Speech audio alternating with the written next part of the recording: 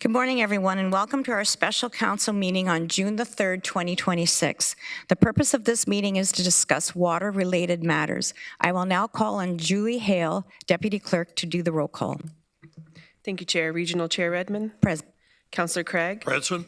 Councillor Erb. Present. Councillor Foxton. Present. Councillor Gowing. Good morning. Councillor Harris. Present. Councillor Hunick. Councillor James. Present. Councillor Liggett. Councillor McCabe. Councillor Nowak. Present. Councillor Rodriguez. Present. Councillor Salonen. Present. Councillor Shantz. Present. Councillor Bravanovich. Present. And Councillor Wolf. Present. Thank you. I would like to acknowledge that the land on which we gather today is the traditional territory of the Haudenosaunee, the Anishinaabe, and the Neutral peoples. In doing this, I want to reflect on what it means to be doing important community work like we are engaging collectively today, and also my own individual relationship to the land. As a settler, one of the most important aspects of my individual journey towards truth and reconciliation has been to listen. I am continually grateful to a community who shares their stories and their concerns with me. As well as a chair of the region, I know I carry a large responsibility to ensure that it is not just myself on an individual basis listening and acting, but that as a government we are listening and creating action with community. I'm offering this acknowledgement as one of the many actions I am personally and the region largely is taking on our journey towards reconciliation. We acknowledge the enduring presence of the Indigenous peoples with whom we share this land today, their achievements and their contributions to our community. Today we pause to recognize the 5th anniversary of the tragic murder of the Afzal family in London, Ontario. This was a horrific act of Islamophobia that shook communities across our region, province, and country. 5 years ago, on June 6, 2021, 4 members of the Afzal family, Salman Afzal, Madiha Salman, their daughter Yuma Afzal, and Salman's mother Tala Afzal, were killed while out for an evening walk in their neighborhood. Their young son was left seriously injured and forever changed by this act of hate. We remember them today not only for the tragedy that took them from their loved ones, but for the lives they lived as family members, neighbors, community members, and people who deserved safety, dignity, and belonging. This anniversary is also a reminder that hate and identity-based harm remains a real and ongoing threat in our communities. Hate cannot be met with silence. We each have a responsibility to actively confront discrimination, racism, and violence in all of its forms.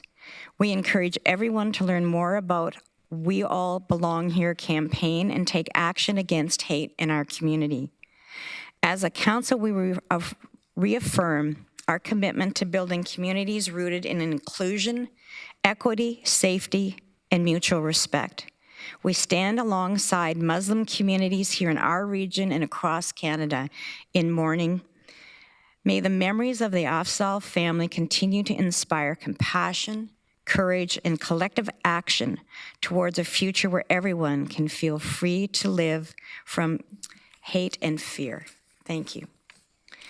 Are there any declarations of pecuniary interest?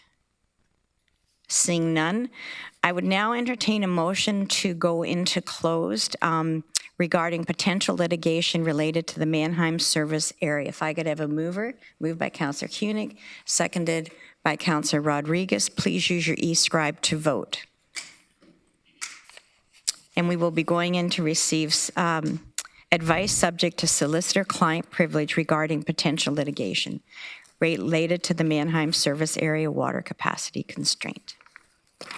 I vote in favor, Pam. Okay. Thank you. In support, Barry. In favor.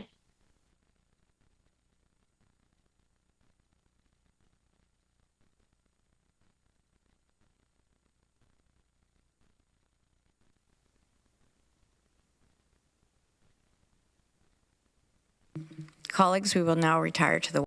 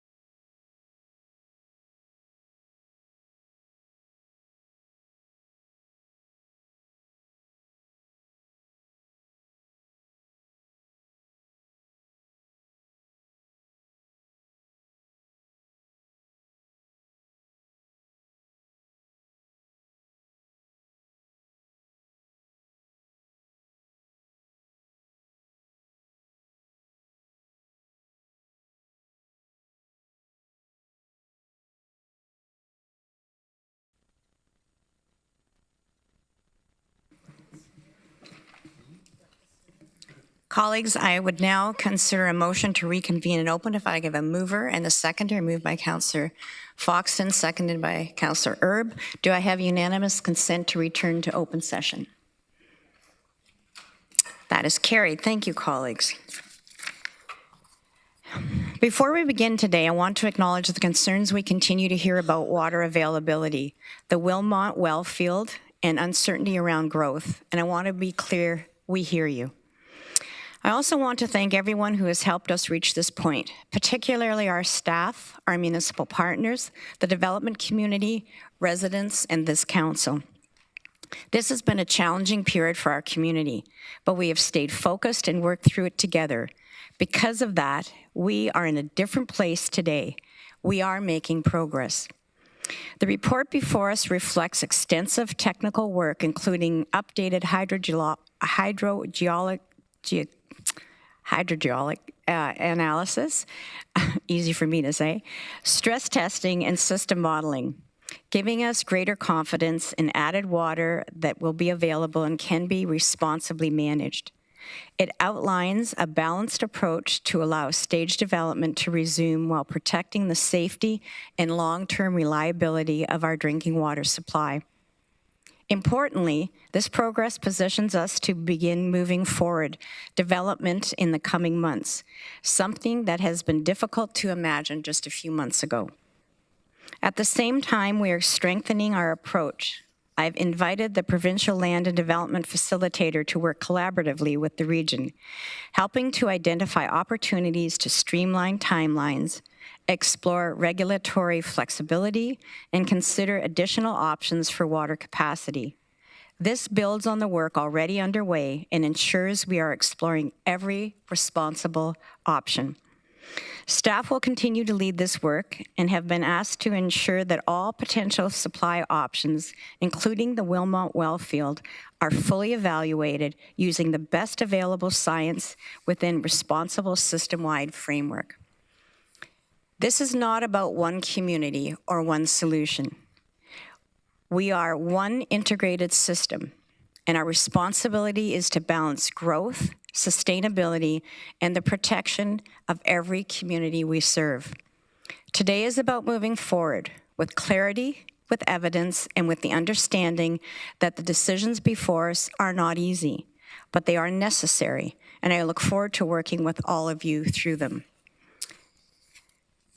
Our next agenda item are delegations. They are listed on the agenda, and I would like to remind all delegations of some guidelines for participation. If you're attending in person, please proceed to the podium when you're called upon to speak. I will note that we now have an accessible podium that has the ability to be lowered and raised during, and there's buttons on the right. So if you're attending virtually, please turn your microphone and camera on when called upon. You will have 5 minutes to speak if you registered before the deadline and 3 minutes if you registered afterward. When the light on the podium turns yellow, that means you have 1 minute remaining to speak. When the light turns red, we would ask you to sum up. Your time is up. You may hear me give a reminder about the remaining time. Additionally, some general reminders. If you conduct yourself in any of the following manners, it will result in immediate removal from the meeting. Interrupting councillors, staff, or other delegations.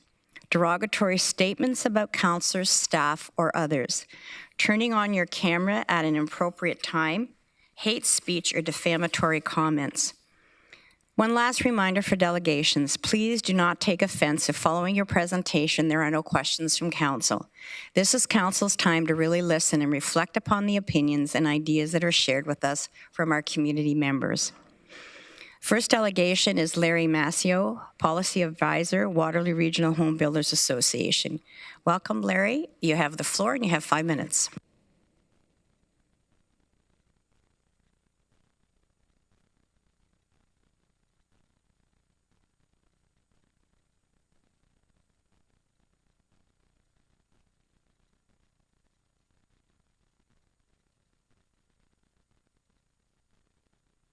Region Coalition. My comments will focus on how this framework will be applied in practice. Right now, there is no clear, transparent, or predictable system for how approved projects will be allocated capacity. This uncertainty will have serious and immediate impacts. I want to start with the numbers. We surveyed our member companies, and with every response received, members reported significant financial harm due to current water capacity situation. A summary of that survey has been distributed to council members. More than 5,000 approved homes cannot be built. Over $500 million in private investment is frozen. More than 1,500 tradespeople and workers are affected. These are not projections. These are real, approved, shovel-ready projects that have been stopped.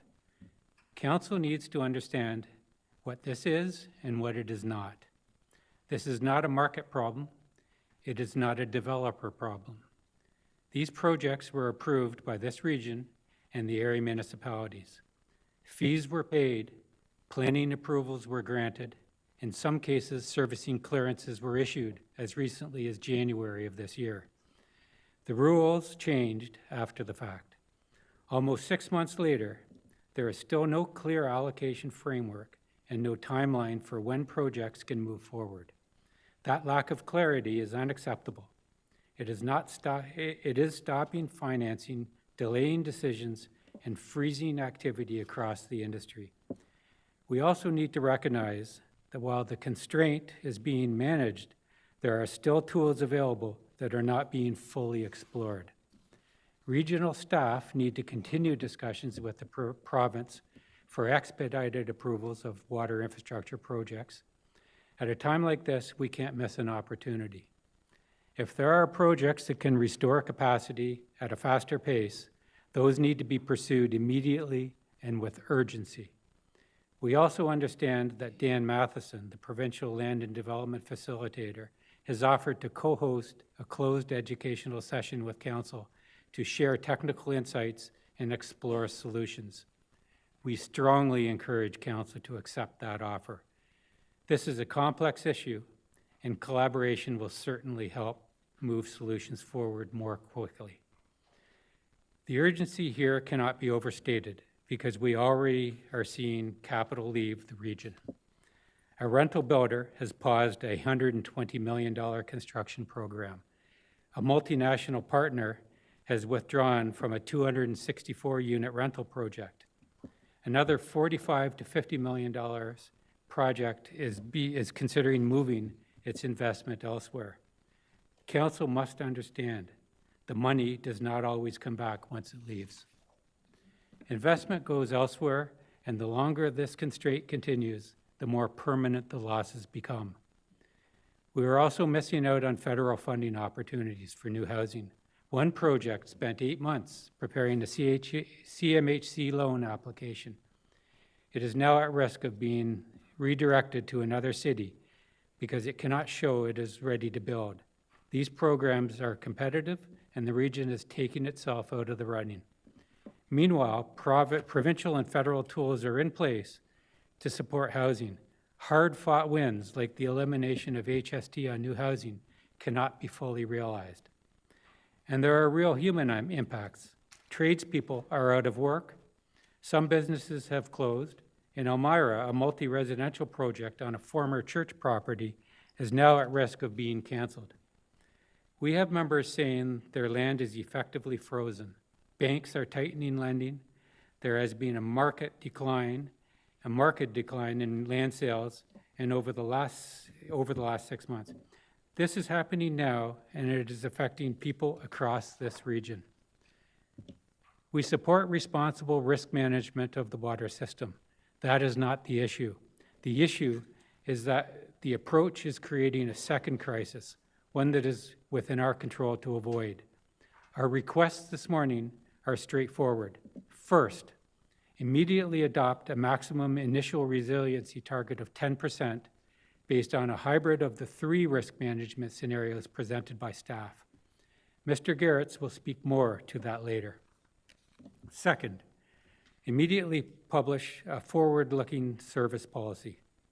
Establish a clear and transparent allocation framework together with defined criteria, timelines, and regular reporting. Third, allow projects that have full planning approvals to proceed through the conditional permitting and phased construction. Fourth, move to increase conservation measures while the system resiliency is still below the aspirational 20% target. And finally, 5, we ask that you take leadership and work to establish a unified allocation policy across the area municipalities, together with a clear intent to return to normal, unconstrained approvals once the desired resiliency target is achieved. In closing, the crisis requires clarity, it requires urgency, and it requires collaboration. We are ready to work with you, but we need action, and we need it now. Thank you for your time, and I would be happy to answer any questions, should there be any. Thank you. Thanks, Larry. And we do have questions. Councillor Vanovich.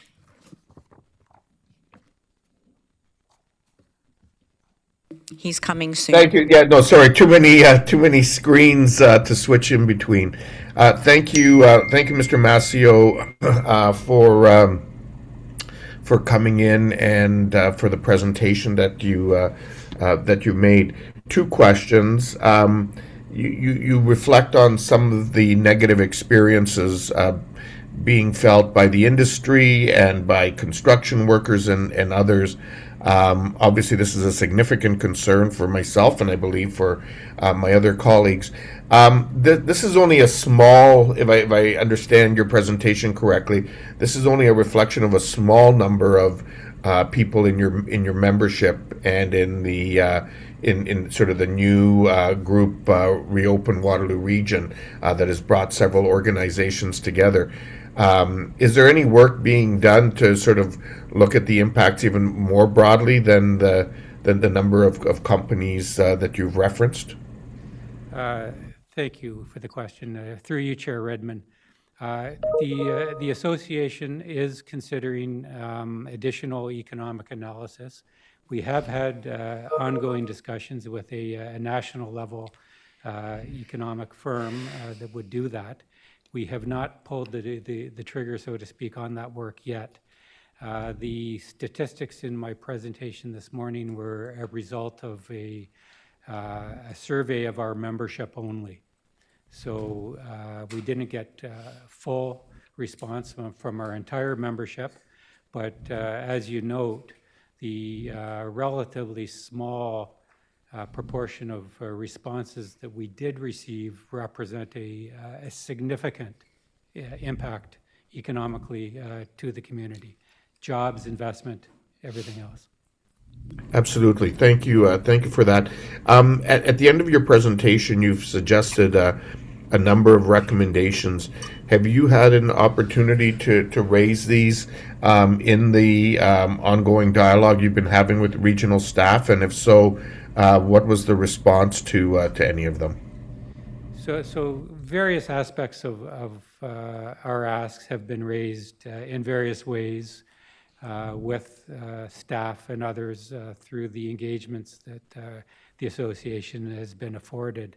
I have not been specifically involved in those, so I don't know exactly to what extent staff or others are looking into those asks, but we're looking for an increased collaboration and dialogue. Okay, thank you for that. I appreciate it. Councillor Hunick. Thank you, Chair. Thank you for coming today and sharing the impacts this has had on you and the people that you represent. I'm here to say we hear you, we care, we want to get this going again for you and for all of the others that it affects, but we cannot jeopardize the current or future water supply. So again, very much appreciate the emotional impacts as well, and we're with you. Thank you. I think that was a did you know question. Thanks very much, Larry. Those are all the questions. Thank you. Next delegation is John Hartwick, CEO Activa. Welcome, John. You have the floor and you have 5 minutes.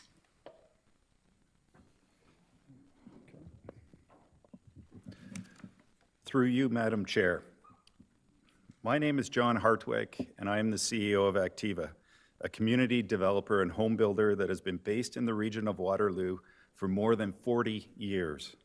In addition to supporting the Waterloo Region Home Builders Association position, I'm here to voice my support for the motion to allocate additional water from Wilmot to the Mannheim service area. However, I strongly urge that this council allocate that additional Wilmot water for residential developments now and not wait until the end of September, as the staff support suggests.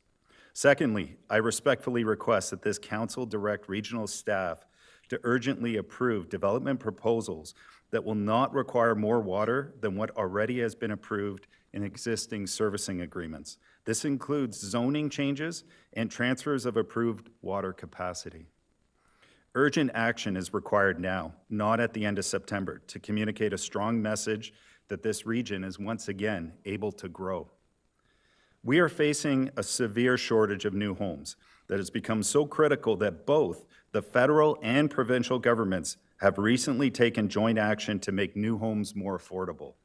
As of April 1st, buyers of new homes can receive an HST rebate of up to $130,000 to immediately reduce the price of a newly constructed home and make the dream of home ownership more attainable.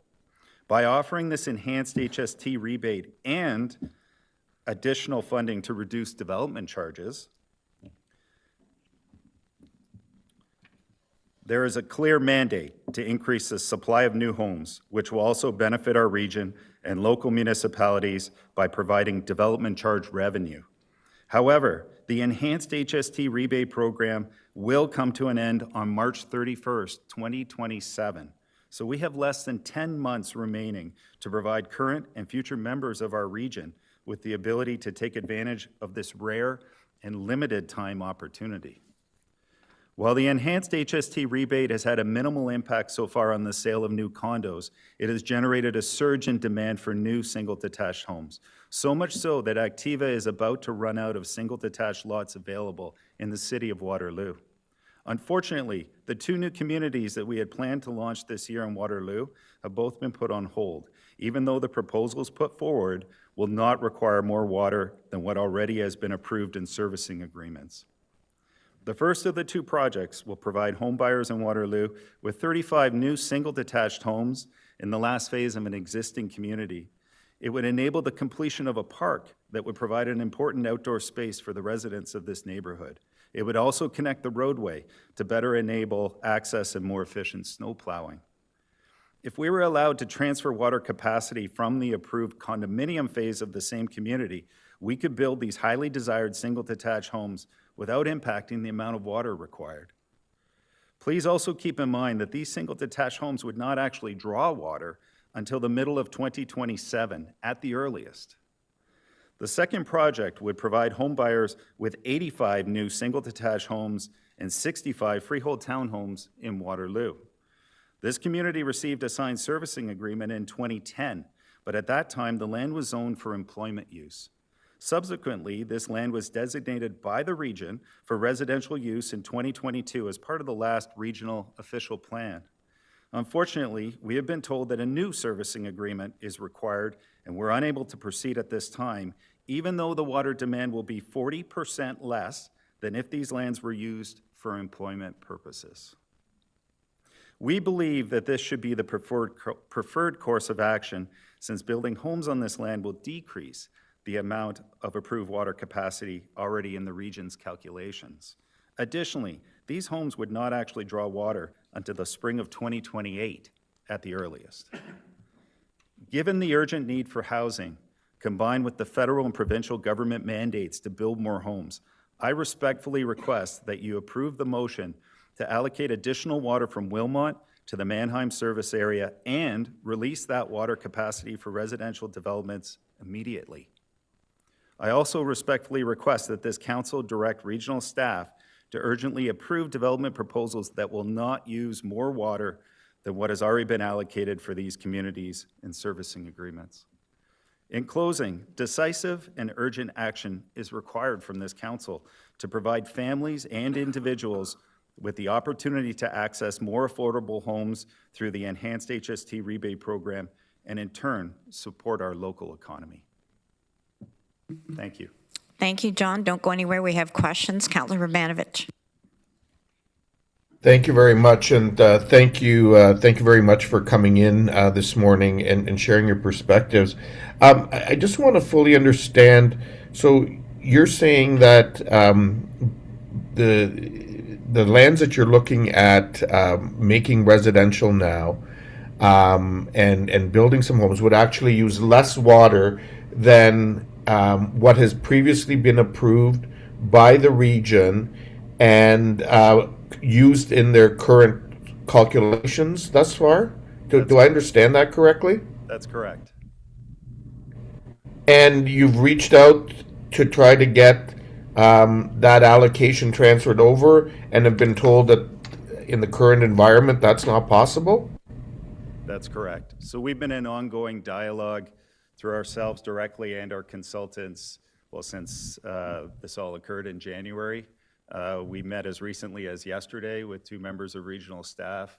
At this point, we've been told that we need a new servicing agreement. It's considered to be a transfer of water capacity, and we're unable to proceed until this council approves that capability.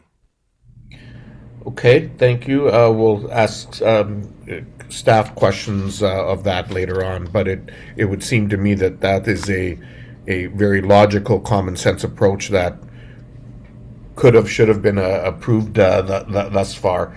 On the issue of housing, and I too am very concerned that people won't be able to take advantage of the incentives that are available from the provincial and federal governments right now. And as we know, as people move into purchased home ownership, that creates capacity elsewhere in the housing continuum, and ultimately that helps make everything more affordable for everyone. Can you just help council understand, does there just need to be an executed sales agreement in order to be eligible, or does the party actually need to have the house close and then move into it? What are the rules around that? Yeah. So for the enhanced HST rebate, again, it's still in the process of being legislated and all the documentation released. But what they have said is that you need a signed purchase agreement completed before March 31st, 2027. And then if the home is going to be used as a principal residence, construction needs to be completed by the end of 2031. And if the home's going to be used as a long-term rental, it has to be completed by the end of 2029. Okay. Now, in the case of a rental, construction also has to begin before March 31st, 2027. So if you're an investor purchasing a home, you're going to rent it out long-term, the construction of that home has to also begin before March 31st, 2027. If it's a principal residence, it just has to be completed by the end of 2031. Okay, great. Thank you for that. That's helpful. Councillor McCabe. Thank you, through you, Chair. Thanks for coming in. And I know we've had several conversations about this point. And when you were talking about the transfer, I just want to be clear, are you talking about the condo townhomes that you have approval for? Correct. Okay, Yeah, versus so what we were proposing for the first example that I gave was the condo townhomes. We would transfer that capacity that's already approved, has an existing servicing agreement, over to the equivalent amount of single detached homes. Again, that's where we're seeing the traction. That's where we're seeing the demand right now. Okay. And I know you said that you were talking to staff just as of yesterday, but beyond just saying that a new servicing agreement's needed, what was the why behind that? Like, why is a new servicing agreement, or did you? Staff's probably in a better position to comment on that than I am. I just know that they're considering it to be a transfer, so they are considering it to be a request for a new servicing agreement. I think in the case of the first example, again, because we have that existing agreement for the condo townhomes, we do not for that last 35 single detached, so that would be a transfer. And then in the case of the second example, in that case, they're saying because the servicing agreement was applicable for zoning as employment, it would require a new agreement that's applicable for residential purposes. And so, but the transfer, is it it's the same amount of water or very similar amount of water? Correct. For the first example, similar, same amount of water. On the second example, it'd be less water than employment by about 40%. And sorry, and remind us, thanks for that. When did you start this development? Can you remind us? For the first example, I'm going to have to look at Tony. Go to the historian. Early 2000s. Okay. Early 2000s. So this community's been under development for decades. Right. Okay. And this is the last phase of a community that's been under development for 20-ish years. Exactly. It's on one hand, the final 35 homes, and on the other hand, the final townhomes. Yeah. Okay. Okay. Thanks very much. Yes. So I just want to remind all of our colleagues that it's one question and a supplemental if you have, and we have lots of delegations, and if the delegation twigs questions you'd like of staff, I would suggest you write them down, because I'm not going to entertain questions of staff. We'll never get through our list, and we have a very important piece of policy to deal with. And with that, Councillor Rodriguez. Thanks for coming in today. A follow-up question to your suggestion around transfers, just so I can understand where you're at. If it's transferred, if your allocation is transferred out of a unit that isn't in your hopper right now, but to another unit, I guess you'd be of the understanding that that unit has its allocation removed for the time being, and it would need to kind of get back in the queue to get that allocation, but that the product that can sell in the immediate term gets it right now. I just want to make sure that... That's exactly what we proposed. Great. Thank you for that. Yeah. Thanks, Chair. Councillor Salonen. Thank you, through you, Chair, and thank you very much for coming today. One quick thing I'll remind you, as Active is also in Wilmot, we don't have water constraints right now on our growth, so you're happy to build on that property. We're working on that. But in all reality, for why you're here today in terms of the additional water allocation going into the ISU, I just want to know that as there are potentially impacted residents with private wells around that wellhead in Wilmot, are you at least supportive that the region then would be ensuring that those people still have a safe and secure access to water as well as we pump more? Yeah, I'm going off the information that I read in the report, and in the report, the staff report indicated that it could be safely transferred without impacting future growth in Wilmot. So that's the basis supporting my recommendation. Great, thank you. Councillor James. Thank you, through you, Chair. Thanks for coming in this morning. Just have a question regarding something you'd mentioned, and it was around your new builds using less water. Can you speak to some of the conservation, like how is that? Or is there conscious efforts to conserve more water? Is there initiatives through Activa for this? Can you just speak a little bit to that? Sure, I'd be happy to. Yeah, we actually were the first builder in the region to build to net zero ready standard. And I'd be happy to take everyone through our model home in Trussler. But yes, we're very aware of conservation methods for water.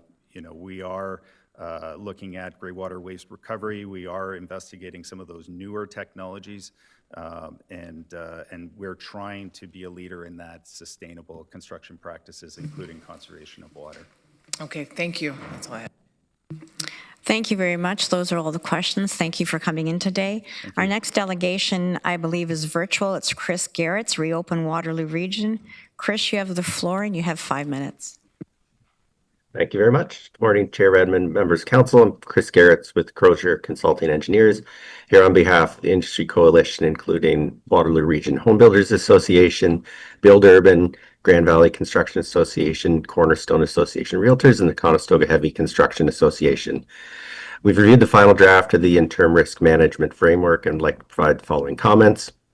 The framework fails to address the problem in the near term. Table 5 shows 5 liters per second being added to system allocation in Q3 2026, and a total of 45 liters per second being added to the system in the entirety of 2026, primarily through phase 1 of the side stream treatment project at Mannheim. With the exception of this project, there's no new capacity being added at all between Q4 of 2026 and Q2 of 2029. Scenario 2 of the framework does not include the previously approved transfer of 30 liters per second from Wilmot to Mannheim in the calculation of total system capacity until Q3 of 2026. 30 liters per second, as well as the additional 15 liters per second requested, should be added to the total system capacity as of today. Transfers from the Wilmot system to Mannheim have been happening for approximately 5 years already, but not included in the total system capacity because it was considered temporary. Once the Wilmot water policy was repealed, capacity should have been automatically added to the total system capacity. When I previously delegated to council in May, my presentation mentioned 2 projects that should be expedited, which were reestablishing the Middleton-Mannheim connection and exploring the recommissioning of existing well E10. Staff indicated at the meeting that the Middleton-Mannheim connection project had been moved to the expedited project list, but the framework still has this work scheduled for Q3 of 2030.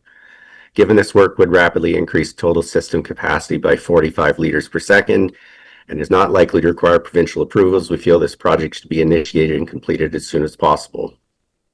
Framework also makes no reference at all to looking at the E10 well for additional capacity. E10 is equipped, has a permit to take water, and is already included in the source protection plan with a rated capacity of 75 liters per second. There would be some work involved in recommissioning the well, I would assume, but it's another project with a short timeline to add significant capacity to the system. This week we received notice of an amendment to an EA that has been completed for the Maple Grove system. This appears in the framework schedule, adding 45 liters per second in Q3 of 2030 through the construction of a treatment plant for well P18, which was constructed over a decade ago and has been left unused since that time. When asked numerous times over the last 6 months, staff assured the group that there were no wells that had been constructed and were not yet connected. This work is scheduled to be completed in Q3 2030, but I understand that the next step would be a RFP for treatment plant design. I don't see why it needs to be delayed till Q3 2030. This type of project, if initiated as soon as possible, should be operational by Q4 2028 or early 2029. There's still a lack of clarity regarding the ability to transfer water from Middleton to Mannheim. Section 1.1 of the framework states specifically for transfers from Middleton to Mannheim that interconnection between the 2 service areas are for short-term emergency conditions. This aligns with what staff have communicated in the past, where they've stated that Mannheim has been serviced from Middleton previously. We understand it's not ideal to transfer water from Middleton to Mannheim, but it's possible to do so in emergency situations. Therefore, this interconnection should be factored into the determination of sufficient capacity. The possibility of a transfer in an emergency situation doesn't mean it has to be used on a regular basis, but the interconnection being present and available for emergency situations as a risk mitigation measure should be a factor in the overall calculation and discussion. As mentioned earlier, the 30 liters per second plus the 15 liters per second from the Wilmot system should be added to the total system capacity as of today. Using the numbers from the framework, that would mean that today, demand would be equal to 89.6 of the total system capacity, leaving a buffer of over 10%. When compared to industry targets from the Agile report for the City of Brantford and Region of Peel, 90% of total system capacity is the trigger for construction to add new capacity, which is currently being done at the Region of Waterloo through the Side Stream Treatment Project. Even the City of Guelph, which Agile has stated has a 15% buffer for planning for new capacity, also has a 10% buffer for the implementation of the new water supply projects. Demand in the Mannheim service area is close to 90% of the total system capacity, with the 45 liters per second transferred from Wilmot. Therefore, development freeze should be lifted immediately within the Region of Waterloo, and this approach would be consistent with the approach used by industry comparators referenced in the Agile report for the City of Brantford, Region of Peel, and the City of Guelph. Thanks.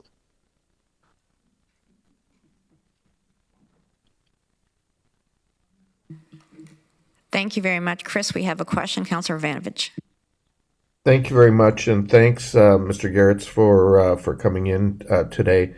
As you make your presentation, and I know this has been noted before, but you're making it in your capacity as a professional engineer, but you also have the added benefit of understanding politics, because as all of us know from your presentation previously, you're also an elected official in another municipality. I guess my question to you, my first one is, you've identified a number of things that could provide additional capacity if there were a problem in the system. In any of the dialogue that you or other members of your recently formed coalition have had with regional staff, have these ideas been brought forward, and what has the response to them been? So yes, the ideas have been brought forward.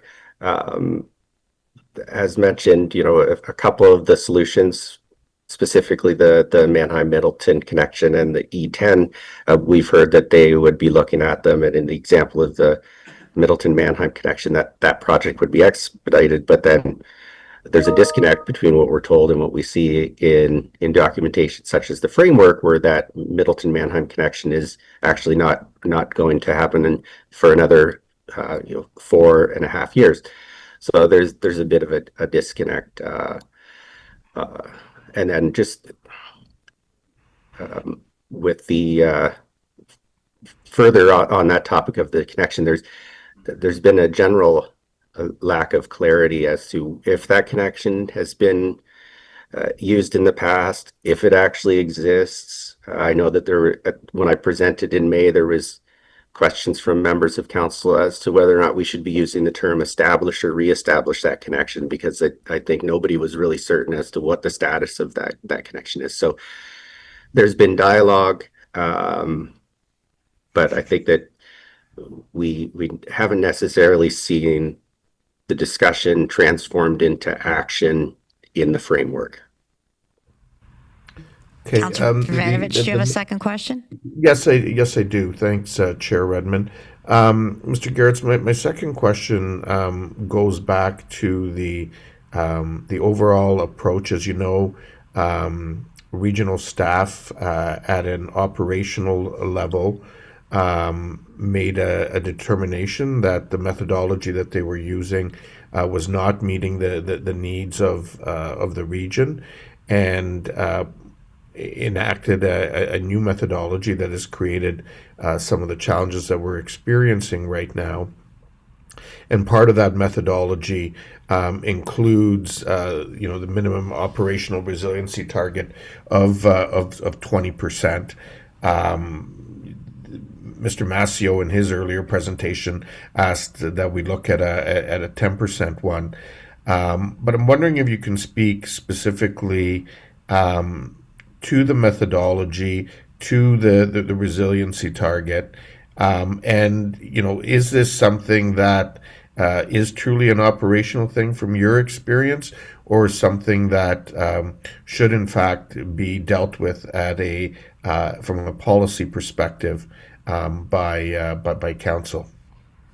I think given the situation specific to Region Waterloo, where you had adopted a specific philosophy as part of the 2015 Water Supply Master Plan, that was to add 20% onto average day demand as your buffer.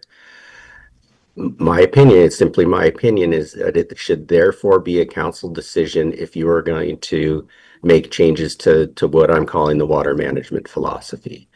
Now, there should be operational input, but as you know, the ultimate responsibility for the provision of safe water lies with council. So it really, in my opinion, should be a council decision on to what resiliency factor you're going to use. I've said consistently that the proposed methodology is a great, I think Larry used the term aspirational goal, but there needs to be a way to phase that in so that the folks in the room today are able to actually conduct business while you're building that resiliency factor. So I hope that answers the question. Thank you. That's helpful. Thank you very much, Chris, for delegating. The next delegation is Melissa Durrell, Executive Officer, Build Urban. Welcome, Melissa. You're in person, and you have 5 minutes.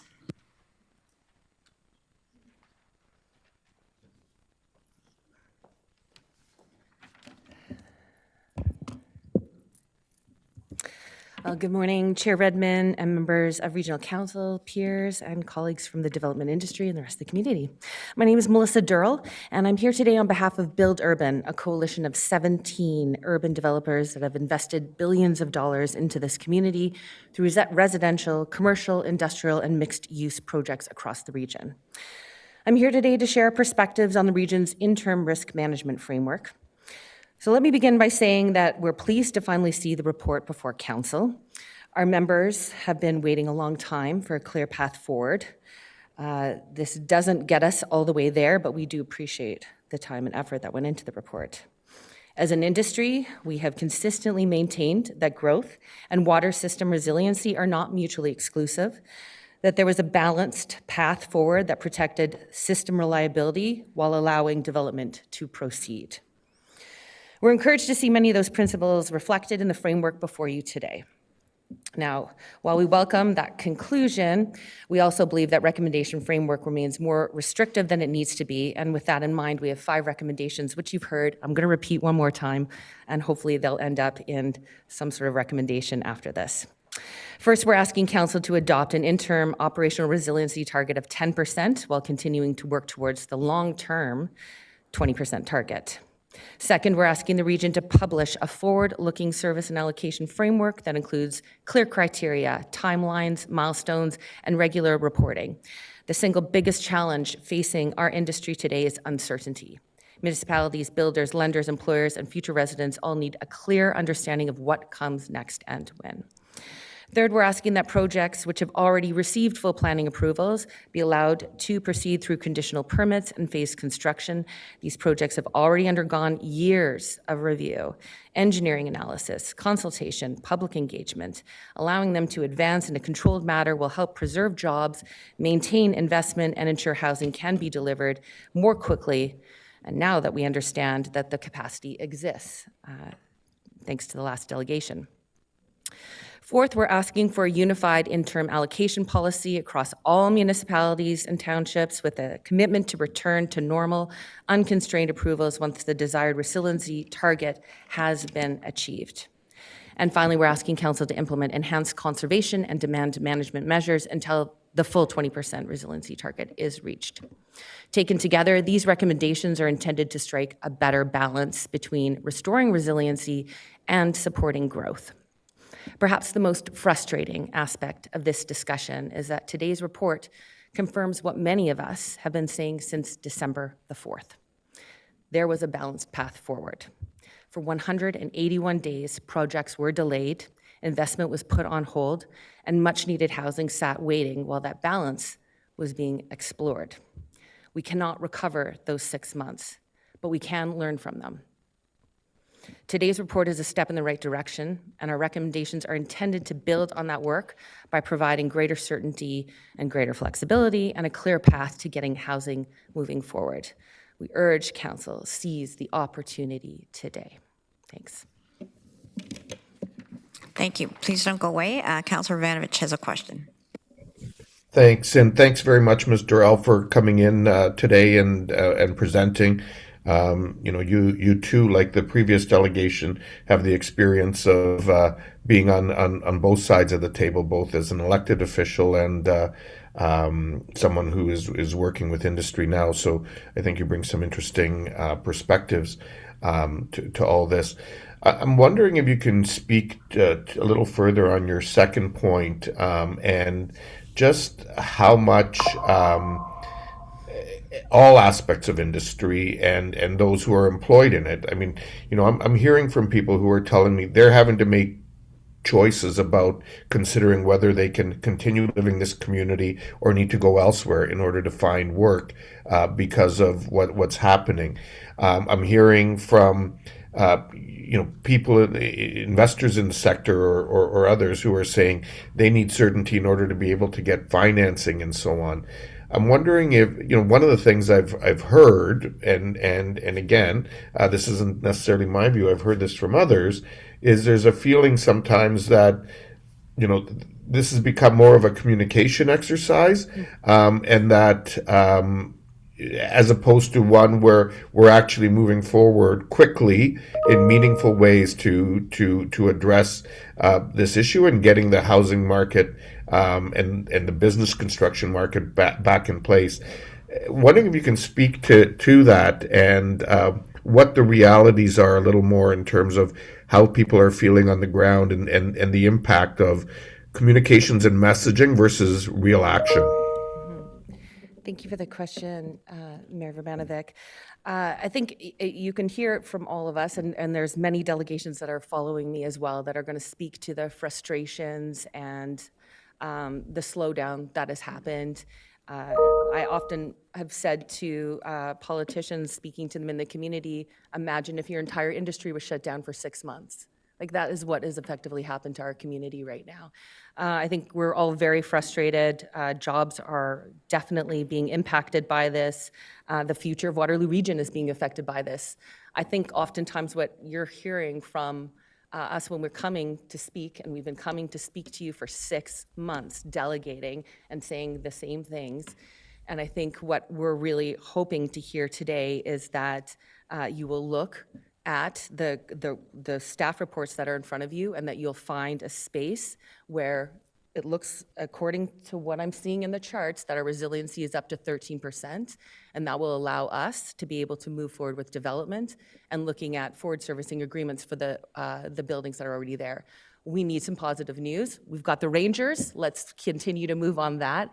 And I think it's important for this council now to actually say this, we know our numbers, or we know the numbers as well as we're going to see them today, and that we all feel comfortable moving forward with development in this community and opening our economy back up again. So I'd like to see. Thanks for that. I should have maybe wore my Rangers jersey today to keep that winning spirit of getting things done moving forward. The second question, and just speaking to this, you're someone who has made a profession of communications and communications management. I'm just wondering if you can speak to this I'm hearing regularly has had reputational damage to the region, and I'm wondering if you can just speak to what you're hearing from all sectors that you're working with, and from your professional perspective, how can we be handling this better going forward? So, Councillor Ravanovich, I just want to intervene and say I do appreciate that you are repeating things that you have heard. We're now asking we're asking Melissa to sort of lean in her communications capacity, and we're getting close to lines here. This is not meant to be an exercise in talking about staff or council or our shortcomings. So I do appreciate, Melissa, that you are encouraged by the report today. And if you want to answer the question, feel free. And Madam Chair, if I can just clarify, I'm not making any comments around staff or council. There's just realities of things that we are all hearing, including I'm sure Ms. Durrell, but I'll let her speak if she chooses to respond. Yes, thank you. I'll just keep it super high level, which is clear, direct communications are always the best. And I think that is where a lot of us are struggling. That's what you're hearing from us. We're not getting the clear and direct communications that we need. And I'll just leave it at that. Thank you very much, Melissa, for coming in and continue to be leaning into this issue. The next delegation is Jeff McIntyre, President, Grand Valley Construction Association. Jeff is here. You're at the podium, and you have 5 minutes. Through Madam Chair, to the staff, it's nice to see everyone in person. I've connected with you by phone calls. I've connected with you at social events, and it's nice to see. I contemplated not coming today because I was basically just going to hold my phone up and show the last presentation I made a couple months ago. And basically, I do want to reiterate some of those points. Number one is the concerns our industry has is jobs. This is impacting our industry significantly and measurably. It's in fact impacting housing, which high-rise residential, that's just not happening, and we're getting behind the whole situation. Buildings are not going up, but ultimately too is community building. The Construction Association, I mentioned this before, is the first to give, first to show up as it relates to philanthropy, first to participate in our events and building our communities and our teams. And I'm hearing from our members over and over and over, and this is not anecdotal, is that it's a tougher year this year, obviously, and as a result of that, there's going to be some trickle-down impacts. So I'm concerned about that too. When this first started, I made a presentation. I was invited to be a part of the group that was put together. And the initial request was we were going to meet once a month for an hour. And I responded back saying, you mean once a day for an hour, just to understand the urgency of this particular community. Since then, the tent got big through some discussions we had, and people were receptive to that. And I really applauded the whole process that we did get involved in that. But again, as Larry said earlier, 5,000 residential homes are not proceeding forward, hundreds of ICI projects, over $500 million left or contemplating leaving this community. And that's significant. So being part of reopened Waterloo Region with the Waterloo Region Home Builders, Cornerstone Association of Realtors, Conestoga Heavy, Build Urban, and obviously GVCA, my 700 members and the other members associated with this have been significantly impacted by it. And it's been, I'm not a Waterloo expert by any stretch of the imagination, but I'm certainly learned a lot about process, and I've learned about some concerns that obviously people have and moving forward. I do trust the science. I will defer the water, any particular water questions to Chris and understanding that. And I think that we need to proceed with caution, but we need to proceed. We measure and manage risk as we can. 20% goal is aspirational, but I do believe that there's enough water to proceed forward now. The construction industry manages risk every single day. Every single project that they bid on a price, and if they come in over budget, they've lost money. If someone is a fatality or an injury on site, the owners of that organization can be held liable. There's always liability associated with moving forward, but we manage that risk the best we can. We do not fold up and say we're not doing anything, we manage it. And that's the key of the construction industry. So my ask is maybe a little bit more aggressive, is like remove the freeze on issuing permits immediately. I believe we have enough water capacity to move this forward. Full disclosure has been getting better, and I think it's important that everybody knows exactly what's going on. I encourage the tent to get even bigger. More and more participation from more and more experts will be great. We have to trust the science, and we have to trust the math. And we have to accelerate some solutions. We have to do this. This is imperative to this organization. No one in our industry cares about a lack of water. We build to live in this community. My son-in-law just bought a company that's 84 years old. It's a construction company. We celebrate 100-year anniversaries, 50-year anniversaries, 40 anniversaries. We are built to last. We build the community to live here and stay here. No one is negligent and no one is abusing the water. We're just trying to understand the process so we can continue to do what we do. That's what makes Waterloo great. My suggestion is turn the water back on. Let's get back to being business. And the other thing I'd encourage is that there'd be no pats on the back when this is all said and done. This is a catastrophic issue. And we talked about the Rangers before, and it's interesting. When someone has a vision, there's a leadership, and it goes forward, and everyone buys into that vision, one of their messages to their team was, work harder. No one cares. Just no one cares, work harder. And I think that's really, really important for us to focus on at this moment. So thank you very much for this opportunity. Jeff, thanks for coming in, and Councillor McCabe has a question. Thank you, through you, Chair. Thanks, Jeff, for coming in, and certainly we do, I think it's not lost on anyone about the effects this has had on, people from right across, from landscapers to builders to the drywallers to the painters to the planners, et cetera. I mean, this is certainly not lost on anyone. And we certainly know the tremendous amount of work that and contributions that people in the sector give regularly through charitable giving and work. So we appreciate that as well. My question is, because you're in the building sector, I haven't heard too much from the community or from that sector yet around what measures they're willing to take on the conservation side with the new builds that they want to get moving on. So just curious if there's been conversations about that, what that looks like, what kind of measures they're prepared to take in order to conserve more of our water. Through you, Chair, to Mayor McCabe, I think that our industry notoriously gets beat up for just doing things without any, thoughtful behind the process. We talk about green. I'm not saying that. But it's pretty common for us to say they're just building for the sake of building and they're cutting corners, whatever. That's not true. We follow green building standards. We talk about water consumption. We talk about water conservation. Activa mentioned exactly what they've been doing. So we're kind of already doing it. The systems design, the system engineer that starts with the architect, into the engineer, into the general contract, through to the subs and the suppliers, is all focused on the best possible outcomes for our environment. So we talked about this in the Build Now project. We're doing it. It's the basis of what we do and how we do it. So I don't want to say we don't ignore it. And back to my comment earlier, it's not that we're taking water for granted. We understand how important it is, but we are doing the things that need to be done at the best technology and the best of our abilities at any given moment. So to ask us to do more, yes, we'll always listen. It's always going to get better, but we're already doing most of the stuff that's required to do it. I haven't seen too many developments with gray water systems, but I'll leave that with you. Well, I disagree, but that's okay. Councillor James. Thank you. Through you, Chair. Jeff, thanks for coming in and speaking to us.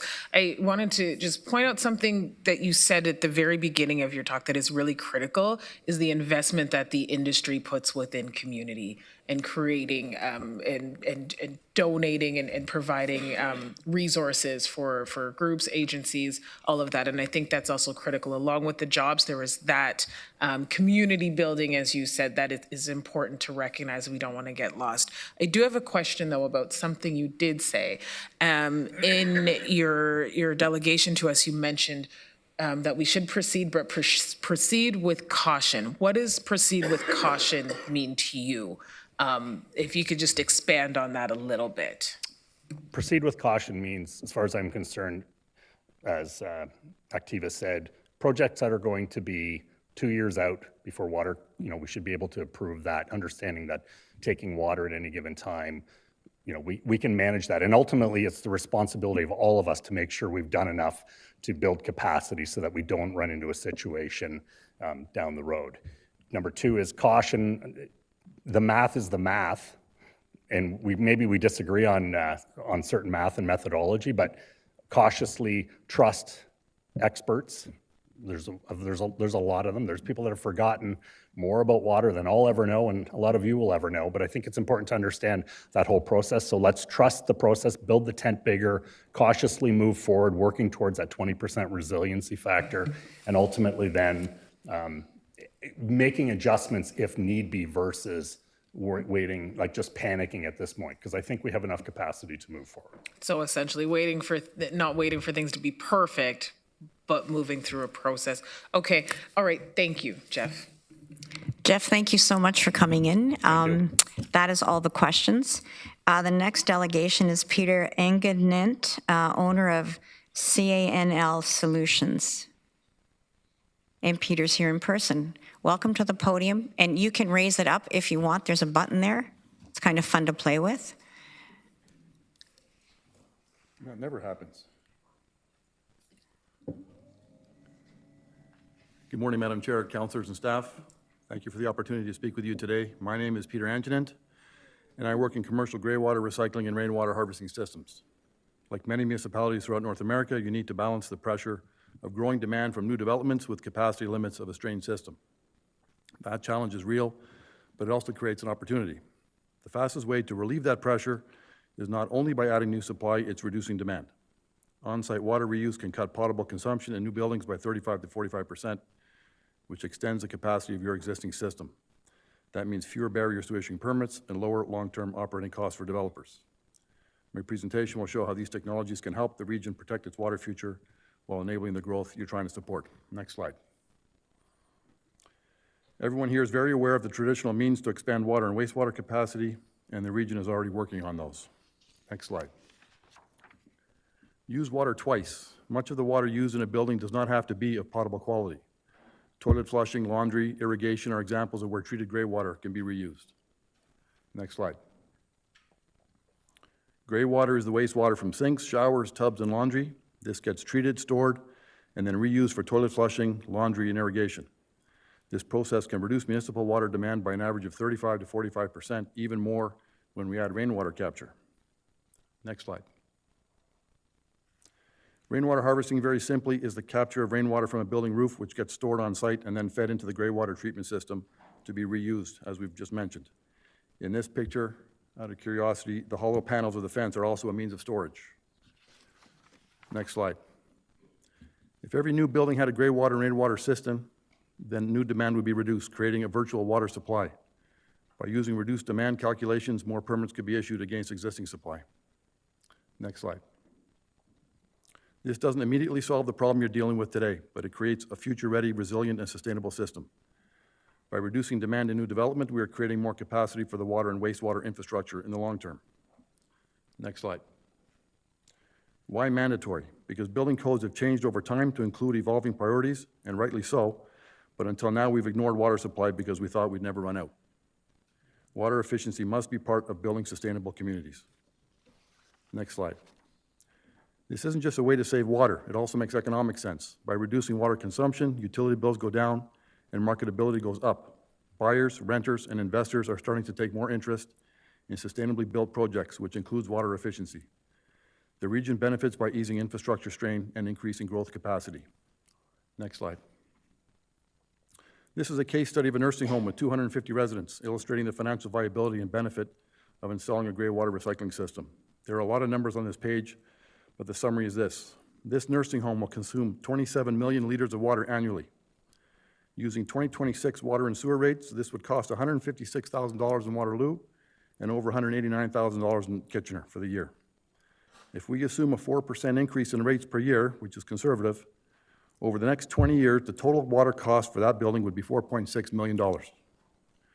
After factoring in all upfront installation costs and annual maintenance over the same 20-year period, this system will produce over $75,000 of savings per year. That's nice for the building operator. It also saves 189 million liters of water, which is very nice for the region. Next slide. In closing, I want to thank Council for the time to consider solutions that strengthen the region's water future. Gray water recycling and rainwater harvesting aren't theoretical. They're proven tools that reduce demand, support growth, and lower long-term costs for both the region and the developers who build there. As you shape the next phase of Waterloo's water policy, I hope this information helps you move forward with options that protect supply, enable new permits, and keep the region competitive. Thank you. Peter, thank you very much for coming in, and we do have some questions, so Councillor Gowing. Thanks, through you, Chair. Thanks for coming in and thanks for presenting this. I know this is one of the questions that I've been asking is if there's any way for us to reuse the grey water in some form or another. Have you brought this to the provincial government and advocated to them to see if they can put it into the building code of some sort?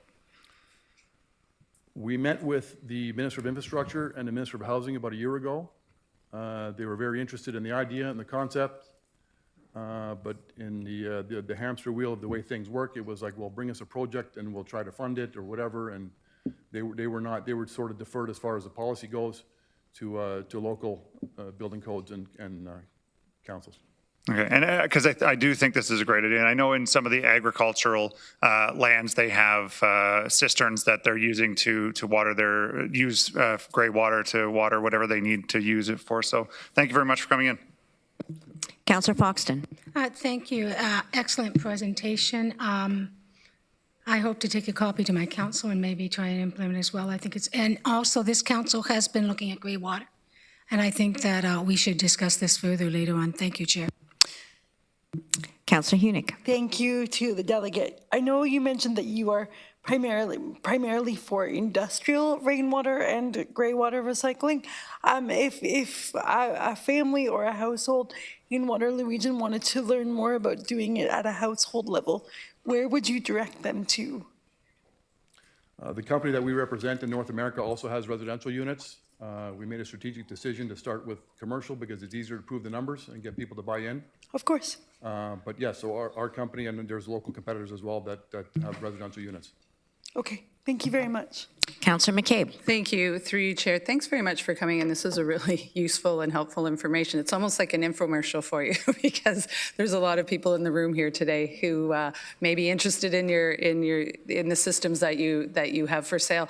I guess I'm curious about why we see so little of this in development today. With all due respect to the previous delegate, I mean, I just don't see it a lot when I look at planning applications. It's the question we've been trying to answer for the last 5 years since we got involved with this. It's difficult. It is proven technology. There's case studies all over the place. I spent the last 6 months in the US actually, speaking with a lot of different municipalities, and when the municipality or the city gets involved with promotions or rebates, whatever, then it seems to work. There's a good example I just witnessed in Tampa. They have a arm's length association called Tampa Bay Waterwise, and there was a multifamily building put together, 60 units. They installed gray water recycling, and the part of the incentive package was a density bonus. They were allowed to build 16 extra units on the same footprint because they were using that much less water.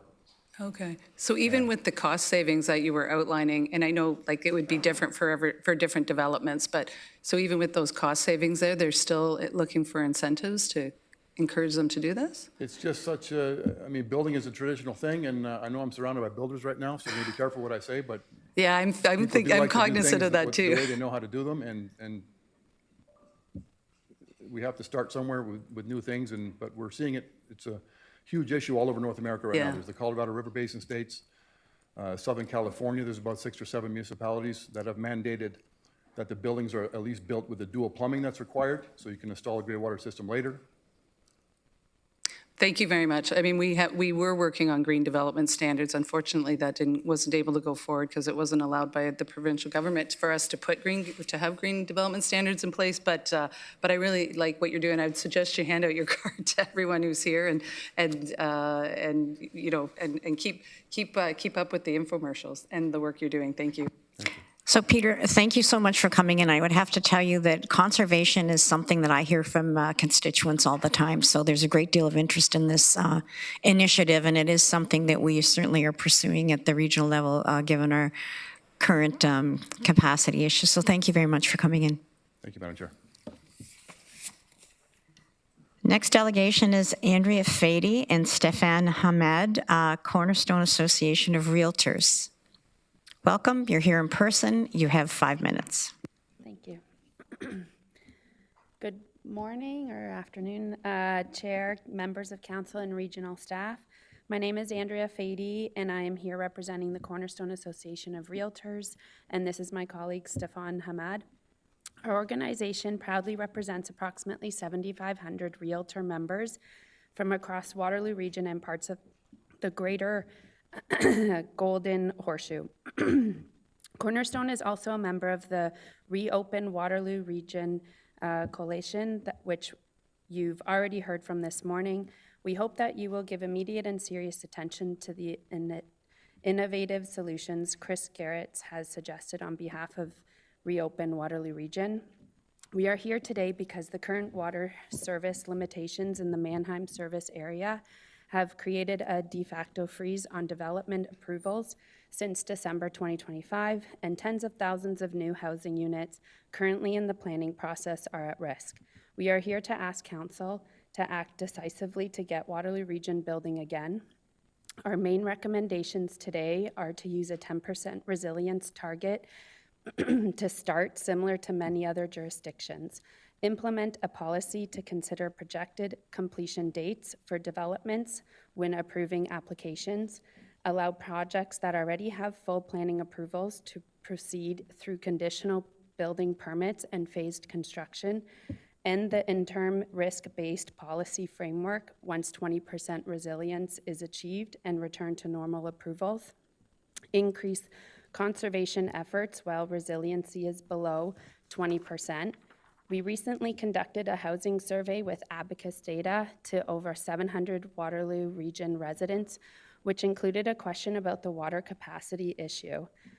Some have raised concerns about water and wastewater capacity limiting housing development in the region. How concerned are you about this issue? 34% were very concerned. 76% were at least somewhat concerned. We also learned that 75% of respondents expressed deep worry about the general state of housing in their municipality. Waterloo Region residents know that limiting housing development is a major problem. Time is of the essence, and continued delays will further erode the region's long-standing reputation as a desirable place to raise your family, invest, and grow your business. If we do not approve enough new development and increase our housing supply, we should expect housing affordability to worsen as prices on the resale market and rents rise. With the current investments available to remove HST from new home purchases and funding to incentivize reduced development charges from the province and the federal governments, we have a small window to take advantage of this uniquely important moment to build homes that are more attainable. We simply cannot afford to leave funding on the table while other municipalities move ahead. Realtors are also concerned to learn that nearly $100 million in existing development charge reserves remain unused while housing projects are stalled. To build on the investments being made by senior levels of government, we strongly encourage Regional Council to take the province up on its recent offer to co-host a closed education session. Bringing council, provincial officials, and industry experts into the same room is the fastest way to align our data, understand the technical solutions, and find a safe path forward. We also share the concerns that others have expressed regarding data transparency. To restore investment confidence, the region should make the water allocation data available on a public dashboard. Builders, realtors, and residents of Waterloo Region need a clear region-wide picture of what capacity is available. Finally, we must address the region's reputation. While communications from the region have improved, there is still much more work to do. Right now, the investment community views Waterloo Region as stalled. When water capacity for development returns, we need a massive coordinated effort to increase awareness right across the region. Otherwise, we will continue hearing that Waterloo Region is closed for business. We want to work collaboratively with regional staff, council, and the province to solve this issue. We urge you to go further than the proposed scenarios. Phase in your new resiliency targets, create forward-looking service approvals, commit to public data transparency, create an exit strategy for interim risk-based policy framework, and work closely with our industry to get Waterloo Region building and ensure that recent progress on affordability is not reversed. Thank you for your time. Thank you so much, Andrea, and you're perfect. You have a few seconds left, so well done. I'm sure you timed it before. Councillor Gowing. Thanks through you, Chair. Thanks for coming in today. I'm just wondering if you can kind of give us an idea of how many clients were going to be looking at new building within the region and have decided to look elsewhere. So personally, with my own business, in the beginning of the year, it was a pretty forward-moving industry, and the last couple months have definitely stalled. The HST rebate has sparked some more interest, but of course, if builders can't build, we can't get them in the doors for that. And so you're seeing it a bit on the rise at this point? Yeah. Okay, thanks. Councillor Ivanovich. Thanks. Thanks so much for coming in today. It's very much appreciated. Your comment at the end there, in terms of work that needs to be done to basically reverse some of the reputational hits that we've dealt with, is that something that your organization would be willing to be part of a working group in order to make that happen? Stefan can answer that possibly. Yeah, thank you. I think we'd be very happy to work on that once we're looking at the building starting again and approval start again. That we're very happy to work with the region to get the reputation of the region back up. Awesome. Thank you very much to both of you for coming in. Thank you very much, Stefan. It's nice to see you again. The next delegation is Joseph Pupolo, co-CEO, Urban Initiatives. Welcome, Joseph. You have the podium and you have 5 minutes. Thank you very much to the chair. I'm going to be departing from my scheduled comments, just given the comments made by so many of my colleagues. I'm Joseph Pupolo, co-CEO of Urban Initiatives, and after participating in all these different things over the last 6 months, I really think we're at an important inflection point, and I really think we have to take stock of all elements of the risks that we have before us. Obviously, it's the duty of all of us in our community to maintain our water supply, but I think we have to look at where we are at this moment in time. I will give a lot of credit to everyone in the room for participating as they have to get us to this moment. But in looking at the data in the risk parameter, I want to focus on two things. I want to focus on the resiliency factor and why I support all of my colleagues and their call for a 10% resiliency as the baseline. Looking at any numbers on a go-forward basis, the 20% resiliency goal is not an ethereal goal that we shoot to ascribe to many years from now. If you look at all the reports, we're going to be at 20% resiliency next year. So it's really a question of what we do from this moment in time between that and how we manage responsibly bringing growth back on stream. So if we agree with Chris Garrett's number and the number of staff within the report being at Q3 somewhere between 12 and 13%, and Chris Garrett's number of saying roughly at 10.5%, we can move more aggressively in still a responsible fashion to open things up. And one of the tools that I've spoken to many times and at length in front of this council and with individual staff, with province, with lawyers and other professionals, citing there is forward-looking servicing agreements. That is a very responsible way in order to unlock growth and bring forth in a timely, logical fashion. Even if we were to open up the floodgates tomorrow and we were to approve many different developments, a single-family home would take 6 months to, roughly 6 months to build. A multi-residential thing could take anywhere between 12, 18, 24 months to build. We will be over our 20% resiliency before most of those buildings get built. We have to start, we cannot delay into Q3 and have this drag much longer where we're giving uncertainty to the industry. So I really want to focus on understanding how close we are in order to achieve that aspirational goal, but also how much risk we're actually facing at this moment in time. And I can appreciate in front of council where we were looking at down the barrel of a number of different things. We were looking at capital work projects. We were looking at hydrology issues there. The lens has focused significantly since then due to the work of many in this group, and I think that should give council a lot more certainty to act very decisively, but in a responsible fashion. So I'm putting that challenge to everybody because ultimately it's a responsibility of this council, not the staff putting forth the recommendations. It's a responsibility of council to weighing those those tools, weighing the responsibility to the overall community, the water system, but doing so in a responsible fashion. And I sit here in front of you saying that we have the tools to manage this now. Now is the time to act in order to open things up and allow us to go forward. Short of acting in a decisive fashion, and what I would argue in a slightly more aggressive stance than put forth in the staff report, and I don't begrudge the report for its recommendation, I'm saying there's additional tweaks that could be made in a responsible fashion that's going to move us to our stated goal and outcome. I wanted to just come back to the one point about conservation because that's a really, really crucial component. I would like to convene the ability to break down what are some of the barriers for implementing some of those conservation measures because they do exist throughout the process based upon typologies.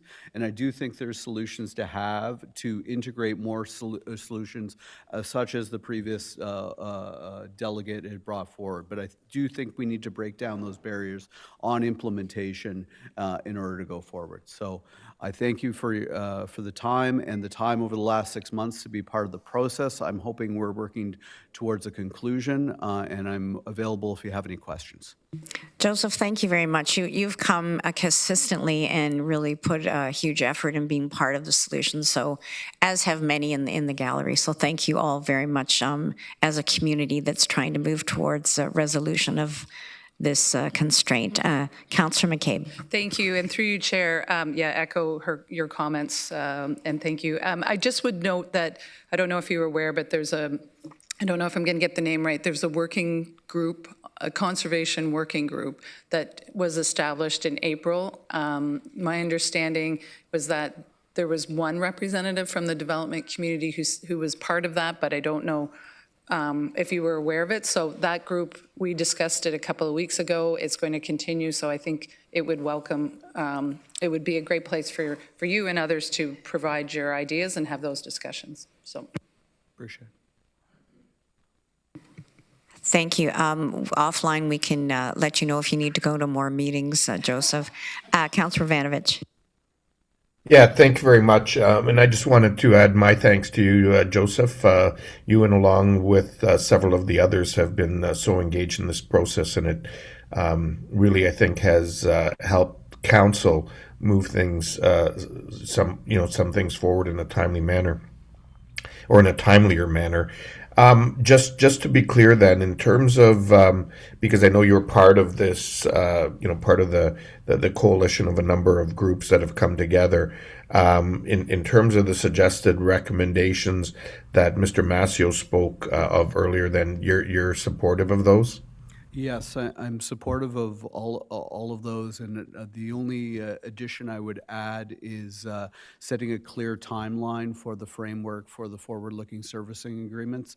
I think that could be done in relatively short order, given the amount of consultation between different parts, both at the region and the municipalities. And I know the municipalities are very much looking forward to that, because the situation that we sort of have is, especially with this first allocation, you're sort of creating a bit of a Hunger Games situation for that first allocation. So if we can logically sort of phase when people are realistically going to be drawing water and make very, very clear asks, it becomes a much easier process for allocation and also capital planning. And if we're able to implement some of the suggestions that Chris Garrett's did to bring on other systems, that paired with us achieving a 20% resiliency next year, it is my hope that we can start to better set a better cadence, and as this region has done very well, put a train on the tracks.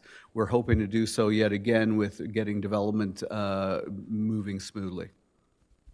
Great, thank you for that. And yeah, I mean, it would be, in an ideal world, that this regional council meets again in a couple weeks. I'd love to see us approach this like, quite frankly, we do labor negotiations, and have all of the lawyers sit down in a room, have an industry rep there, maybe have someone from the provincial land facilitator's office so that they can help with any changes at the province, and try to maybe, at least as an initial target, get it done for the council meeting on June the 17th. I appreciate that. If I could just add, there is provincial and other municipal precedents, so this is not a new concept. Thank you very much, Joseph. We're going to go on to the next delegation. We have about 37 minutes left of delegate time, so we will keep moving forward. And Larry Kotsup from Kitchener. Larry, welcome. You're no stranger either, and you have 5 minutes.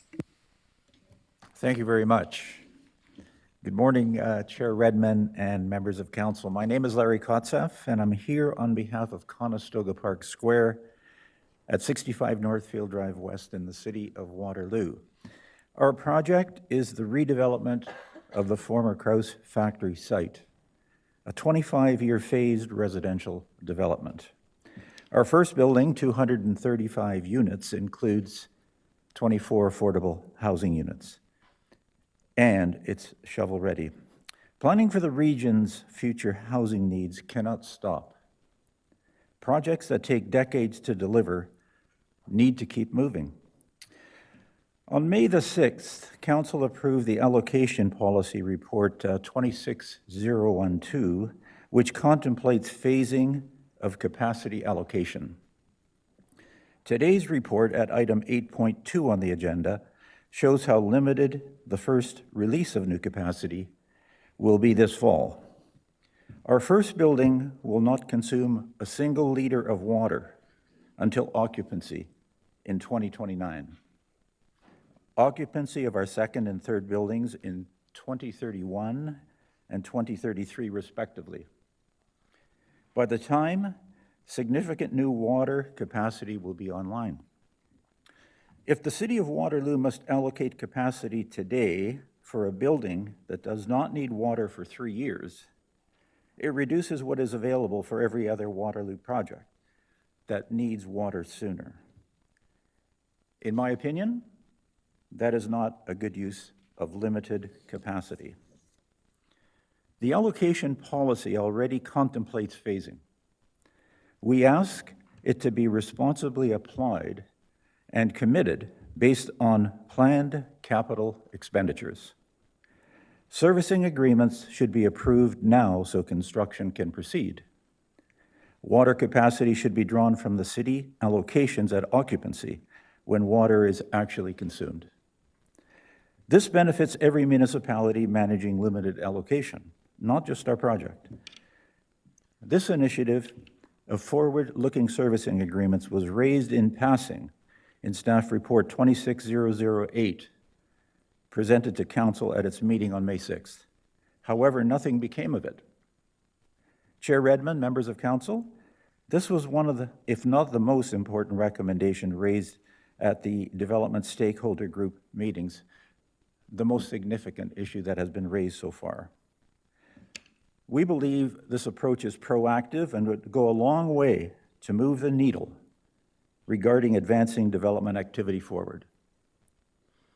Chair Redmond, members of Council, we respectfully ask Council to direct staff to implement the phasing provisions, allowing servicing applications to be approved now with capacity allocated at occupancy rather than at construction start. Chair Redmond, members of Council, this action would be a significant step to assist the development industry in moving forward to provide the much-needed housing in this region. Thank you very much for the time. That completes my delegation. I'm available for any questions. Thank you so much for coming in. I don't see any questions, but thank you for taking the time yet again. The next delegation is Megan McDermott, a lawyer for Davis Howe LLP and counsel to Kitchener-Tressler Holdings. And Megan, you're joining us virtually and you have 5 minutes. The floor is yours.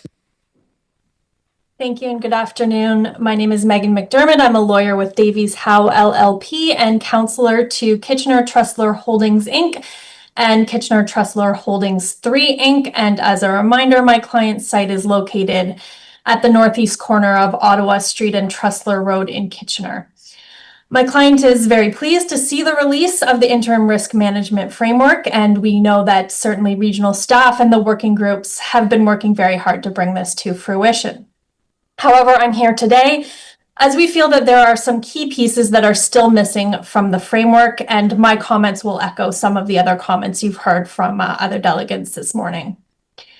The staff report identifies a limited amount of capacity can be made available for allocation to the area municipalities by September 2026, with the potential for this amount to be increased through transfers from the Wellmont Wellfield. My client fully supports this proposal. In Kitchener, this would service a total of 221 units or 1,620 units with the additional transfer, so there's obviously a very big impact there. The staff report then identifies further capacity to become available in Q4 of 2026 and Q1 of 2027. However, these estimates have not been broken down and assigned to the area municipalities like the Q3 estimates were in tables 3 and 4 in the report. In my prior delegations to you, I took you through my client's development timeline, which anticipates occupancy and domestic water demand commencing in Q1 of 2028. To put numbers in perspective, full build-out of my client's development will accommodate a maximum of 410 low and medium density units. Based on the estimates in the risk management framework, it appears that there will be capacity available by the time my client's project requires it, subject, of course, to receiving the allocation from the City of Kitchener. However, the piece that's not reflected in the interim risk management framework and the allocation policy, but which is absolutely critical for development, is the timing for committing the capacity.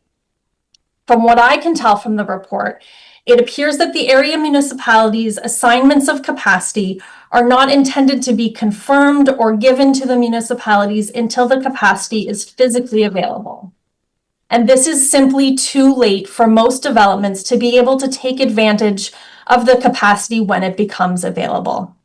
For my client's development to get to a point where occupancy can occur in early 2028, financing needs to be secured and sales need to commence this year. The banks and lenders are aware of what is going on in Waterloo region with water capacity. With the current economic conditions, securing financing has already become more difficult and more costly for developers, and the added layer of uncertainty resulting from the water capacity constraints makes financing even more challenging. In order to secure financing and start its sales programs, my client needs commitments to the future capacity now. In the staff reports that are being presented today, they speak to forward-looking servicing agreements and transfers of reserved capacity as tools that are being considered. Those tools absolutely need to be part of the implementation of the framework. My client requests the following. Firstly, the framework should include the breakdown for the area municipalities in Table 3 of the report, at least up to Q1 of 2027, when the first large tranche of capacity is estimated to become available. Secondly, the region should make it clear to the area municipalities that they can begin reserving capacity now on the basis of these allocations, provided that the capacity will not be formally given out until it is physically available. This approach will give the developers the certainty they need to move forward. It will allow the area municipalities to better plan for and allocate their assigned capacity based on when it will actually be needed. And it continues to protect the region's drinking water supply and ensure that there is no overcommitment of capacity. The two timelines, development and water capacity, need to dovetail. If you wait until the end of 2026 or early 2027 to start committing the capacity, the whole development timeline gets pushed out with serious consequences. Growth is stalled, construction jobs are lost, the housing crisis worsens, and you won't have the users there to take up the new capacity that you've worked so hard to make available. We request that the interim risk framework be adjusted to close this gap on the time lag, that you assign the estimated capacity at least up to 2027 now, and allow for the ability to reserve capacity from this pool. Thank you very much. Thank you very much, Megan. We do have a question, Councillor Ravanovich. Thanks, Ms. McDermott, for coming in and and sharing those perspectives. I think they're very important as part of what we look at today. I guess my question to you is, as you speak to your client and they speak to their financial institutions, we've heard a little bit of a mixed perspective on the forward-facing agreement. I'm fully supportive of them. We need to do them in a very timely way, but we've heard that banks may or may not approve them, or may or may not accept them as part of their review of financial capability. Can you give us any additional insight on that? Thank you. Through the chair, I can't speak directly to the financing piece because I'm not typically involved in those discussions. What I think we're looking for is for the capacity to be reserved. And at least in my client's case, I mean, we're looking at capacity that's estimated to be available in Q1 2027, and we're having our development come on stream in Q 2028. So there is that buffer there, which I think will be helpful to the banks and the lenders. And like Joseph said earlier, and I've had discussions with him, this is not something that's new. It is done in other municipalities. So I think that will also be persuasive to the lenders that, we are reserving capacity. It's not here yet, but it will be here by the time that you need it. And we have this buffer, this time window that anything goes wrong, there's still time for it to get there. And so I think if we can give them that kind of certainty that it's coming, we're committed to it, then that will certainly go a long way to help in securing that financing. Thank you so much. Thank you very much. I have no further questions, so thank you for joining us. The next delegation, Lori Elash, is Citizens for Safe Groundwater. Lori, I believe you're joining us on the phone, and you have 5 minutes if you're able to join us now.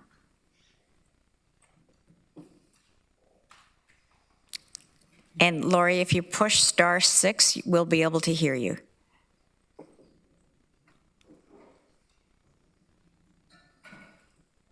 Okay, thank you. I did not unmute myself. Can you hear me now? Yes, we can. Thank you. I'm here today on two purposes, actually. Just to draw attention to written correspondence that I submitted as a private rural homeowner in Wilmot Region with a private well and the issues that we have been experiencing. Secondly, though, I'm here to read a proposal for a comprehensive hydrogeological process to support the revised well interferency policy framework submitted by Samantha Lernout, the president of Citizens for Safe Groundwater. So today, as the region of Waterloo revisits its policy and procedures for groundwater interference complaints ahead of the August 12th report deadline, it is critical that our updated framework is built upon robust, modern data infrastructure and groundwater resource management system. To ensure the new policy protects both municipal water security and private well owners equitably, we strongly urge the region to immediately commission a comprehensive independent technical process. This study must focus on a systematic analysis of the groundwater resource in the impacted areas, similar to previous comprehensive watershed assessments, such as Laurel Creek. To build a reliable baseline and resolve ongoing disputes regarding municipal water taking impacts and help the region to better manage its priceless groundwater resource, this process must specifically encompass, first, a detailed hydrogeological quantity review, a thorough analysis of groundwater quantity dynamics to evaluate the true capacity and stresses on our shared aquifers. Next, historical and present analysis of water level changes, a granular review tracking documented changes in water levels over time across the well field, monitoring wells, and reports of interference to establish precise relationships regarding municipal pumping rates. Next, advanced 3D modeling, the deployment of state-of-the-art 3D hydrogeological modeling to better understand and manage the groundwater resource. Advanced models, such as hydrogeosphere, are readily available and being used elsewhere to dynamically model complex groundwater systems. Finally, establishment of a dynamic compensation area, moving away from arbitrary, rigid geographical lines on a map. The report should determine a dynamic compensation area based on real-time 3D model outputs, actual physical drawdowns, and shifting environmental and land use factors. With the region looking to increase municipal water extraction to bridge the regional growth gaps, we cannot rely on static policies from 2015 that were based on lower municipal pumping rates that did not consider climate change to manage a dynamic, highly stressed ecosystem. Commissioning this systematic analysis immediately will provide regional staff, council, and community stakeholders with the transparent, science-backed data required to build a trusted, long-term well interference policy this August and help the region better manage the groundwater resource now and in the future. We welcome the opportunity to discuss the scope of this process further with your technical team and our hydrogeological advisors. And that was submitted again by Samantha Lernout, President of Citizens for Safe Groundwater. Thank you very much, Lori. We do have a question. Councillor James. Thank you through you, Chair. Lori, thanks for presenting. Did you forward this to council in advance, what you've just shared about the reviews and whatnot? The proposal for a comprehensive hydrogeological process is noted under correspondence as 9.2 from Samantha Lernout. Okay, thank you. Just want to confirm. Thank you. I think Councillor James is just confirming the authorship because they're different names, so it is the same report. Thank you. Lori, I have no further questions. Thank you for taking the time to present to us today. Thank you.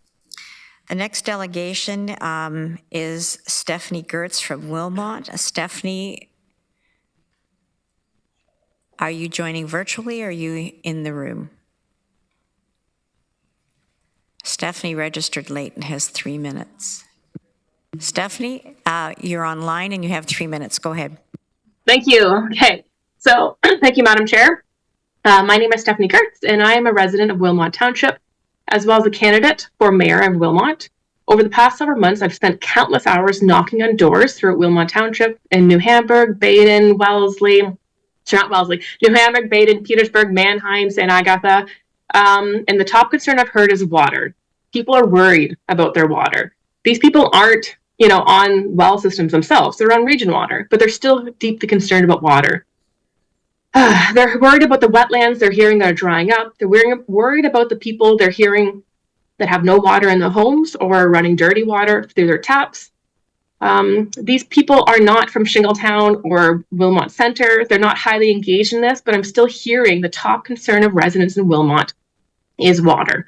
So it reaches far past Wilmot Township. It reaches far past region of Waterloo. I've heard lots of articles across Ontario talking about what the region of Waterloo is doing regarding their water. People are asking simple questions. What is happening with the water? What happened with the 1980 agreement? Why was it allowed to be broken for 6 years? What are the consequences of breaking it? What is being done to ensure residents in Wilmot have access to clean water? How will residents in Wilmot be protected? And finally, how can we trust the region? Trust is extremely important in government. When it's broken, it's extremely hard to get back. Transparency means providing the evidence before the decision is made, not after. Today, council is being asked to make the decision where water should be taken in Wilmot Township, or if water should be taken in Wilmot Township. I want to say that the region has stated that additional pumping was monitored previously over the last 6 years. The studies were conducted, data was collected. Where is that research? The council and public should be able to review it before any additional water taking proceeds in Wilmot Township. My second question is about conservation efforts. We see a lot about increased supply, additional pumping, and new infrastructure, but I don't see in this report the serious discussion about reducing demand, as well as what we can be doing for water conservation. Why are we not helping the residents to better understand what we can be doing? I see that you've recently agreed to do water conservation. However, that's not till 2027. So I only have 30 seconds left, so I'm moving forward. Today, I'm asking for council to firstly release the Wilmot pumping data before any decisions are made. Secondly, ask council to motion that the region prioritize developers who are utilizing best case water conservation methods. Thirdly, that council motion that a new water agreement be made with Wilmot before additional water is taken. And then finally, that they move up their water conservation project, not starting in 2027, but utilizing existing frameworks and partnerships to start the water conservation now. Thank you.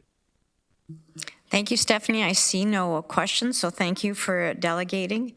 The next delegate is Clark Reich, owner of Linden Fish Hatcheries. I believe you two are virtual, and because of when you registered, you have 3 minutes.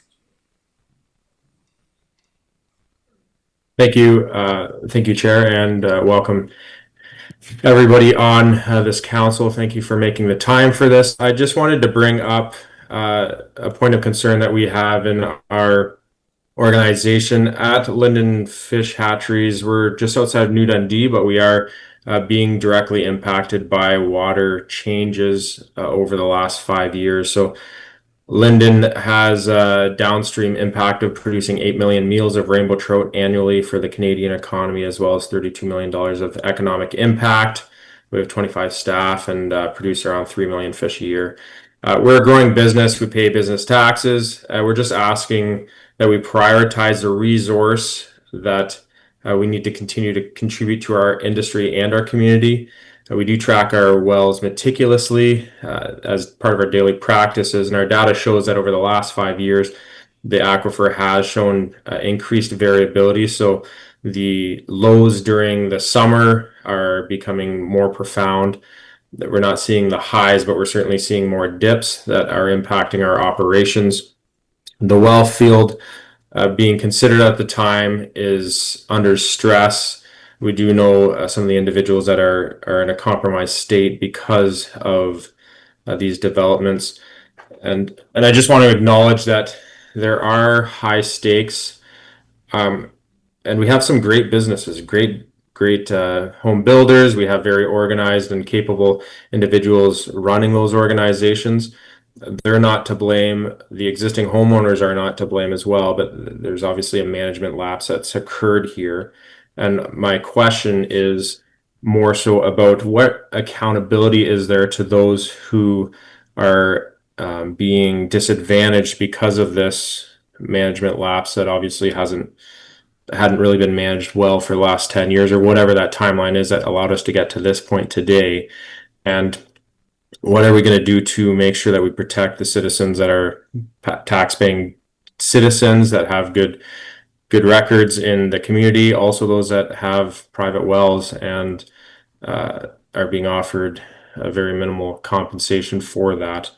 I just trying to say that there should be transparency in how this is being conducted, and I'm not sure that the ethics are substantiated when neither those that are being disadvantaged because of lack of water currently or those who are trying to build new developments, neither of those are responsible for the issue. And so I think there should be compensation accordingly and protection for businesses that, such as my own, that are utilizing this resource to provide food and to also provide fabric of our community. So I appreciate the time, and I welcome any questions at this point. Thank you, Clark. There are some questions. Councillor Salonen. Thank you, through you, Chair. Thank you very much, Clark, for coming today and for being such a great local business. I am curious, as Council has brought forward and approved for staff to bring forward a new well interference policy, which is really to address the concerns you noted of any of the impacts that are happening from pumping out of this wellhead aren't negative impacts that those residents need to personally compensate for municipal actions. However, for your business, of course, well interference wouldn't necessarily capture the experience that you guys are seeing with your freshwater springs. Do you have something in mind for types of protections that we should be considering as a government as to how to ensure that your business is not negatively impacted? Thank you for that question. So what we have from a regulatory perspective, the Ministry of the Environment mandates that those that have a permit to take water, which we spent quite a substantial amount of money on, it's a first come, first serve. So those that have the right initially maintain that right. And that if there's a business that opens up beside me and they negatively impact my ability to draw water, then their permit would be revoked and mine would remain standing. So our business has been in operation, not this business, but this facility has been in operation since the 60s. We have a permit to take water, and so our ability to protect that permit legally, I'm not sure where it would start to fall apart, but at this point, my understanding is that we have a right to the water within our permitted use, and as long as we're operating within that permitted use and those guidelines, then that water should be accessible by ours. We are investing heavily into water conservation efforts and upgrading technologies and infrastructure within our facilities, but the ability to compensate for drops that we've been seeing is a challenge for us, and we supply about 25% of Canada's rainbow trout at this point, and so there's a whole industry and thousands of jobs that trickle down into the aquaculture sector that we feel a responsibility for. Thank you very much for that. And I would encourage, if you haven't already, to directly reach out to regional staff, and please feel free to include myself and my staff in that as well. Thank you. Councillor Gowing. Thanks, Chair, and thanks, Clark. Councillor Salonen asked one of my questions, or two of my questions actually, but maybe you can give us a kind of a description on what you're seeing on your lows, and is it coming back? Like, I know you mentioned that your highs aren't getting as high anymore and your lows are getting worse. What does it look like? Like, can you give us like a measurement on what you're seeing? Yeah, thank you for that question. So we're seeing, statistically, we're seeing about a 15% drop as an overall whole, but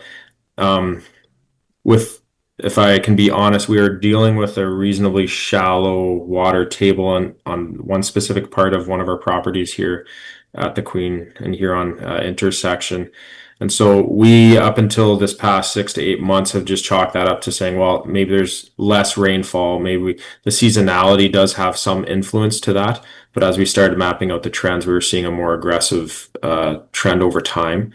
So from our perspective, we've seen a trend in the downward, like in a negative trend. And from that,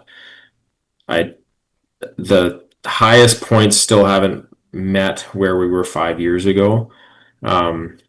So we haven't really recovered fully, I would suggest. I wouldn't see any data to support that, but see data to support the opposite.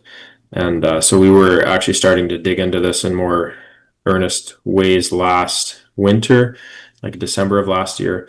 And then when this development came out, that we understood that there's probably other players in this specific environment and that at least educated us as to what we were seeing and confirmed some of our concerns. So. Okay, and I'll just reiterate what Councillor Salonen said. Please reach out to municipal staff as well as region. Thanks. Yep. Clark, those are all the questions. Thank you very much for coming in and adding your voice to this conversation. The next delegate is Ryan Mounsey, CEO and Urban Planner, Urban Insights. Ryan, I believe you're joining us virtually. And because of when you registered, you have 3 minutes. Thank you, Chair Redmond and councillors, staff, and audience, and city builders. I have 3 points I wish to convey today very, very succinctly. And what I can start off to say is the way that I interpreted and read the report is the first tranche of water in Q3 of this year is 2.36 liters per second, the 5 liters. That simply is not enough water to support my development clients. 2.36 split between the municipalities and the housing units gives very little options for the municipalities to prioritize their projects.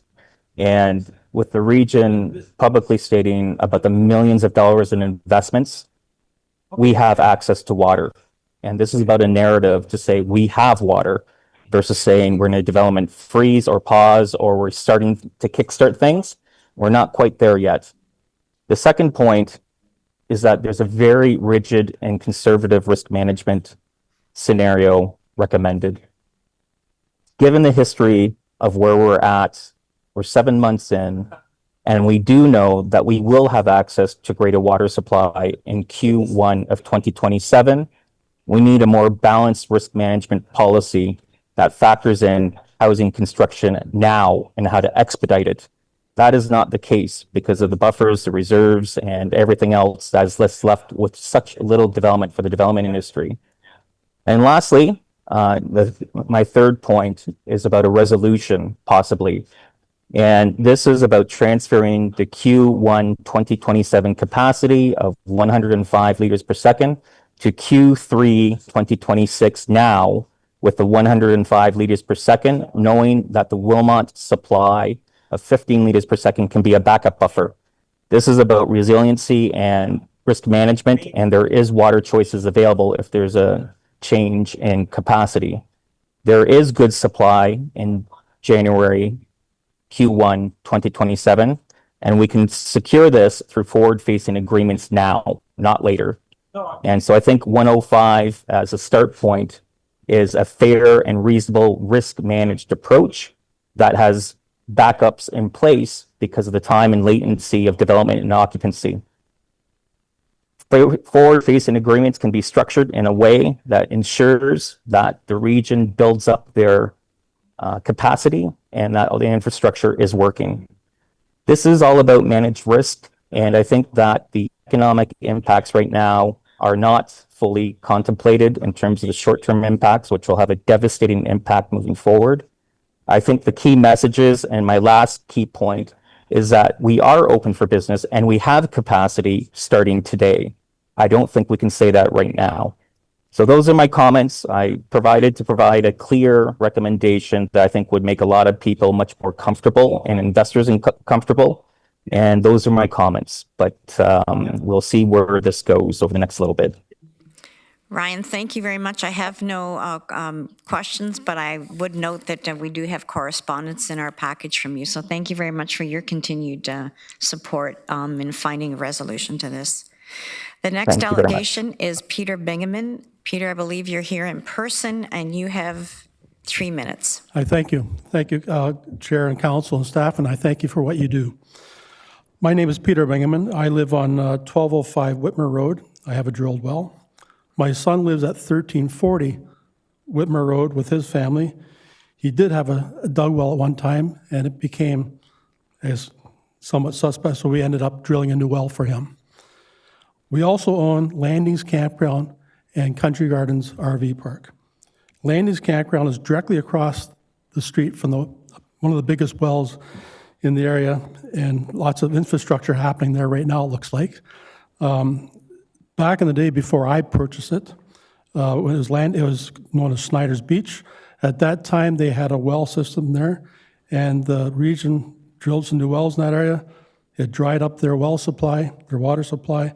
The region at that time did the proper thing and compensated that campground with a 2-inch water main to feed that park. So at that time, it was great. Subsequently, the region handed off responsibility for water order to Wilmot Township, and at that time, there was no charge for water. Now, I'm getting a bill from Wilmot Township for the water that's being supplied.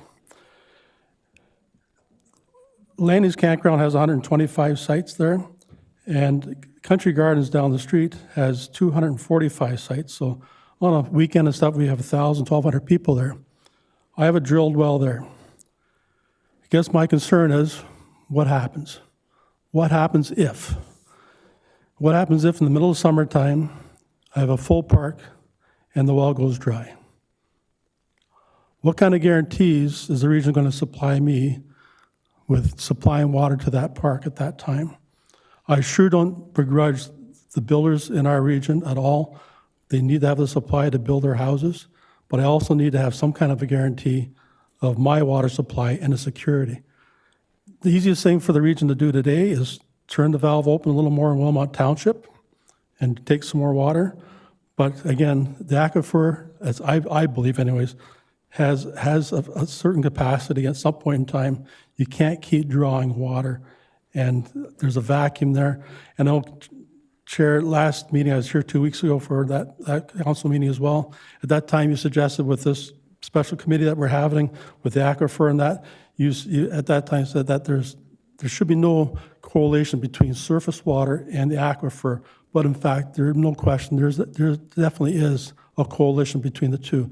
So as our creeks and ponds dry up, to replace the vacancy under the ground that's keeping them drawing away, that's a concern that I have. So that's really all I have to say. Thank you. Peter, I have no questions, but thank you very much for coming in and for listening to all the other delegations too. Thank you. There's one additional delegation. Hugh Simpson is now with us online. Hugh, you registered before the deadline and you have 5 minutes.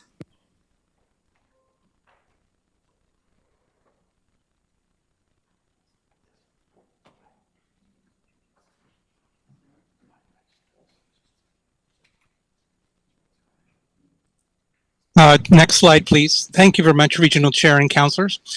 Just here to briefly recommend it defer in the increase for several reasons. First is there's a need for a better understanding of the system to identifying quality and quantity risk, and I'll talk about both of those in a moment, and explore sustainable pumping scenarios. I think the idea of a grey water system is an excellent one, but perhaps we need to move beyond that and looking at expanding the system being looked at the Mannheim plant in terms of artificial recharge and expanding that. To achieve this, though, I think I recommend implementing a more systematic process, and this was mentioned in the letter previously read out by Ms. Lash, and that would looking at a detailed hydrogeological review and look through doing that through an advanced three-dimensional modeling. And there are models out there such as hydrogeosphere, which have been developed locally at the University of Waterloo and are being used around the world. And one thing we could do with that is to look at the historical and not hysterical, but historical current water level analysis and seeing really where there are and where there may be more well interference complaints and other impacts on our groundwater system. And this whole idea of establishing a dynamic compensation area that looks at the true impacts on the water resource in time as tied into these advanced modeling system. Next slide, please. Slide, please. This is looking at Wilmot Center. We have some defined well quantity impacts. On the left, we have a map showing in yellow the location of wells in the Wilmot Center area. The red line is sort of what would be a very rough trend analysis I've done in terms of the direction of these in terms of groundwater flow, which matches up actually quite nicely with the diagram on the right for the wellhead protection area for the K50s. And we also see the proximity to the Wilmot land acquisition site very close, and that causes me concern from both a quality and a quality point of view. Basically, that if there is a spill on the this proposed industrial site, it's very close to the K50 wells, one of the most productive and irreplaceable wells in the region, and even transport of materials to and from that site could have a catastrophic effect on the regional's water supply system. Next slide, please. This is just a slide for the Mannheim system itself.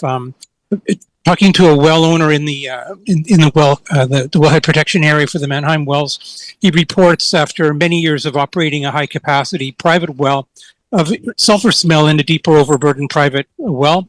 We see on the top right here an example of what can happen if you over extract a well. You can have water will defect on a private well, but also the upconing or the drawing up of mineralized water from the deeper aquifer. In this case, it would be the Salina Formation bedrock, which has typically a very elevated levels of sulfate and iron, which might explain this. And the concern with that, of course, is that we might be seeing a degradation of the quality of that aquifer from extended and excessive pumping in that area.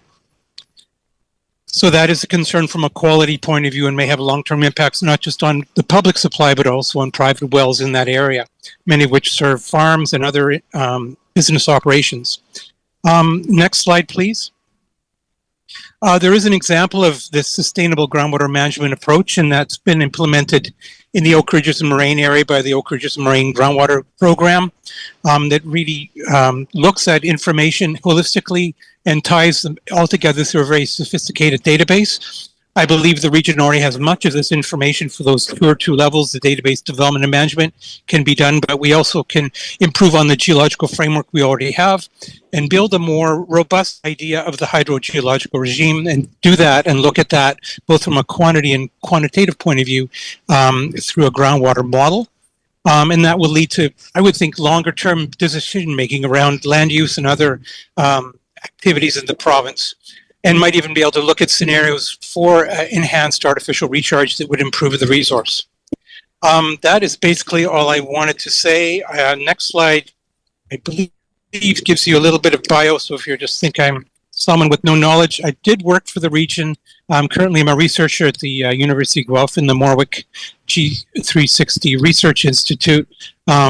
But I did work as a hydrogeologist for the region from 1992 to 2000. I oversaw or coordinated the well interference program, as well as coordinated all the land use development approvals for the region when I was in the engineering department at that time. I worked with many of the developers who spoke this morning, and I respect them greatly. And I think they would probably agree that we need to take a long-term view of the resource as well as dealing with issues in the short term. And with that, I'd like to stop and cede the floor. Thank you very much. Thank you so much, Hugh. And we have a question from Councillor Gowing. Thanks through you, Chair. So based on your expertise, Hugh, would you suggest that we, on the updated well interference policy, move away from a fixed historical compensation boundaries and towards a more dynamic, evidence-based approach using current monitoring, historical water level trends, 3D modeling, and actual reporting impacts? Yes, I would. I should add, when I was coordinating the well interference program, and just before I left in 2000, I started looking at the results of the extensive material we had generated from work on the Waterloo Moraine, and I was seeing that the actual size of those historic compensation areas were too small. They didn't actually reflect the impact of drawdown from the municipal wells on private wells, and proposed that the mapping be revised, but unfortunately that wasn't done before I left. So that is something that could be looked again with one of these dynamic models.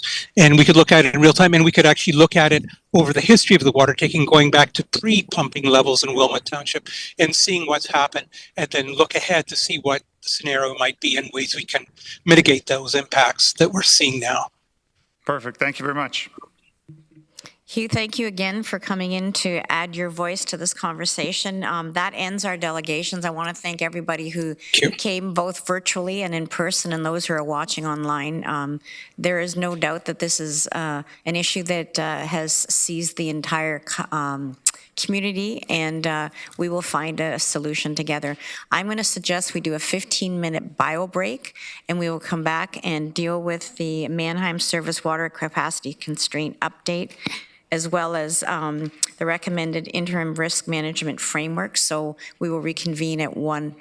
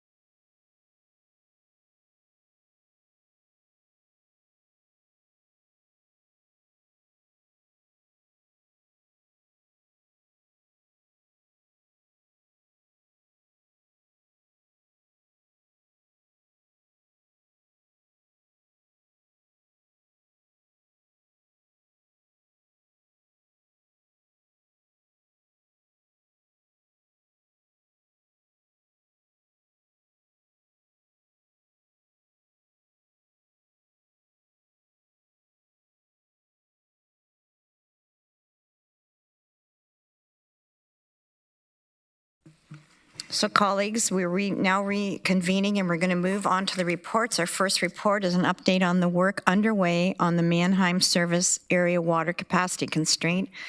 I will call on Ken Brothers, Commissioner of Water and Wastewater, to introduce the report. Thank you, Chair Redmond. Good afternoon, Council. I thought I'd be saying good morning, but saying good afternoon. Today we are bringing you updates on the Mannheim Service Area Water Capacity Constraint update on work underway. This report includes a presentation from water industry experts, external working group, followed by updates of infrastructure planning and communication from your commissioners. The water industry experts working group has met several times this year to discuss the solutions recommended by staff and brainstorm the approach to those solutions and any other suggestions. Here to give you more details on the findings of the water industry experts working group is Michelle Grenier, who is one of the leads for this group. Michelle is the Executive Director of the Ontario Waterworks Association. She leads initiatives that advance water quality, infrastructure, resilience, and professional excellence across Ontario's municipal drinking water sector. With over 25 years of experience in water industry, Michelle is an expert in the planning, operation, optimization of drinking water systems and wastewater systems. Michelle is also familiar with the region's water system through her work on the Strain Street Water Supply Class E environmental assessment, as well as other projects. So welcome, Michelle, and over to you, and take us through your presentation. Thank you, and thank you, Madam Chair, for having me today. I've never had a movable podium, so I will take advantage.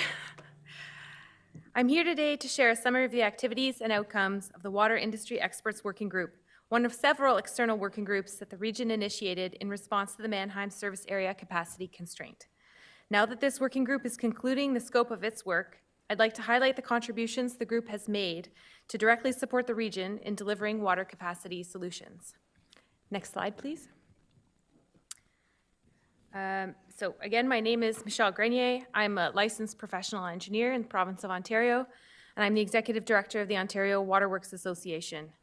OWWA is part of the world's largest and oldest not-for-profit organization dedicated to the protection of safe drinking water. More locally, we represent municipalities that supply drinking water to more than 80% of the province's population, and that includes over 1,500 individual water professionals and 90 municipal water providers across Ontario. I also serve as the chair of the Ontario Drinking Water Advisory Council, which was established as an outcome of the Walkerton Inquiry and under the Safe Drinking Water Act. And in that role, we provide direct advice to the Minister of the Environment on water quality standards and testing. But it also gives us unique access to emerging provincial policy, regulatory, and operational discussions. I also serve as a member of the Board of Directors of the Ontario Clean Water Agency, as many of you know, which operates over 600 water and wastewater systems across the province. And in that role, I help support awareness of operational realities and best practices for drinking water systems. As Mr. Brothers mentioned, I have detailed knowledge of the region's water system, having had an opportunity to work on the Water Supply Strategy update in 2007 and on a number of Class EAs since then. And I'm very happy to be back to support this very important work as part of the Water Industry Experts External Working Group. I'm just going to refer to as the WIE. I do want to clarify that neither OWWA nor I personally stand to benefit financially or operationally from the outcomes of the WIE process. And I'm here to provide a neutral third-party perspective grounded in both local understanding of the region of Waterloo's water supply system, but also with province-wide insight into emerging water supply, infrastructure, governance, and growth challenges. In my time at OWWA, I'm proud to say that regional staff have been at the forefront of the development of best practices and technical guidance on water conservation and efficiency, as well as sustainable groundwater management and protection for more than 25 years. Next slide, please. So getting into the work of the WIE, in a few words, the group was convened to provide additional expertise to move water capacity solutions forward, as well as to affirm the overall direction of the response to the capacity constraint. The region is faced with a need to significantly condense project timelines and make rapid decisions. And the WIE provided valuable feedback and external validation that the actions being taken are both necessary and are moving the region in the right direction from the perspective of designing, planning, and delivering effective technical solutions. Next slide, please. The WIE was made up of consultants from 9 different companies. I believe we had close to a dozen experts on the group with a broad range of expertise. The OWWA was included to bring an independent, province-wide sector perspective to support sustainable and practical solutions for the region of Waterloo. Next slide, please. The water industry leaders in this group brought expertise in water treatment, distribution, hydrogeology, and project planning and delivery, as well as extensive collective knowledge of all parts of the region's water system. As one of the many collaborative working groups supporting the development of water capacity solutions, the WIE also included staff from local area municipalities and Region of Waterloo staff. Next slide, please. This slide provides a brief overview of the key events relevant to the Water Industry Expert Working Group. Since 2022, the region has been working to update its water supply strategy to ensure a safe and secure water supply to the year 2051. The work done under this project led in part the identification of the Mannheim service area capacity constraint in December 2025, but also laid the groundwork for the region's rapid response and allowed for the mobilization of numerous projects and working groups over the last 5 months. This included the WIE, which met for 3 workshops between January and April. Between the workshops, the water industry experts examined the region's preliminary roster of water solutions in great detail and provided final summaries of their input to the region. While some resources were temporarily diverted from the WSSU to facilitate an immediate response to the capacity constraint, the region has shifted to prioritize long-term planning again. And many of the potential solutions and advice provided by the working group will be fed back into the water supply strategy update. Next slide, please. Oh, I think. Yeah. The roster of solutions that were assessed and ultimately supported by the WIE working group is shown here. This is the same list that has been shared with Council in previous presentations by Water Services staff, and I believe there will be an elaboration of the nature and timing of these projects in the later part of this report. What I did want to highlight here is that it is not uncommon for municipal infrastructure projects to take years, if not a decade, to actually formulate and deliver. Between environmental assessments, financing, funding, approvals, permit, construction, testing, and commissioning, there are many steps in the process that are not within the region's span of control. And so while you see many of these projects on this list are anticipated to be delivered within the next 18 months or so, many of these are programs that don't require new applications or new permits in order to proceed. And the projects that do have substantially longer timelines, again, are at earlier phases in that planning process and require external stakeholder cooperation and coordination in order to meet those timelines. Next slide, please. So to give you a quick summary of the workshops at which the experts attended, in workshop number 1, the WIE was provided with background information to develop a technical understanding of the Mannheim service area capacity constraint and the solutions proposed by the region. In the second workshop, the experts engaged in more focused sessions where some groups examined specific solutions and identified opportunities to accelerate project timelines, key considerations to minimize risks, and best practices based on industry experience. We also had an opportunity to explore what if or new scenarios that may help to strategize proactive strategies to address common bottlenecks, both early and later phase of project planning.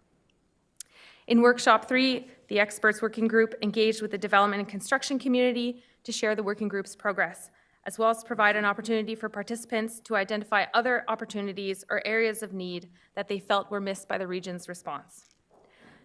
At all times, the working group had at the forefront an understanding of the region's need to satisfy its standard of care and duty of care to its residents, and also the need to continue to comply with the requirements of the Safe Drinking Water Act at all times. Next slide, please.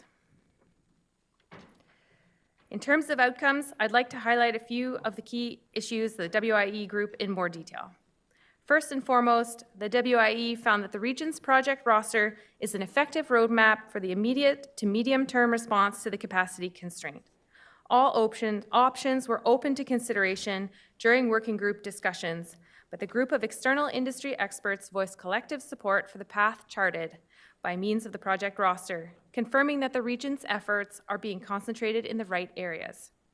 Using our collective expertise in a variety of infrastructure projects, the WIE developed high-level roadmaps to help deliver the rostered initiatives with accelerated timelines. This includes identifying alternative project delivery models that may be better suited to medium-term projects, highlighting opportunities to bundle project planning steps, tried and tested strategies to streamline procurement of equipment and services, proactive measures to reduce delays in planning and approvals, such as early engagement with vendors and contractors, and the province, of course. And the WIE also helped identify and workshop interim measures to bridge supply gaps while projects are rolled out, as well as brainstorm later phase considerations to ensure measures are sustainable and aligned with the region's long-term objectives, such as energy efficiency, meeting water quality aesthetic objectives, and shifting from temporary measures to permanent solutions. Finally, the WIE identified opportunities for long-term water supply gains to be realized in addition to the capacity solutions summary list, including the actions to potentially improve the viability of additional regional wells. Recommendations from that focus group have started to lay the groundwork for what will be the next phase of efforts to add supply capacity after the immediate to medium-term solutions have been implemented. Thank you very much, and I'm happy to take any questions. Thank you very much. I'm going to encourage my colleagues to queue in if you have questions, but we're going to continue with all three presentations, so thank you very much. Don't go too far. Okay. You can sit down. I'm worried that we're going to lose quorum before we get to the end of this very important work, so I will turn it back over to Kim Brothers. Thank you, Chair Redmond. Thank you, Michelle, and the Water Industry Experts Working Group who brought their expertise to review our solutions. I think that's very important for Council to recognize that the capacity that's been brought to bear, working with staff here, looking at solutions is really important.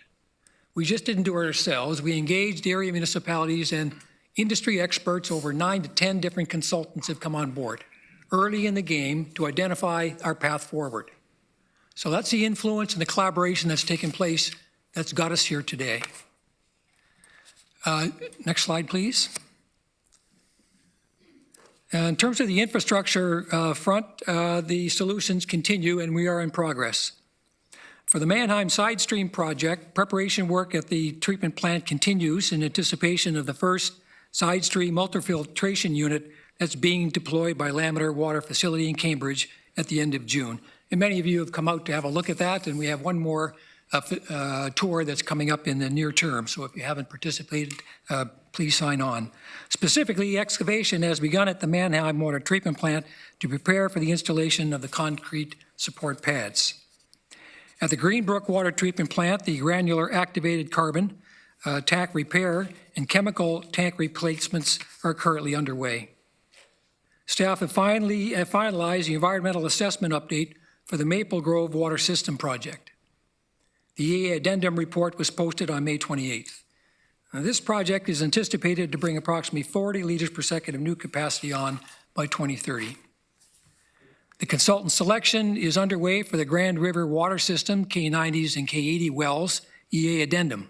This project includes a new water treatment plant facility that's anticipated to introduce additional capacity of 100 liters per second by 2032. So that's the snapshot of infrastructure. I'll turn it over to Commissioner Regier. Thank you very much, Mr. Brothers. This is a brief growth and development update. In May, Council approved a water allocation policy which transfers capacity when available to the area municipalities. This policy reserves a portion to allow the region to meet its existing obligations. Regarding transfer agreements, staff are preparing a framework to address how transfers of servicing allocation where reserve capacity exists for registered residential plans of subdivision could proceed in the near term. We are also, as has been noted here, working on potential approaches to forward-looking servicing agreements Work is very much underway on that, and we will be discussing that specifically at the next Development Stakeholders Working Group meeting, which I believe is now set on June 17th. Staff anticipate bringing forward a report to seek council direction on transfer agreements for water between components of registered plans and on June 17th. So this report is under development right now, and we look forward to speaking with council and getting direction on that later this month. In terms of forward-looking agreements, the region is actively working with area municipalities on the concept, including the considerations around these agreements and the tools required to implement. As you can understand, this is complex. There are risks for all parties involved. We've heard loud and clear the urgency of this issue for the development industry, and particularly the need for certainty around longer-term development projects. Following Council's approval of the water allocation policy last month, implementation guidelines for the policy are in development and have been shared with the planning-focused working group. Approach to development application comments has also been updated, as you can see here on the screen. And I'll just review that briefly. On May 6, 2026, Regional Council adopted a water allocation policy for the Mannheim service area.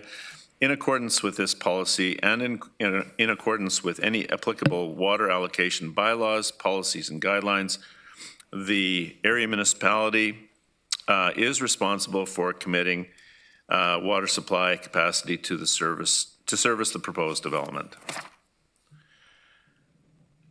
Staff continue to meet with developers on site-specific matters. These meetings are taking place on a daily basis, and the development stakeholder group is also continuing to meet to receive updates on the work underway and to provide input. As I mentioned earlier, our next meeting is scheduled for June 17th, and that discussion will be focused on the subject of forward-looking servicing agreements, as has been noted earlier. Over to my colleague, Ms. McDonald.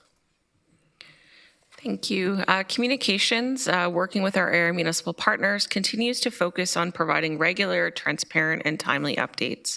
Our team meets with the area municipal communicators on a weekly basis to facilitate open dialogue, to share strategies and plans, and work really closely together. Last week, we issued the 9th progress update that highlighted work on the Mannheim Side Stream project, with excavation beginning. It also included updates on the Greenbrook repairs and a summary of the May 28th special council meeting. We are planning another progress update for tomorrow. We're also working to share more visuals and videos through a multimedia campaign that makes the water capacity challenge and progress easier to follow. As council is aware, we facilitated a council tour and technical media briefing focused on the side stream solution, and we'll have a further tour and briefing for media shortly after the unit is installed. We've also increased communication support for water conservation with the launch of the watering bylaw this month. Finally, we are actively updating our online information hub to ensure it has the latest information, and we encourage all members of the community to connect with the hub at regionofwaterloo.ca/water capacity. Thank you, and over to Commissioner Brothers. Thank you, Commissioner McDonald. So as you can see, there's lots of work happening across the 3 different departments here, and so with that, that's our update. Chair Redmond will be open for any questions if you so desire. Thank you very much, and we have questions. Councillor McCabe.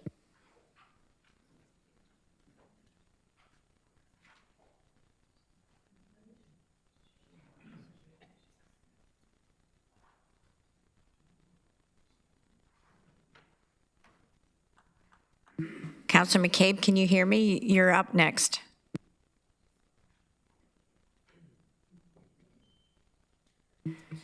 Councillor Shantz. Thank you. Thanks for the presentation and for all the good work that's been done. My My question is related to the request for a forward-facing agreement and the request from many people today for faster turnaround of all of this. So when I look at the chart, the summary of solutions, it outlines additional flow capacities, and I wonder, how confident are we in those numbers? Especially, I'm looking up to number 5, which takes us to Q2 2027. Are we quite confident in those numbers that we could use that fairly soon for a forward-pacing agreement or the base of one?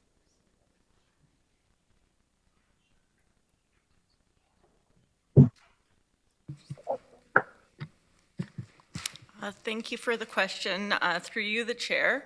As stated in our interim risk management framework, these are the best estimates both on quantity as well as timing that we have at this moment with the information we have available. One of the factors that will go into the forward-facing agreement is that risk of at what point and at what quantity of water are we prepared to commit to early allocation. And so that will be one of the considerations that needs to be made as part of the forward-facing agreement assessment. And Pam, that report hasn't been presented yet, right? That is absolutely true. That was what Mr. Regier was speaking to, that there's multiple factors that need to be included. One is the quantity and timing of the water availability. As indicated right now, in the table that you referred to, Councillor Shantz, this is the best estimates we have for quantity and timing at this time. Councillor Shantz? Yeah, okay. Can I push you just a little bit on that and say I totally appreciate that this is, if I can use the term, a fluid situation. And I appreciate that this is where you're at today, but do you anticipate changes? Like, is there anything in what you've seen to date that would make that be something less? Like, what would cause it to not come to fruition? So perhaps we can defer that question through the interim risk management framework. That is a point that we will make on of what are the different considerations that will influence both the timing and the quantity of water, and why the framework needs to be fluid and constantly monitored. So just to be precise, we have heard about 8.1, but 8.2 is the next report. So if people have questions on the Mannheim interim risk management framework, that's coming up. So Councillor Shantz, after we hear that presentation, if you want to cue back in, that would be great. Point of order, Madam Chair. I'm just trying to be helpful here. I'm wondering if it might be beneficial for us to see both presentations, and then council can ask questions on both of them, and that might help provide added clarity and make your job a little easier. And that was my understanding is what we were going to do, so we will now go on. So thank you for that. I guess I would just ask if Councillors Rodriguez and McCabe can wait until the risk management framework is presented? Yeah, I'm comfortable waiting. I had a motion on 8.1, but as long as I'm okay to pull that You back. have a motion on 8.1? That's right. Okay, Councillor McCabe, is your question on 8.1 as well? It was, but I can wait until the other report, or, with your guidance, however you'd like to proceed. So Councillor Rodriguez, given that I'm worried about time constraint, if you're all right, I will ask you up first, but we're going to go to the interim risk management. So over to you, Ken Brothers, Commissioner of Water and Wastewater. Thank you, Chair Redmond. Today we're here to present you the proposed interim risk management framework. What you have before you is a balanced path forward that allows us to mitigate anticipated operational and source of supply risks while allowing staged development to proceed in the near term. The framework was developed by regional and area municipal staff these last few months. I want to thank those that were involved in dedicating their time and expertise to this project. I know that area municipal staff joined us weekly to get this done, and some of them may even be here today in support of the initiative. I'll now pass it over to Nicole Sapita, our senior engineer, to walk us through the interim management risk framework. Nicole. Thank you, and good afternoon, Council. Thank you for having me here to present on the recommended interim risk management framework for the Mannheim service area. I would like to start by introducing Carl Yates from Yates Water Management, who facilitated this study and is here with us today. Carl has over 35 years of experience in the water utility profession, having served as general manager of Halifax Water. In 2020, he was appointed as the interim chief executive officer of the Atlantic First Nations Water Authority, the first water utility in Canada that is owned and operated by First Nations to serve First Nation communities. Carl was the lead executive to develop risk management policies and frameworks for Halifax Water and Atlantic First Nations Water Authority based on industry best practices. Since then, he formed a consulting company, Yates Water Management, to promote and support sustainable water management. Carl holds a Bachelor of Engineering from Memorial University of Newfoundland and a Master of Applied Science from Dalhousie University. He is past chair of the Canadian Water Network and is currently serving as the chair of Operators Without Borders. Carl has received numerous international, national, and provincial recognition for his career achievements. Thank you for being with us here today, Carl. Next slide, please. The Mannheim service area constraint was identified in fall 2025. Since that time, staff have been working diligently to expedite solutions and develop a path forward. We are all working towards the same goal, a balanced path forward for the community. This means developing an approach that takes managed risks to achieve this balance. The interim risk management framework was completed to develop this managed risk approach through evidence-based decision-making. Next slide, please. The region and area municipalities are partners in the supply and delivery of safe drinking water to the community. Recognizing this partnership, the interim risk management framework study was completed in collaboration with representatives from area municipalities within the Mannheim service area. This included the City of Cambridge, City of Kitchener, City of Waterloo, and Township of Woolwich as part of a working focus group. The work was facilitated by Yates Water Management to guide the process based on Carl's extensive experience in utility management and risk management. This study was an extensive amount of work that was expedited to provide outcomes to Council as quickly as possible. I want to take a moment to recognize all the representatives that participated in the study. These outcomes that I am presenting here today would not have been possible without their amazing dedication and technical expertise. Next slide, please. Developing the interim risk management framework required several important steps. This slide provides an overview of these steps, all of which I will speak to in the following slides. Going through these steps was important to ensure the framework provided a defendable and transparent process. Next slide, please. Developing an evidence-based approach required extensive data collection and technical analysis to properly identify and assess risks. This step is one of the main reasons why the interim risk management framework was not available until this council meeting. Staff and consultants were working hard to do an in-depth review of region planned capital projects, required water facility shutdowns, and assessment of potential project deferrals. We were also working to complete hydrogeological modeling to assess elevated pumping rates at each well field in the Mannheim service area on a temporary basis.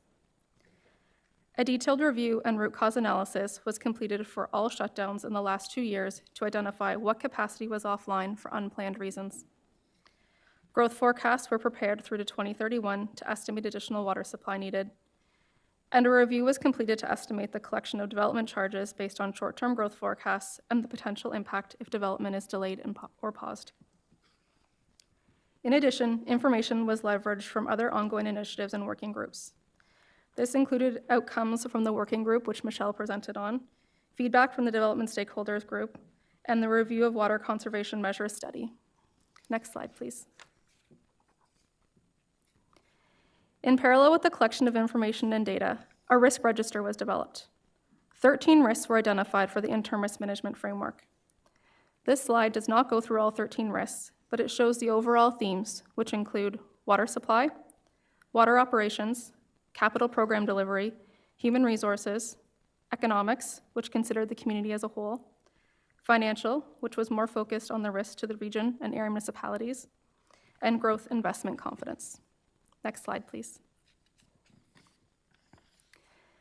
3 scenarios were considered for the interim risk management framework. Scenario 1, referred to as optimized planning to reliably supply water, is the most protective of the water supply system. This scenario works to bring new supply capacity online as quickly as possible, optimize capital project planning, and protect the system for unplanned shutdowns. Scenario 1 can be considered as a baseline. Scenario 2 builds on Scenario 1 by adding a measured risk for capital project planning. In this scenario, the majority of capital projects that would require shutdowns impacting the available water supply are deferred until the Mannheim side stream treatment is fully up and running. Scenario 3 builds on Scenario 1 by adding a measured risk to temporarily increase pumping for select wells until the Mannheim side stream treatment is fully operational. The wells selected for increased pumping were based on hydrogeological modeling to help inform where this could be done without creating a high risk to the long-term operation of the wells. It is important to highlight that all 3 scenarios were developed with due diligence and a mandate to safeguard the drinking water system in accordance with the Safe Drinking Water Act. Simply put, all scenarios developed have a commitment to water safety. Next slide, please. While mitigation measures were confirmed once the recommended approach was identified, the focus group started developing them at the same time as developing the scenarios. There were several different approaches that could have been taken to developing scenarios, and the focus group found that the mitigation measures had to be discussed at the same time to make sure all of the important considerations were captured as part of the pathway forward. As an example, we know water efficiency and conservation will be very important moving forward, but these gains will take time to realize. Because it is not something that can be directly measured in the short term, a separate scenario was not created for it. Instead, it is captured under the mitigation measures to use water wisely. Capturing this as a mitigation measure highlights the importance of water efficiency and conservation, regardless of which scenario is recommended. While I won't go over all of the mitigation measures in detail, the key takeaway is that there are many supporting pieces for the successful implementation of the recommended approach. Next slide, please. The recommended approach was identified through risk scoring. A workshop was conducted with representatives from the City of Cambridge, City of Kitchener, City of Waterloo, Township of Woolwich, and Region of Waterloo. The 3 scenarios presented earlier were assessed against the risk register to determine a risk score. This was done using digital software to cast votes anonymously for the probability and consequence of each risk. An individual risk score was calculated, and all the individual risk scores were added together for a given scenario to determine an overall scenario score. Next slide, please. The recommended approach for the interim risk management framework was Scenario 2, which is a deferral of planned shutdowns until Mannheim side stream treatment is fully operational. This recommended scenario has the lowest overall risk score and allows stage development to proceed earlier than Scenario 1 and Scenario 3. With this approach, the short-term growth forecast for the Mannheim service area can be met through to 2031. While Scenario 2 is the lowest overall score, there will still be risks that need to be managed for the water system. The framework does not protect the 20% operational resiliency target. Rather than using a set percentage, the recommended framework identified the minimum amount of water needed for emergencies and critical planned shutdowns. The timing for protecting the minimum operational resiliency target of 20% permanently will be part of the ongoing monitoring for the framework. Next slide, please. This slide provides an overview of the recommended approach for average day conditions. Although both average day and maximum week conditions need to be considered, capacity is currently constrained based on average day. The solid blue line on this graph shows the total system capacity when everything is online. We can see the line has stepped increases as new supply capacities are expected to be completed. One thing to highlight is that a portion of the new capacity in Q3 2026 is needed to protect for emergencies, critical planned work underway, and to reduce stress on the aquifers. Now, looking at the dashed blue line, this is the amount of system capacity that is expected to be available for each quarter of the year. In the past, when we spoke about available system capacity, this was defined as 20% of the total. For the recommended approach, the available capacity is not based on a set percentage. It is based on an in-depth look at capital projects planned in the next 5 years and confirming if they are needed to reliably operate the system. Because the projects completed change over time, so does the dashed line. We can see that in Q2 2027, the dashed blue line increases substantially, but then there is a decrease in 2028 Q2. We need to look ahead to make sure that what is being released for growth now does not create a future constraint. This is where the solid green line comes in. The solid green line represents water capacity that could be made available for the existing community and in-term development. You can see the increases that correspond to a release in capacity are done in a way that supports a stable and staged progression. Next slide, please. In this slide, the green line is still shown, but we have a new piece of information. The water use from the short-term growth forecast through to 2031 is shown with the blue bars. You can see that throughout the next 5-year period, the amount of water available will be greater than the needs for the short-term growth forecast. Next slide, please. The successful implementation of the interim risk management framework will require ongoing monitoring. We know things will change over time. New water supply projects may be identified, schedules may shift, or the amount of water that is gained may change as we gather more information. The framework was built in a way that it can be flexible and adapt to these changes over time. When getting started with implementing the framework, quarterly reports to Council are recommended. This can be done as part of the ongoing Mannheim service area updates. New resources and processes will be needed to implement the recommended framework. If the recommended framework is endorsed by Council, staff will work to develop a governance structure to confirm these resources. Next slide, please.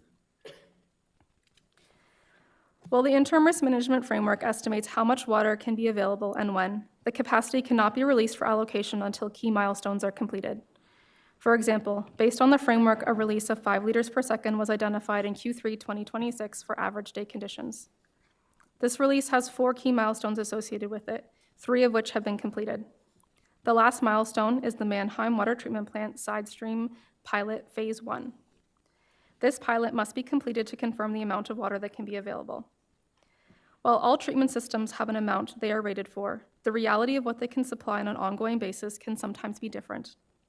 For example, some water may be lost through a treatment step based on samples that need to be taken, or a process like backwashing to clean the equipment.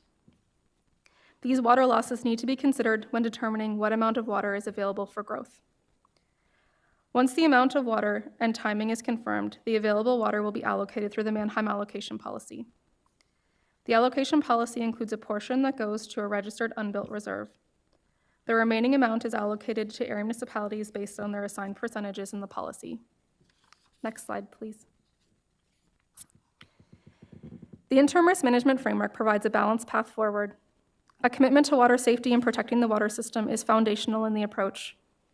By developing the framework, it has allowed anticipated risks to be identified so they can be mitigated, and it supports staged development for the community. With this approach, we anticipate meeting the demand for forecasted growth in Q3 2026 through to 2031. Next slide, please. And thank you for having me here today to present, and thank you again for everyone who contributed to the interim risk management framework study. Thank you, Nicole. I will carry on with part 2 of the motions, Chair, if you don't mind. Just proceed. So, Council, before you today are 2 recommendations. The first is to endorse the scenario 2 of the interim risk management framework as Nicole has laid out for you. The second recommendation is that the region of Waterloo, at Council's discretion, allocate an additional 15 liters per second from Wilmont Center on an interim basis, and that it be reassessed at the time of side stream capacity being added. As a backdrop of this, as directed by Council, staff explored and analyzed all options for new water, including the amount of water in Wilmont Center, to determine if some water could be transferred on an interim basis to the Mannheim service area. That analysis confirmed that there's enough water to service Wilmont area, and that the 15 liters per second is not needed for growth until after 2027. The 15 liters per second would only be considered available for the Mannheim service area until the Mannheim Side Stream Phase 1 and Greenbrook repairs are completed in Q2 of 2027. If council proceeds with the second recommendation today, the 15 liters per second would get us out of a supply deficit and allow us to operate sustainably. The next amount of water that comes online could then be fully allocated to growth. Specifically, the Mannheim Side Stream Phase 1 at 20 liters per second in Q3 of this year could be fully available for growth. Chair, when I arrived 3 months ago, the projected time frame to address the capacity constraint was 1.5 years, and you and I had a conversation about that. Mr. Brothers, do you think there's a way through this in the near term? And I said to you, we'll find a way to feather this thing through. The projected outlook at that time, when I came on board, I'd characterize as grim. There was not a lot of anticipation of success, but there was a lot of works in progress.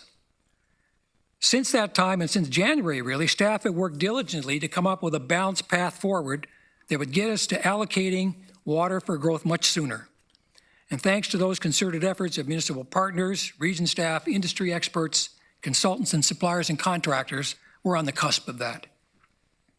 We do have a clear path forward to meet the water supply requirements and enable allocation for growth in Q3. Based on your direction to explore supply opportunities, we'll table this policy option for your consideration and direction. I'll park it there, Chair, and be open for questions. Okay, so we're now going to open the floor for questions on all of the reports, and I'm going to start with Councillor Rodriguez, who actually had an amendment you wanted to put forward on the first report, which was 8.1, correct? That's correct. Go ahead. Yeah, thanks, Chair, and thanks to staff for the update on everything that's underway, a tremendous amount of work. And Commissioner Gear, thanks for the update on the timing of some of the work around the transfer of servicing allocation. And so I just have, as this has been an evolving conversation over the last few days, I had put forward a short motion just putting a timeline on when we want to have this come back. This is a quick win initiative for many and something that will go a long way. And so it looks like it's in the system now, and would just ask that staff come back no later than July 8th, but I understand that could be sooner based on work that's underway in consultation with the area municipalities on a framework that would allow for that transfer of existing water allocations within a given unbuilt development where reserve capacity exists in the Mannheim service area. And so I understand that this is work underway, and we can potentially beat this July 8th date, but I want to put it on the record and really codify that this is work underway. So I'd welcome a seconder. So Chair. it's been moved. Is there a seconder? Councillor Seconded Salonen. by Yes, there Councillor is. Salonen. Okay. Any discussion? So this basically is putting a line in the sand that gives a time frame. I don't know if staff want to comment on the July 8th, 2026, no later than. Rod? Yeah, thank you, Chair Redmond. Yeah, this work is underway at the moment, as Councillor Rodriguez has noted, and I believe we can work within the July 8th. We hope, as we've mentioned, to bring this forward at least for a preliminary look by Council on the 17th. So it's been moved and seconded. Are there any other discussion? Okay, please use your e-scribe to vote.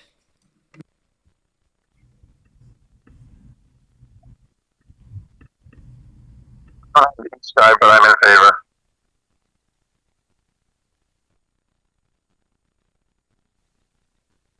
Chair Redmond, it's Colleen James, and I'm in favor. Thank you. I'm in favor as well.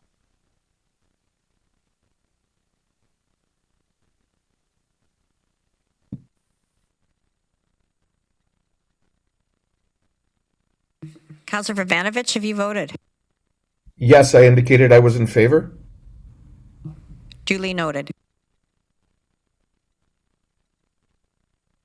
So, colleagues, that is carried.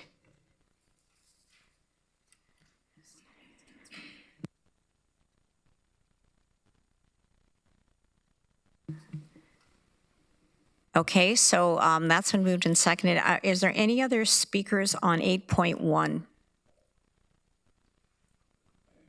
Seeing none, we are now moving to 8.2. Councilor Pravanovich. Thank you very much, Chair Edmund, and thank you to staff for all of the work that's been done, and to all of the community partners and area municipal staff who've been part of the process, trying to get to this point. I think certainly it's I know it hasn't fallen on some of us, if not all of us, the gravity of the situation and the impacts that this is having on people, their livelihoods, people's ability to get housing, affordability, and so on. And so I do hear the issues and concerns that were raised by a number of the delegations.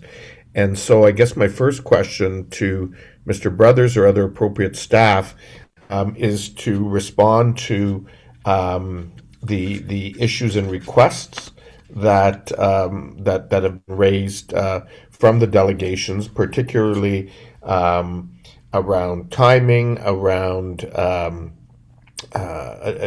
getting additional capacity, getting it moving quicker, and the need for the forward-facing agreements in terms of being able to allow projects to move forward, recognizing that they'll need water maybe only in 2 or 3 years' time. So I'm wondering if staff can respond to that, to those and other things that were raised by delegations today. Commissioner Brothers. Thank you, Chair. Those comments on the interim risk management will be addressed by Director Law. Thank you, Mr. Brothers. Through you, the Chair. I believe the first point that was brought forward by multiple delegations was in regards to the operational resiliency target. There were a number of delegates that spoke to a 10% proposal for the resiliency. As Nicole has stated, we are not setting a set percentage in terms of resiliency. We are setting it based on what is required to ensure that we have safe operation of our water system. And there's 2 pillars of that. The first is for protection for unplanned shutdowns. So those are the emergencies based on what we've seen over the last 2 years. The other is to ensure that we have capacity to take critical infrastructure offline for asset rehabilitation and maintenance to ensure that we can continue to have a safe water system. And the 10% does not align with our ability to do both of those things. It is a fluid number throughout the framework that varies depending on those future planned upgrades and protecting for emergencies. Okay. Well, I will say I continue to be concerned with the approach, because I'm hearing and I'm feeling, quite frankly, that collectively, as an organization, I'm not pointing fingers at anyone. We're not hearing the urgency, the economic impact, the reputational damage that is falling upon us at the region of Waterloo because of this issue. And this is not an issue about a few few builders or developers who are trying to build housing. This is impacting everyday citizens who have a dream of owning a home, with some of the financial incentives the provincial and federal government have put forward, and it's impacting hundreds, if not thousands, of people, and it will only grow, whose livelihoods and their ability to continue to live in this community and feed their families and pay taxes and do everything that they're expected to do is being impacted by this. And I'm hearing desperate cries for us to be doing more and to be doing it quicker. And so I do understand some of my colleagues have some motions in those regards, and I'll comment on those at the appropriate time. Councillor Gowing. Thanks, Chair. Just looking at this, can staff confirm that the additional 15 liters a second from Wilmot is separate from the core scenario 2 deferral approach? And can staff also confirm that the 15 liters will automatically return to previously approved allocation once the Mannheim side stream phase 2 and Greenbrook repairs are complete? So there's a part A and B of the staff motion, and part B refers to Wilmot, and I believe Ms. Law just said that it will be used on a temporary basis, but I'll let her respond. Thank you. Through you, the Chair. Part A, which is the endorsement of Scenario 2 for the Interim Risk Management Framework, does not currently include the 15 liters per second. If that is endorsed by Council, that will be, the framework will be updated to reflect that endorsement. Councillor Gowing? Follow up to that. So when we were going through the 1980 agreement and talking about the current 30 liters per second that we were taking, it was noted, and correct me if I'm wrong, that we couldn't use it as it was because it was only on a temporary basis. And now you're saying that this 15 liters a second is also going to be a temporary basis, but we can, for me, that's conflicting on how we can use this, and we couldn't use the 30 liters when the agreement was in place. So who would like to respond to that? Chair, the 30 liters per second, as Council heard, was going through a long-term testing that Council considered the full utilization of that 30 liters. The 15 liters per second was earmarked for future growth for the Wilmot Baden area. And as a consequence of that, it was, if you will, reserved. The capacity is there, but we didn't utilize it. We identified it, but it was reserved for the long-term growth of the community. So Council direction we are now utilizing, and the 30 liters per second is now being used within the system, and it has been added onto the capacity that you saw on the graph there. So we're fully recognizing the full utility of that 30 liters per second today. Until such time as we have the framework put in place, we couldn't, if you will, insert the 15 liters per second. If the Council approves the 15 liters per second, and as Ms. Law referenced, we will insert that into source of supply within the interim risk framework, the effect of which will effectively generate additional 15 liters per second that will put to the resiliency, minimum resiliency that we require. Councillor Gowing, does that answer your question? Not exactly, because we could have used that for the 30 liters per second, but we were told we couldn't because it was only on a temporary basis. And that's why that was the whole reason we got rid of the 1980 agreement, so that we could do that. I'm confused on why we can do it now, allocating it with our approval, but we couldn't back then.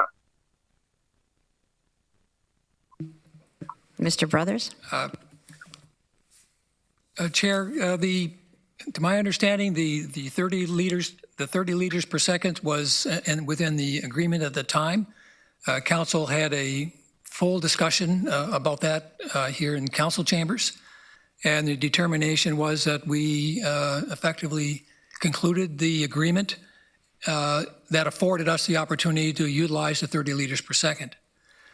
15 liters per second, again, Chair, was earmarked for future growth, and that's why it was not included in the consideration until we had direction from Council to look at all opportunities for available water. Under that direction, we've come back to you with this recommendation that defines a short-term utilization of that capacity for the benefit of the Mannheim service area, with a deadline that upon completion of the Mannheim Phase 2 and repairs at Greenbrook, that would be, if you will, no longer utilized. So it's an interim utilization of capacity that is available based on your direction to assess what opportunities are there for us and for use within the Mannheim service area.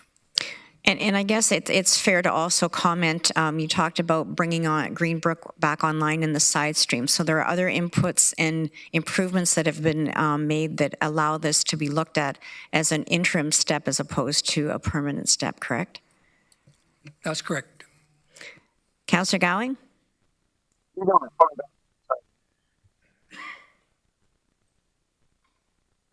We either lost you or you said okay, so I'm going to get back in the queue if you want. Councillor Salonen, you're next. Thank you, through you, Chair. Following up on what Councillor Gowing was asking, because your answer didn't actually answer what I believe his question was, because it was one of mine.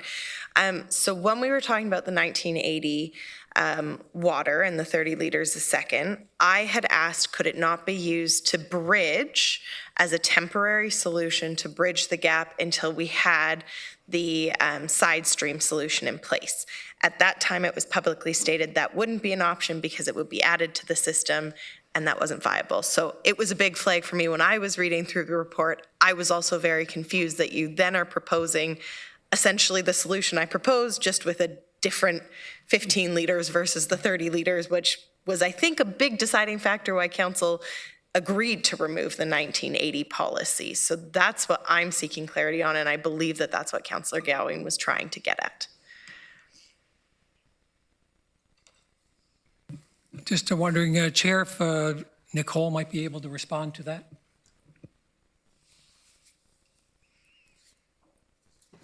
Through you, Chair.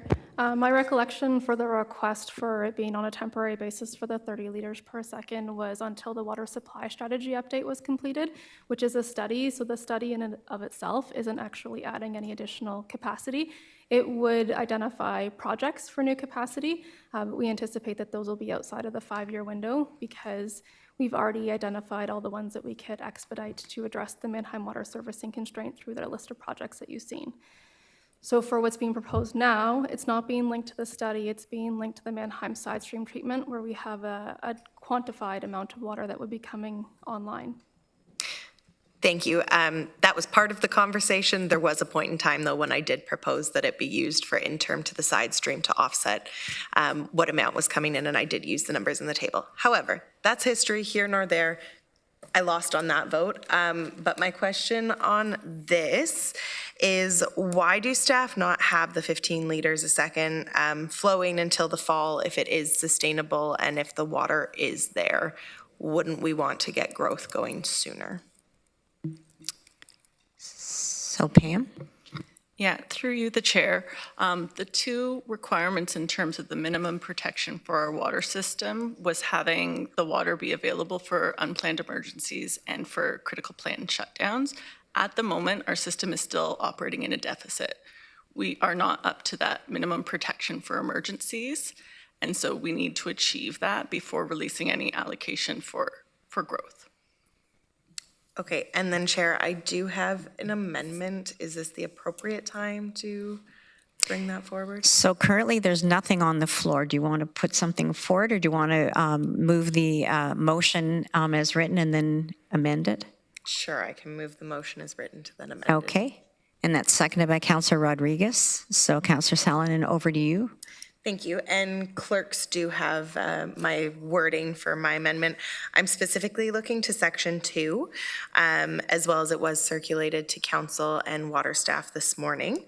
But essentially, looking at this, I recognize that there's a tension. We need to obviously have development. We've heard from our development community. We can't continue stalling an entire industry. But Wilmot also recognizes that our residents are directly impacted by activity and continued pumping in the wells. And to this point, the correlation has yet to be proven whether or not it is due to our pumping. Wilmot Council did on Monday at our Committee of the Whole pass a motion that is to establish residents and businesses who, protections for them who are being negatively impacted by additional pumping in Wilmot due to increased pumping of the regional wells. To that effect, I've brought forward this amendment to the motion, and do I need to read it or did everybody read the copy of it because it is kind of lengthy. I think everybody has a copy of it, but just to confirm, so you're moving Part A and B of the staff motion, but you're amending Part B, adding on this additional information. Correct. So my amendment would be striking out what's currently there and then adding on my proposed amendment, which Councillor Vervanovic has agreed to second. Okay, and just so I don't have it in front of me, so what are you striking out? All of Part B and reinserting it, or you're adding this to Part B? You're striking Part B and putting this in its place. Correct. Which, for those in the audience, it does still allow for the 15 liters a second. It makes it explicitly clear, however, that it's an interim basis. I know staff had revalidated that, but I really wanted it in writing, explicitly clear. And then it also ensures that we'll have emergency water for anyone in Wilmot who experiences well interference issues, regardless of if it's actually found that it's us that is the problem, and really just ensuring a few other measures that until we have our new well interference policy in place, that this gives protections and assurances to Wilmot residents in the meantime. Okay, I see Councillor Vervanovic as second. Do you want to speak to it, and then we'll ask staff?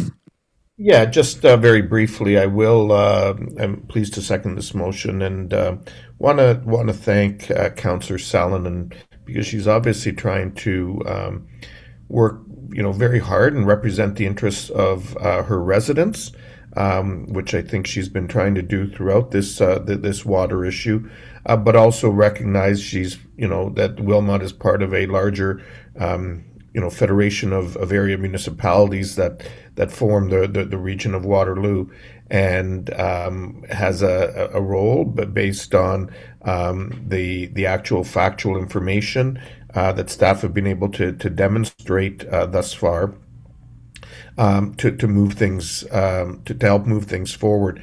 I think this motion strikes that right balance in terms of meeting those needs until additional supply is provided in the system, and also provides an opportunity for it to be considered as part of the longer-term strategy, which is slated to come back to a future regional council in the next 24 months. I do think there is one thing that is part of this that may be helpful, particularly for those who are dealing with water issues.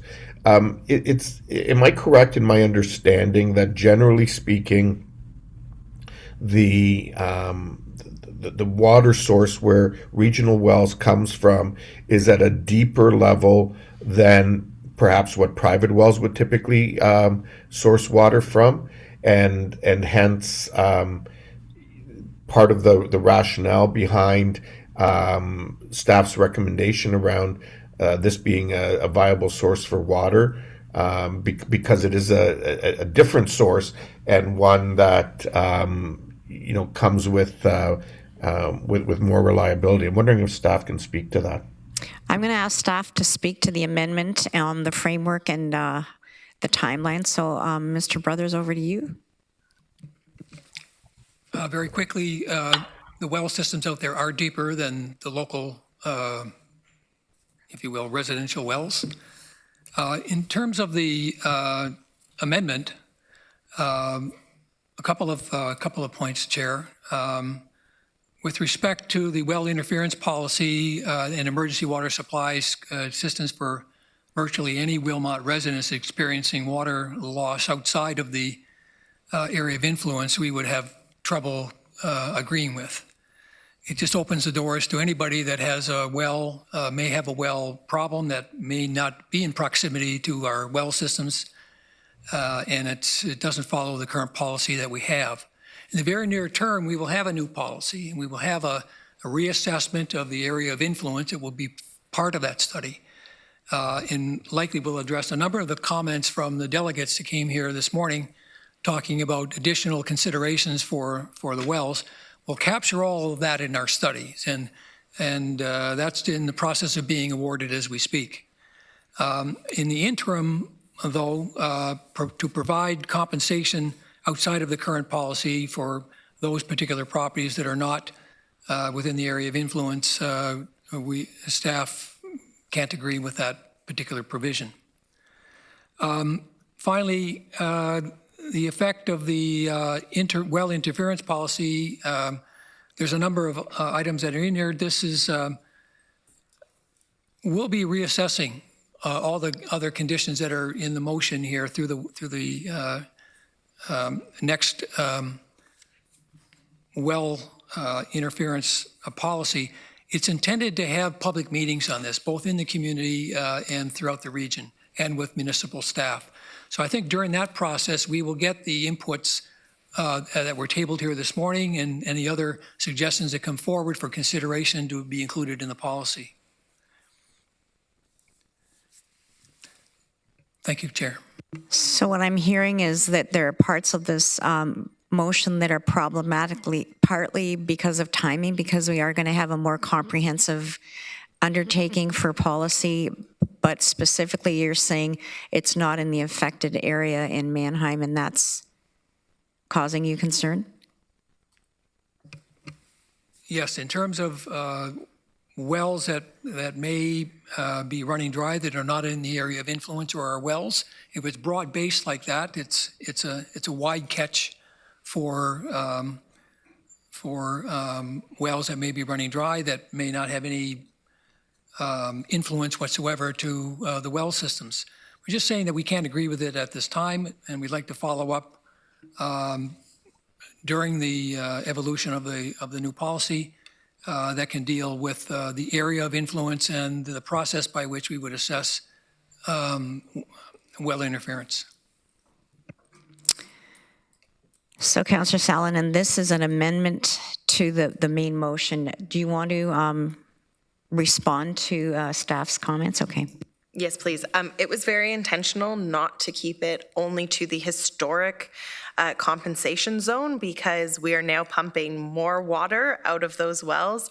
So it's pretty logical to then think there may be impacts to a wider range of people beyond the historic compensation zones. Keeping in mind the historic compensation zones were established with the 2015 policy, and those were obviously 2015 and prior numbers of pumping. Now with this also additional 15 liters a second, again, it's safe to assume that there may be, and again, I'm not saying it's happening. Frankly, I hope that we don't see any negative impacts on people's wells, but there may be people outside of the historic compensation zone being impacted by this additional pumping.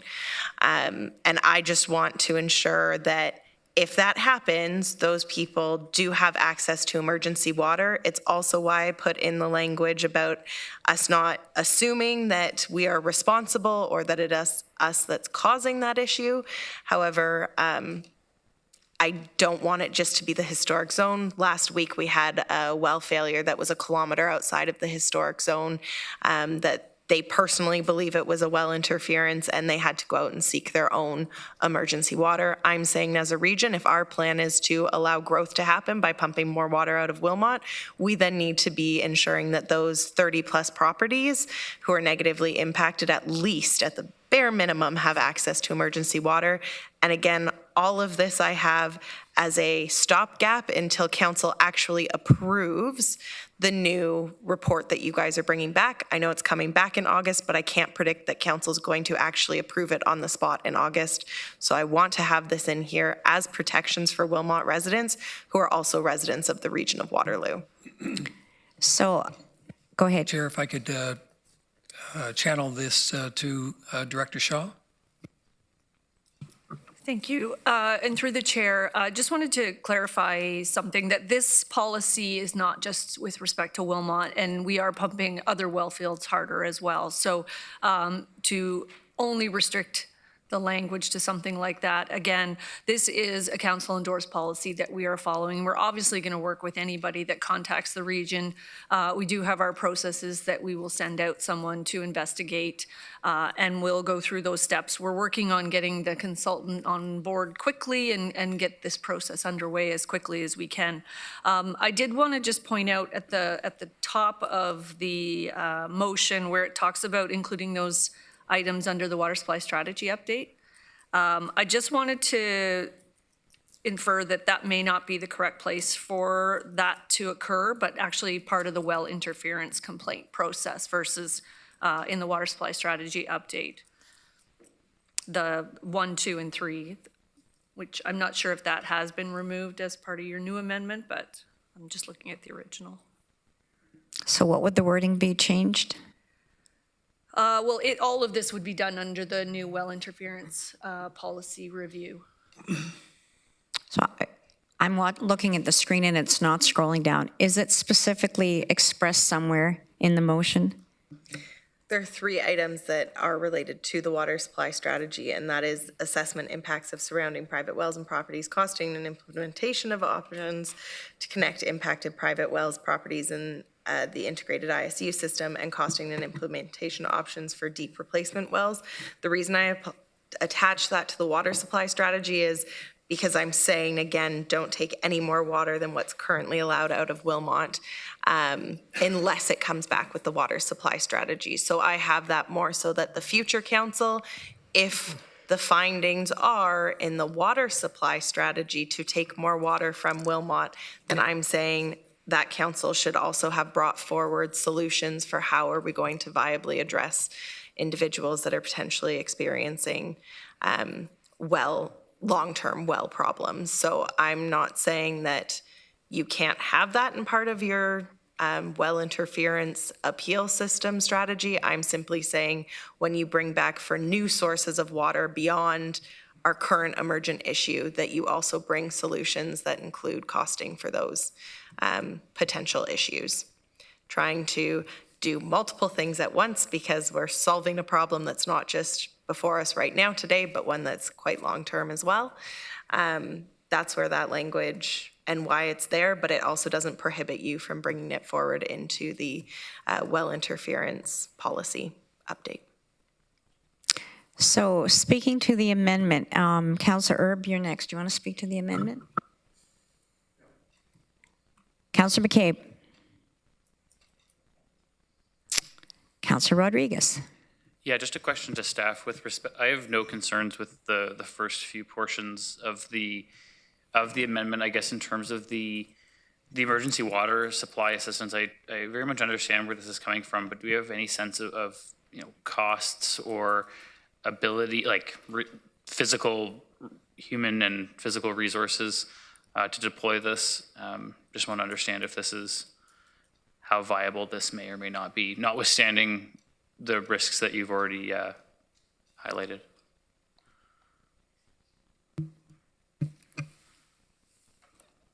Each situation is different, Madam Chair. We do investigations on site to check for mechanical performance and so forth, so there's a cost associated with that. There are other hydrogeological studies that we've undertaken. Those can run in the ballpark of $8,000 to do a more detailed assessment of aquifers. If a new well is determined arising from our withdrawal that we would agree to replace, cost of that can run, and again, it depends on how deep the well is. So there'd have to be a range with that, and new wells can typically run 20,000, 30,000, perhaps 40,000. Sorry, Chair, I meant with respect to like the cost of emergency water, like just with respect to, it says the provision of emergency water supply assistance.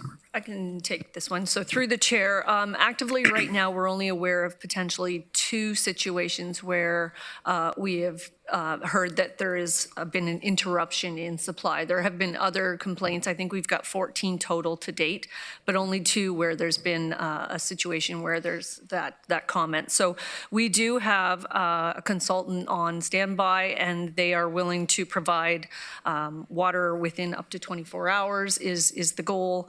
A couple that typically in the policy comes out of the $4,000 that could be allocated to someone. Obviously, we're being flexible in the interim during this period, and we'll work with residents if that is the case to get them access to clean, safe drinking water. But it would likely be a couple of $1,000s maximum until we get the situation resolved. Okay, I'm comfortable with that. Thanks, Chair. Councillor Rodriguez? I'm comfortable with that. Thanks. Thank you. Okay. Councillor McCabe? Councillor James? Oh, sorry, I didn't realize my hand was up. Go ahead, Councillor McCabe. No, that's okay. I'll just cue back in. Councillor James? Yes, thank you. Through you, Chair, and apologies if I missed this question. It's a question regarding any sort of legal liabilities with extending this area. I don't have an issue with the amendments, but with extending the area and providing the emergency water, and just to get our lawyer Fiona to chime in here if there's anything that she may foresee with this potentially. Fiona? Through you, Chair. As part of the update to the policy and the work that will be done over the coming months, that will be an assessment that will have to be included and that we would report back to Council on. Okay, thank you. Councillor Gowing? Yeah, thank you, Chair. Yeah, I think this is a great idea, and I've said before that right now Wilmot is carrying us, so anything that we can do to mitigate the risk to the local wells is something that we should be looking at, so I am fully in support of this. Okay, so I have no other Councillor Shantz, are you speaking to the amendment? I am. Sorry, I thought I had put my name on the list. I support the amendment, and I think part of what I struggle with through this whole piece is that I know that the aquifers are connected, and I know they're not just like a straight line of one aquifer, another aquifer, another aquifer. There are holes and valleys and hills within the aquifer, and so while 10 or 20 years ago we may have understood the scope of it to be one thing, I do believe the scope can change, and I think especially if we're taking 45 liters per second is essentially what we're taking from Wilmot, I think we have a responsibility to ensure that the folks there have adequate water. Okay, I have no more speakers. It's been moved and seconded, so please cast your ballot on the amendment.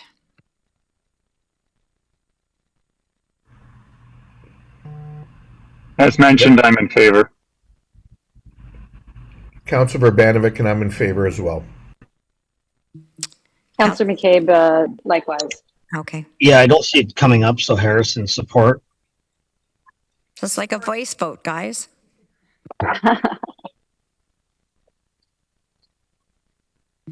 Councillor Liggett and Foxton, if you can indicate.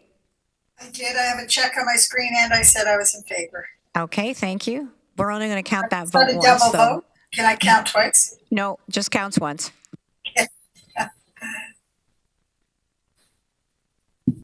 Councillor Foxton, are you on the line?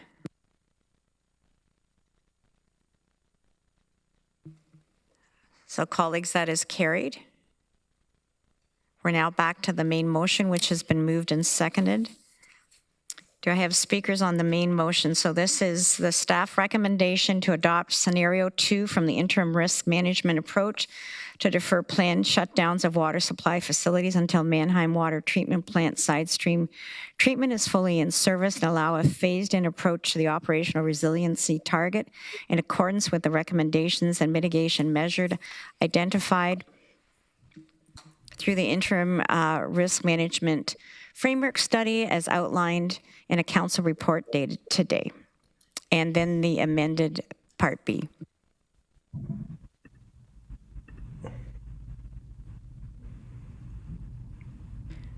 So, Councillor Erb, I'm going to go back to you. Did you want to speak to the main motion? I've skipped over you twice. Thank you, Chair. I did want to ask a question of staff on the deficit of the resiliency factor. Where have we been sitting at that since fall and now? Is there a bit of an average, or where are we sitting at our resiliency factor? Thank you. Through you, the chair. When we identified the constraint, we were sitting at a deficit of about 70 liters per second. So with the milestones that have been proposed through the interim risk management framework, we're introducing 76 liters per second of new water. It says deficit of about 71 liters per second, which allows that 5 liters per second additional to be released. So we're looking at about a 70 liter per second deficit to meet for unplanned emergencies. But you're not translating that into a percentage. Oh, in terms of percentage, we are looking for the unplanned emergencies as 6% protection of our water system. The other percentages are fluid as indicated previously based on upcoming planned work. Until Mannheim side stream is online, we have deferred any of those, so we are not protecting for future planned shutdowns until the full capacity of the side stream is back online. Okay, if I may, so do we, in the long-term planning, like, are there any projected shutdowns that are going to have to happen because of maintenance kinds of things, and those are the ones that are being deferred then? Absolutely, yes. Our staff had gone through a critical review of all planned works over the next 5 years. The first, which Nicole referred to as scenario one, was optimizing the planned work over the 5-year framework period. And so that was already moving some of those planned renewal works. The second was to defer any of the works that were planned until beyond Q2 2027 when Mannheim side stream was brought online. Okay. And sort of another question, but it was related to the delegations earlier on, and particularly the one on Activa with the new servicing agreements. I guess those questions are sort of passé now. I'm just wondering, with this extra 15 liters that we might be getting for Wilmot, does that make any kind of a difference in what they would have to get in a new servicing agreement? Through you, the chair, I think the reference was for an existing servicing agreement that's in place. Yes. So the allocation policy would talk to how those registered unbuilt servicing agreements will be handled. So that's not under the interim risk management framework. So I would ask. Amanda, do you want to jump in? Sure. Yeah, through you, Chair Redmond.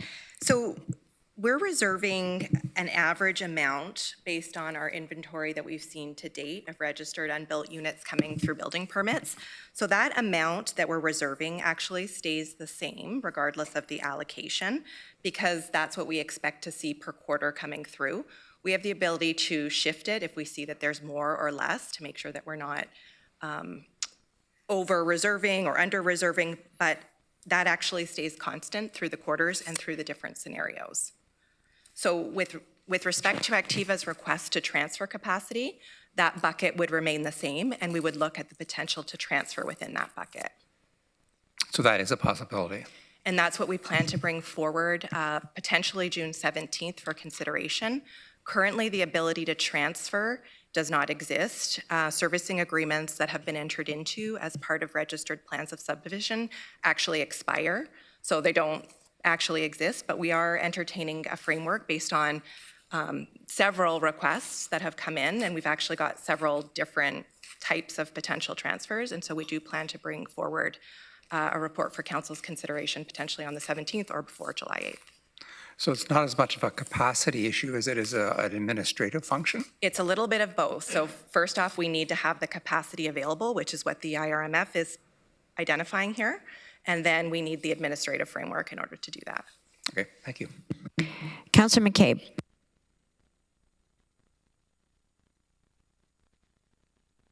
I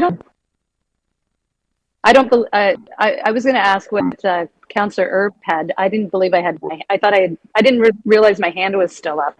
Is it up? Not anymore. Okay. No, I just, that transfer piece is really, really critical. Thanks for asking that, Councillor Erb. Councillor Harris.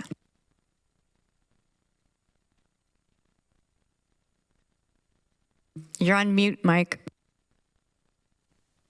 The old mute trick. Yes, I would like to propose an amendment to this item. I did circulate it to clerk staff and to council, and don't know if this is the right time to be able to do that, but So do you want to, so you're ready to move it. Do you want to speak to it, Michael, and do you have a seconder? sure. I can speak to it first, and then if there's a seconder on the floor, I guess I'll second it. I'm happy to second it. Okay, I'll read it, and I know it'll generate some discussion likely, and that's what we're all here to do. So therefore, be it resolved that the regional municipality of Waterloo, one, immediately adopt a maximum initial resiliency target of 10% based on a hybrid of 3 risk management scenarios presented by our staff. 2, report to council no later than June 17th, 2026 on a forward-looking servicing policy for council consideration in consultation with area municipalities and other partners, including the Provincial Development Facilitator's Office. 3, provide clarity and sign off on Form 1s working with area municipalities to permit projects that have already received full planning approvals to proceed through conditional building permits and phased construction without further unnecessary delay. 4, enable and prioritize conservation measures, working specifically with the development, residential, and IC&I sectors as the region works towards a longer-term resiliency factor of 20%. And lastly, engage the Ontario Clean Water Agency to conduct an independent peer review of the region's capital plan and subsequently support regional staff through its execution for a period of 3 to 5 years, and that any capital projects experiencing undue delays be accelerated without further deferral, and request MECP, the ministry, and the province of Ontario to continue to provide support and resources as needed. I do believe I have a seconder in that. It obviously is very self-explanatory in terms of the nature of my amendment. We've been in this situation now for well over 6 months or so. We have heard from the industry collectively at every turn. Look, we just read recently our population growth was very stagnant last year, year over year. There needs to be, or has to be, some slack within the system to permit our economic activity to continue in the region as being a leader in Canada for growth eventually. And so I'll finish with that. I'm sure staff may have comments, concerns with regards to this, but I'm hopeful that my colleagues can see where we're headed with this to provide certainty and clarity within the sectors while balancing the needs of preserving our water system here in the region. Thank you.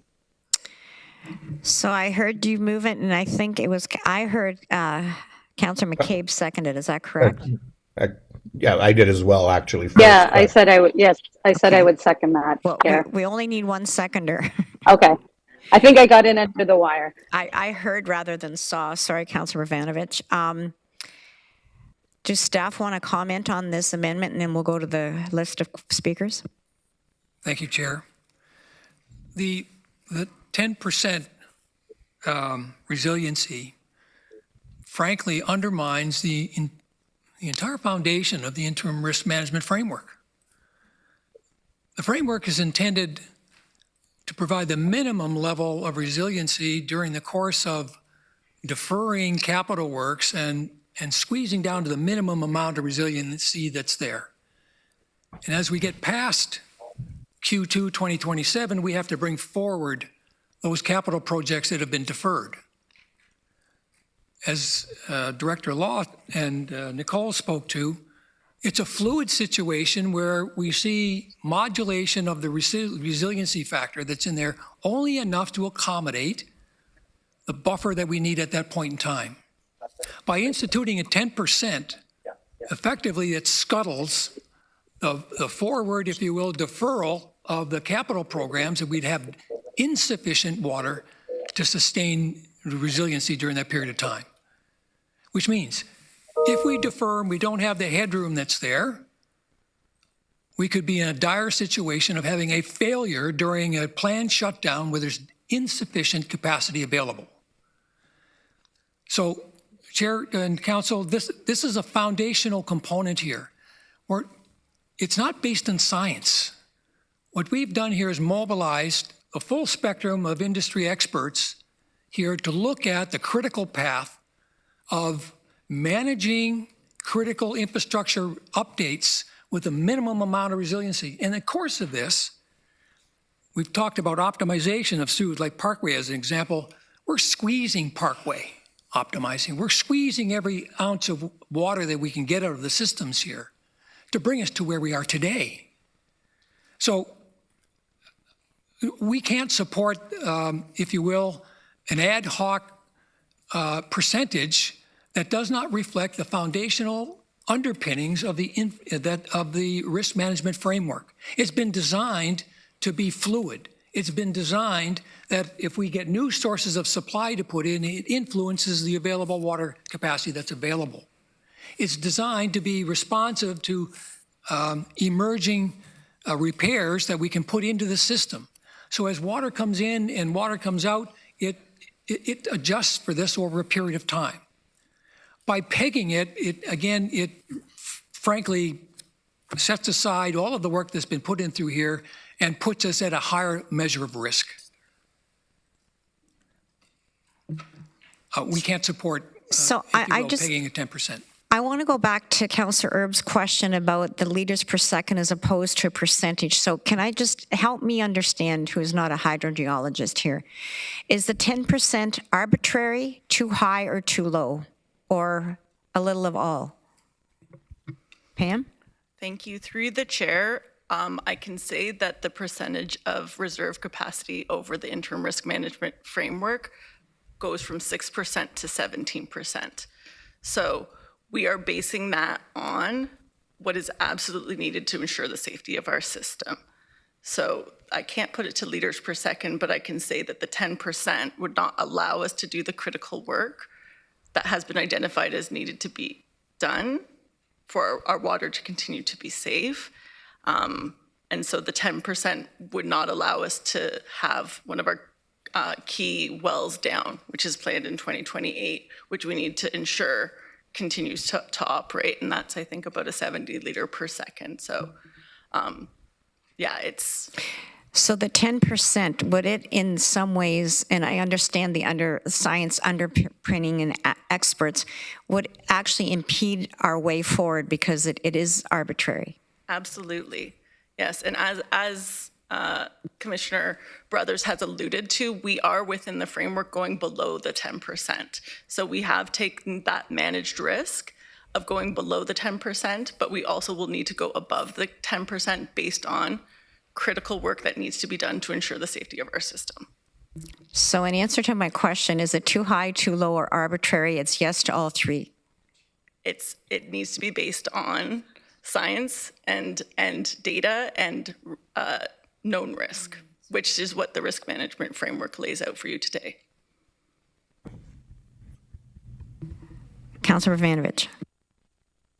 Well, thanks very much, Chair. And let me begin by thanking Councillor Harris for putting this motion together, gathering thoughts from a number of members of Council, and also trying to encapsulate some of the feedback that we've been hearing from the community. I am also finding it a little interesting from a process point of view.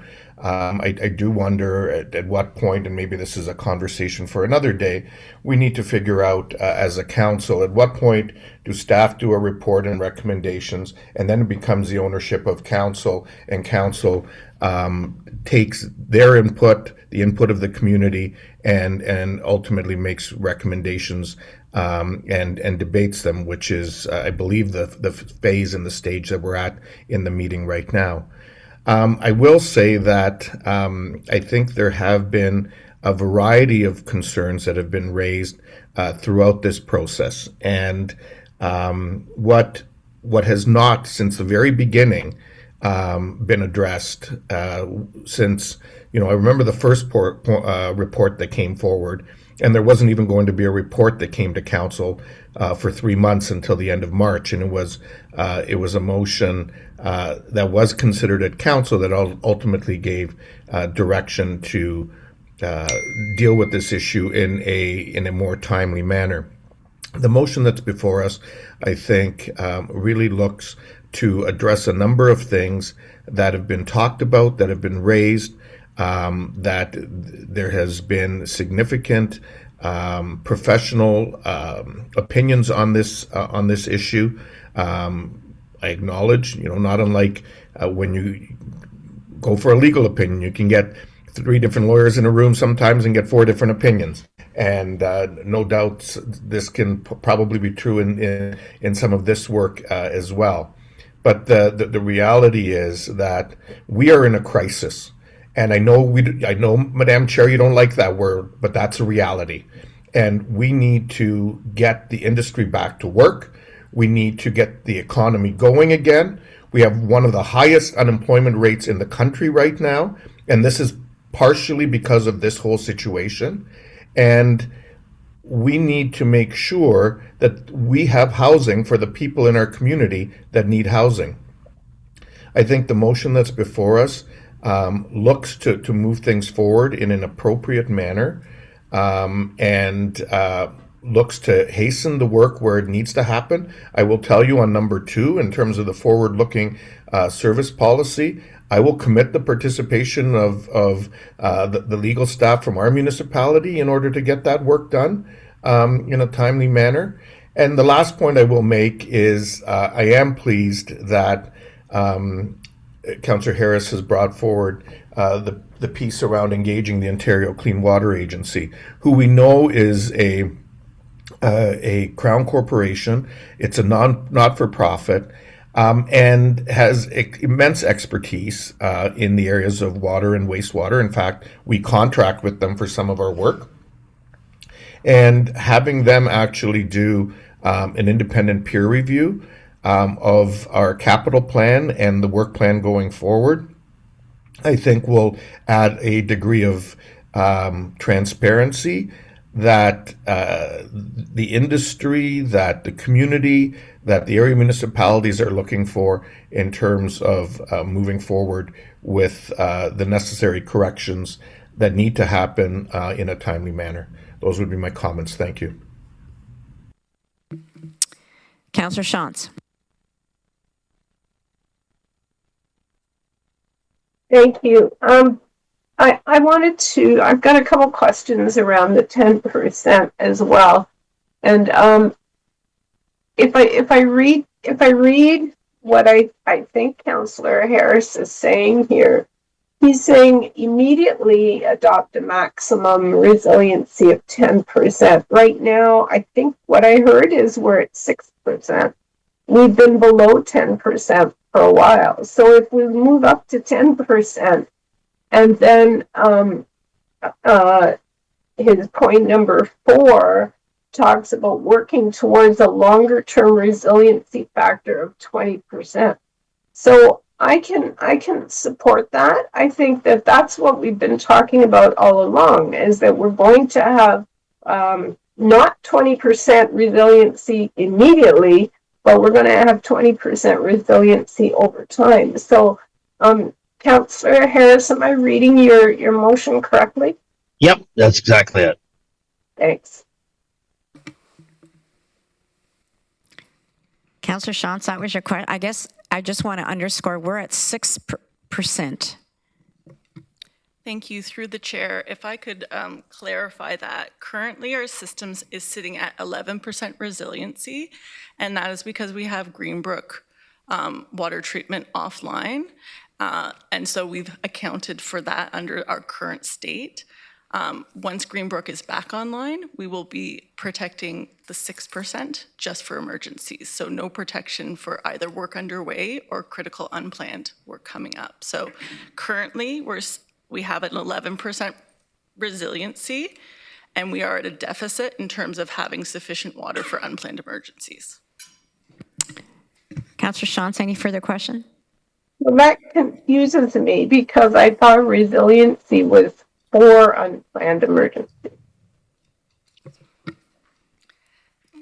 Thank you. Through you, the chair. Yes, we do want to have protection for both critical work for planned shutdowns as well as for unplanned emergencies.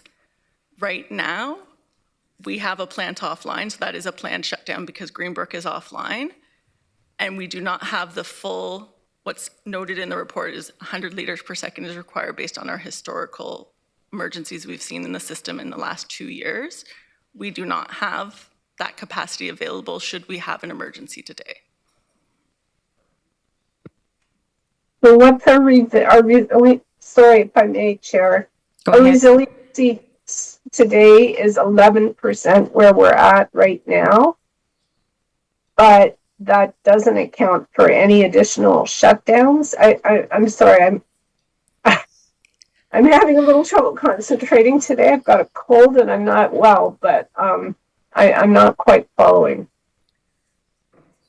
Yeah, through you, the chair. I think as you've heard around the table, we have our Greenbrook water treatment plant offline. So we've accounted for that in terms of planned shutdowns that are currently happening right now. Those are critical works that need to be completed. And so once Greenbrook is back online, we are not planning any further shutdowns. So there were works planned for this fall, and those have since been deferred. So we're not protecting through scenario 2 for any additional shutdowns, and we are working diligently to bring Greenbrook back online. Councillor Leggett. I guess what troubles me, thank you, Madam Chair, what troubles me about this motion is that there's no timing here. And I understand that you can't do timing because it's all about the water table, but to say initial, I struggle with that because if we're trying to achieve at least a close Jan, you just got really quiet. Did you move away from your mic? Nope, I'm still here, same spot. Yeah, when we talk about a longer term resiliency of 20%, but then an initial resiliency of 10% in this motion, I'm not seeing anything that tells me at what point we move away from the maximum of 10%. It says maximum here. I'm really struggling with this motion.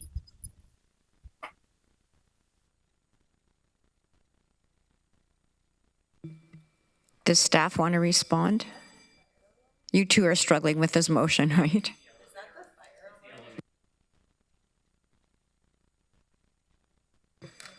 Okay, who pulled the fire alarm?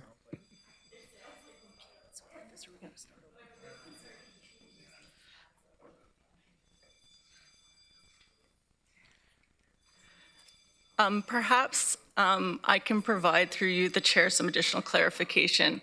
The motion on the table at the moment for 10% would put us in a larger deficit in terms of having protection for emergencies. Right now, with our current facility offline, Greenbrook, if we were at 10%, we would have even less water to protect for emergencies. It leaves our system quite unsafe to be able to respond to if there were a failure. And thank you for the answer, and thank you for talking through the alarm. It's an elevator alarm. So I hope no one's stuck in it, but the good news is none of us are. Councillor Rodriguez. Thanks, Jerry. I appreciate the soundtrack to my remarks right now. So I'd actually request that we vote, when we go to vote, we vote on item 1 separately from the rest of the motion. I think staff did a great job explaining why 10% frustrates the framework that's before us and actually allows us to get below 10% at certain times to be variable, and that we've actually moved from like a rigid, that adopting this framework actually moves us to a variable situation over time. From my perspective, though, I fully support item 2 and generally the balance of the motion, because right now, time is of the essence, and we need forward-looking servicing agreements and some mechanism to, not even for the private developments that we've heard so much about today, but for quite frankly, some of the affordable housing funding that has come to our community from other levels of government that could vaporize in an instant if we don't get our act together. And that's money that this council doesn't have to do. And so I would absolutely be devastated if some of that money leaves our community, notwithstanding all of the money that's already left our community from the partners that have been here today. And so I would perhaps encourage council to consider the balance of the motion, but not item 1. I think item 1 will frustrate the work that is in front of us and has been so diligently done, but I wholly support everything else because we need to allow for some certainty and for some things to proceed sooner than September 2026. So Councillor Rodriguez, we will take point 1 separately from the other 3, and it's interesting that there's been very little conversation. It sounds like everybody's sort of accepting of the other 3. It really is the 10% that's contentious, so we will take that separately. Councillor Erb. So we're speaking to the amendment here, the 10%, or we're speaking to the amendment here, the 10%, or on everything? This is Councillor Harris's amendment, so if you, you can speak to whatever you choose. I can't support the amendment. There's this adage that we're playing with fire. Here, I think we're playing with the safety of our water. And it concerns me that we may not, that we would be in a definite position for any unplanned emergencies, that I just don't think that's a responsible position for us to take given the constraints and capacity that we're in. So I'm not going to be able to support it. Councillor McCabe. I was going to ask what moving the 10% to 12% or 15%, what staff would think about that. But I know, but that's not.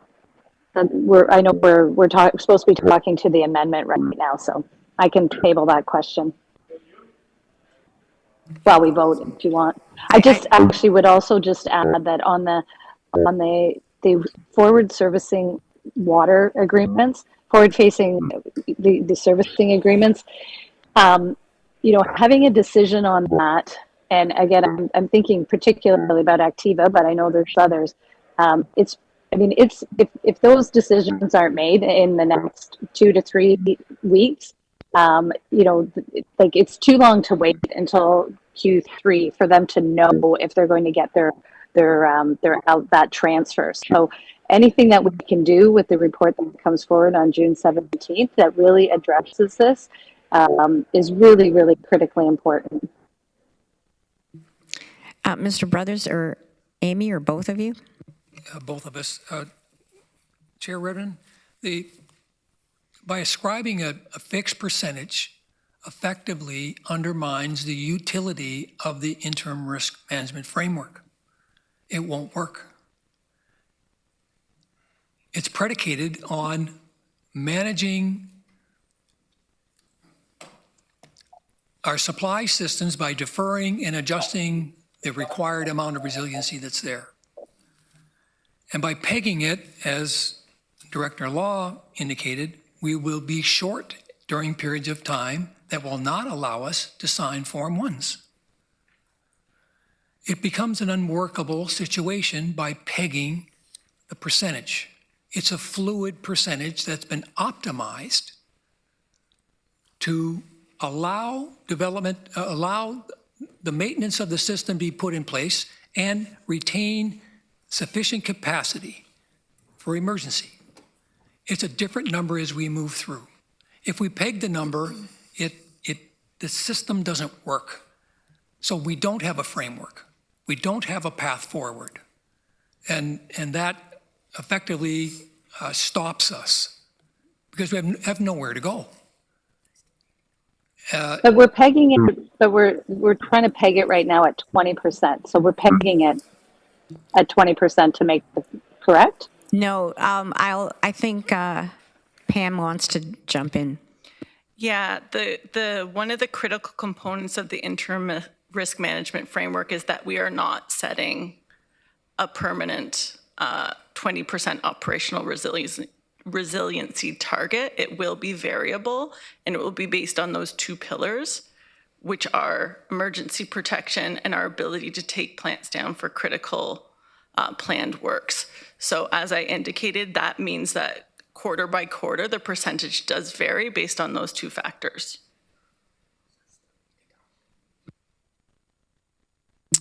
Yeah. Amy? Yeah, through the chair, thank you. I did want to speak to the part of the motion that talks about requiring us, is the way I believe it's written, to sign Form 1s for any servicing agreements is what I'm reading. Again, if we're in a deficit, that is not possible. So you cannot sign a false attestation on a Form 1 while we're in a deficit. So I do have concerns with the way that motion, that part of the motion is written, and could not agree to that if we're in a deficit. So until that allocation comes forward and is available.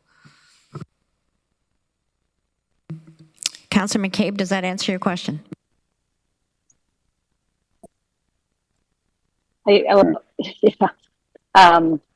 Yeah, it's fine for now, I guess. It's not what I guess where I'm confused is that from the start of this, we were told about this 20% resiliency that was needed, that we needed to work towards.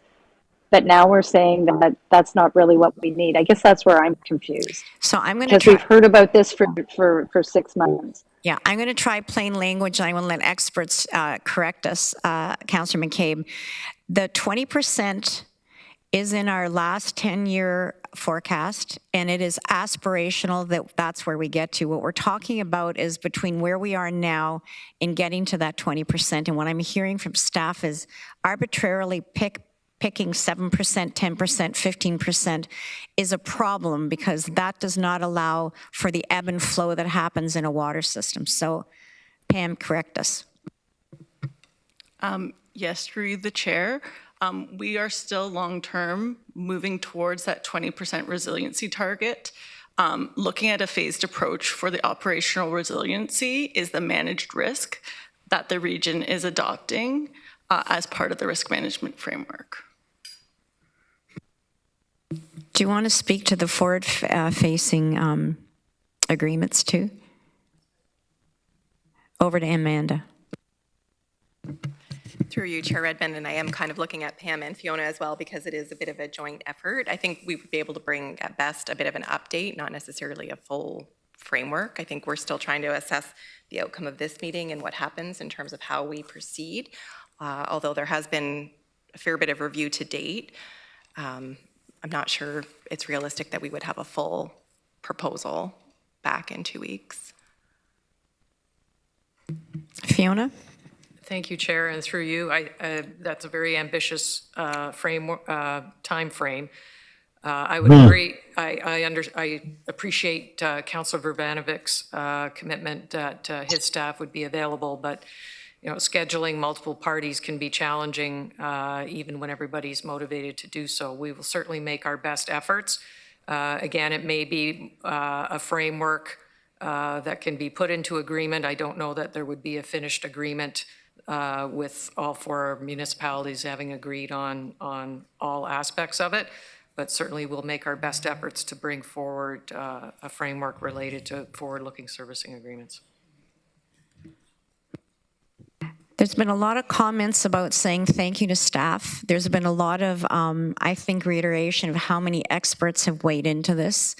And I would have to say that my take-home message, and this applies to everyone who delegated past and present, is we're all in violent agreement that we want to get through this. We want to get to the point where there is no constraint in the Mannheim capacity area.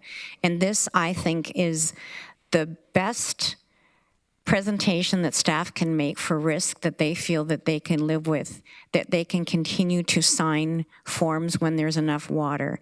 And by moving off of this, it may in fact hobble the forward motion that we're hoping this represents today. Councillor Harris. Yeah, thank you. I appreciate there's lots of back and forth, and obviously respect our staff's work on this, as we have heard on many other measures. I mean, staff are there to provide their perspective. We also have heard from, others that will have disagreed throughout this process. We've heard early on about the resiliency, factor in other communities that are much less than 20%. And I would just remind folks that this particular motion speaks to a maximum initial resiliency of 10%. So, it's not a fixed number per se, that there is some flexibility there. But don't forget, we're already operating under that currently, and our system is operational. I understand, they're looking forward for potentially, something catastrophic were to happen. I believe that the investments we've made in term should be helping us, bring new capacity online like we have today, in fact, for Wilmot in the last little while. So, already operating at a resiliency of 6% tells me that, with limited growth in the community and the fact that many of these projects will have, take years to actually complete. I mean, we're talking, about, affordable housing projects and, other residential aspects that we need to continue to keep our, community moving. Shovel goes in the ground today, but may not be even the need to turn a tap on for 1, 2, 3, 4+ years. And so I'm hopeful that throughout, this exercise, we've heard that we are providing safeguards in the system, but we have to push the limits here to balance out the needs of our economy. And I think I've provided in number 5, the engagement of the Ontario Clean Water Agency, who has obviously a reputation here to ensure, clean, safe drinking water is first and foremost. And so, I'm not going to get into any larger debate here with staff. I appreciate their disagreement in what I'm doing here today, but I think we've heard loud and clear that we've got to move forward. Of course, we all want to be safe and limit our risks, but at the same time, we have to push the envelope, and balance the perspective of our community. And I believe in this motion will do just that. So, thank you for my colleagues, Councillor Urbanovic, McCabe, and others that spoke to it, but hopefully we can work within it. And I guess on the timing of things, I do know it's aggressive. At least there would be a report that would come back to council on June the 17th about the progress if we're not complete as of yet. I think that number 2 can be read with, at least some sort of, update to council if we're not there yet. Where we're at and how close we are to tracking completion to that. At least it holds folks accountable to get them to the table, knowing that we are in a 911 situation and that we've got to have all hands on deck. So I'll conclude it there, and I'm hopeful my colleagues will support me in this motion to keep things moving here in our region. Thank you, Councillor Harris. Councillor James. Yes, thank you. Through you, Chair. It's been very interesting dialogue so far. I have a question about the 10% resiliency, as I feel like there's this underlying tone that if we approve this, then all of a sudden we're going to be able to approve a whole bunch of forms. So the staff could just confirm, if this were to go through, this doesn't necessarily mean like tomorrow things are going to get signed and all of a sudden we've got permits and F1 forms going through. Can you just confirm the process in the event that this does go through? So, Councillor James, I was looking at point 3 as well, which is provide clarity and sign off for Form 1s working with area municipalities. So I'm just wondering, can you respond to both Councillor James' question and the impact that point 3 has? Thanks, Chair. So through the chair, I can speak to the Form 1 piece. It will not allow me to sign Form 1s just by going to a 10%. I think as Pam mentioned, we're actually less than that right now. So if we increase it to 10, then it'll actually be longer. We still would not be releasing allocation until we're not in a deficit. So, and until we're not in a deficit, I don't believe building permits would be signed. I don't believe Form 1s at both the municipal level and at the regional level would be signed. So that still is a factor. Councillor James? Yeah, and I guess then my other question is around, again, a process, because I believe, Chair Redmond, we do have the province and facilitators who are part of this, overseeing. would it be of value or an appetite, I guess, to get some input from them on this process and this motion? Just thinking, I want to make sure we're doing our due diligence, and as we have that facilitators who are with us, is there an appetite, or I guess would it be, beneficial to have them part of the discussion process? Because I know they're meeting with staff around this.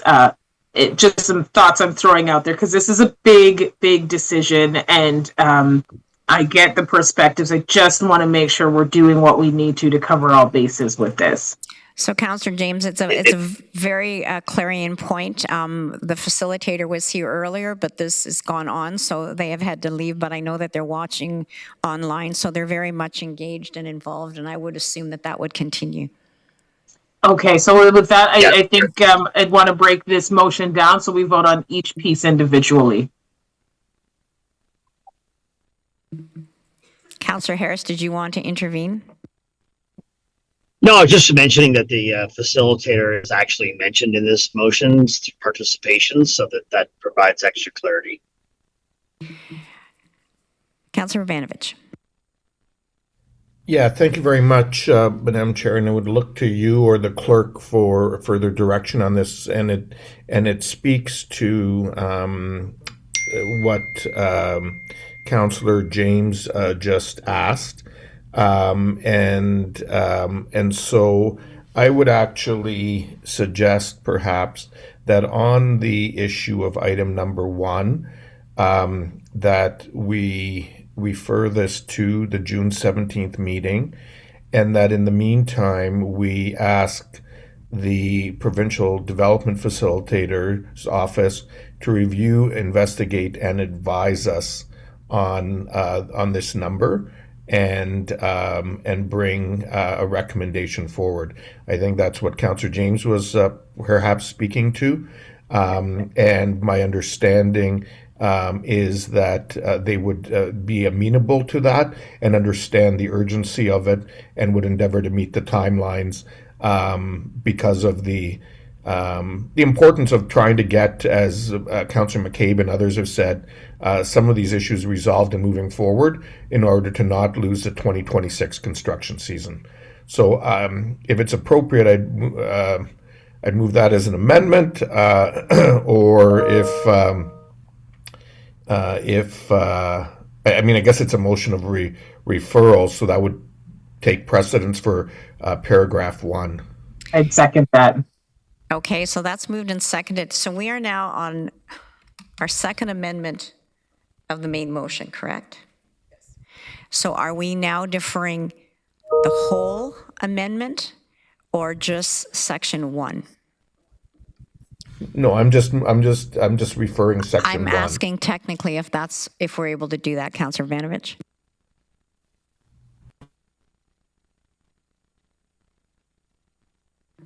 Guess I'm calling a friend here. Tim, can we do that? Through the chair, can I have a couple minutes just to see how we can figure that out? Okay, so we will wait a moment. I mean, it was requested that each item be voted on separately, as it was, so Yes, we should be able to just deal with number 1 in that regard. Yes, I've already made that statement, Councillor Harris. Thank you. I just want to make sure that the motion to defer or refer to the 17th only applies to number 1.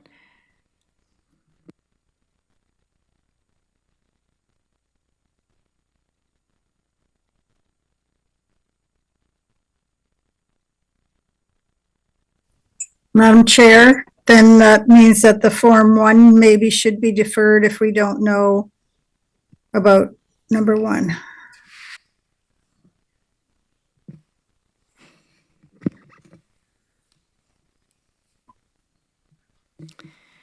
So we've had a very vigorous discussion, and I'm wondering if the mover and seconder, and I think the seconder, or Barry, I guess you were the thirder for the first one.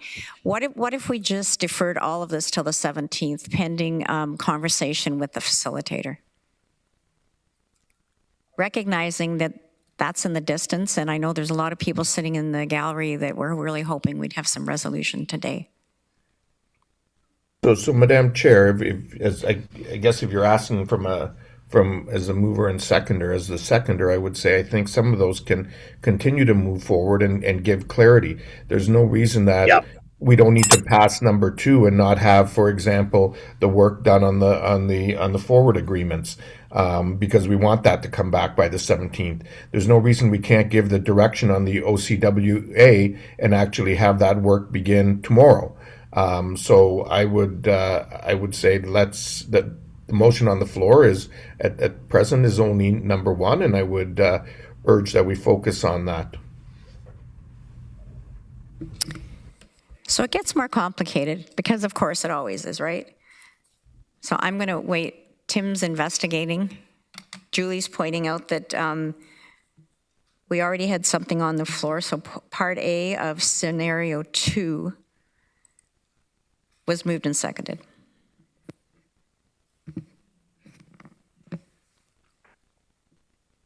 Go ahead, Tim. So, Chair, I think perhaps the most expedient thing to do would be to, because it's all been separated, you currently have a motion to amend the main motion on the floor.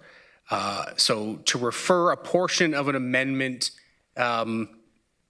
it leaves the complicated piece that there's still the part that's being amended hanging out there. So perhaps the most expedient thing to do would be to drop everything and have someone introduce the pieces that individually and just deal with everything separately. So you could introduce part A of the main motion and referral of part A / the 10% and the piece to the facilitator, and perhaps we could take a brief recess to write what that would be up, but then go through all the other individual ones separately, rather than having a complex piece where we're deferring an amendment to a motion, but also wanting to approve pieces of that motion. And that perhaps the cleanest way to do it would just be to go back to the beginning and vote on them each separately, not as amendments, but as individual motions. And I'm looking at my team who may hate me for suggesting that because they have to put that all into eScribe, but I think that's probably the cleanest way to do it. So colleagues, I'm going to ask for your indulgence, and we're going to take a 7-minute break. And the fire alarm is not ringing, either is the elevator alarm, so we will be back to you in 7 minutes. Madam Chair, point of order before you take that break. Yeah. Just based on that input from the clerk, I guess my question may be, you had asked at the beginning that the original motion be put on the floor in order to be able to discuss any amendments. The reality is that, in fact, a number of these things could be considered outside of there being any amendments at all. And so perhaps what may provide that clarity is to just have 2 clean motions. And maybe that's what the clerk can work on? That is exactly what he's suggesting. So now in 6 minutes, we'll be back.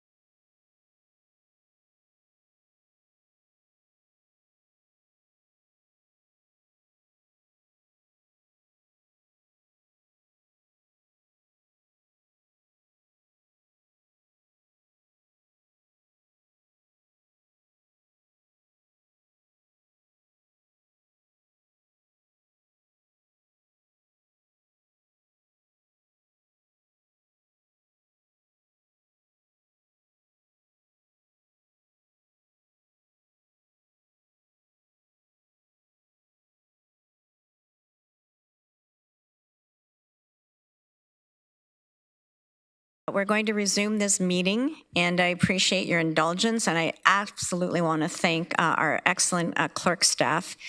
Before we go to our proposed new approach to this very important matter, I'm going to ask Ken Brothers to speak and Michelle Grenier. Ken? Thank you, Chair Redmond.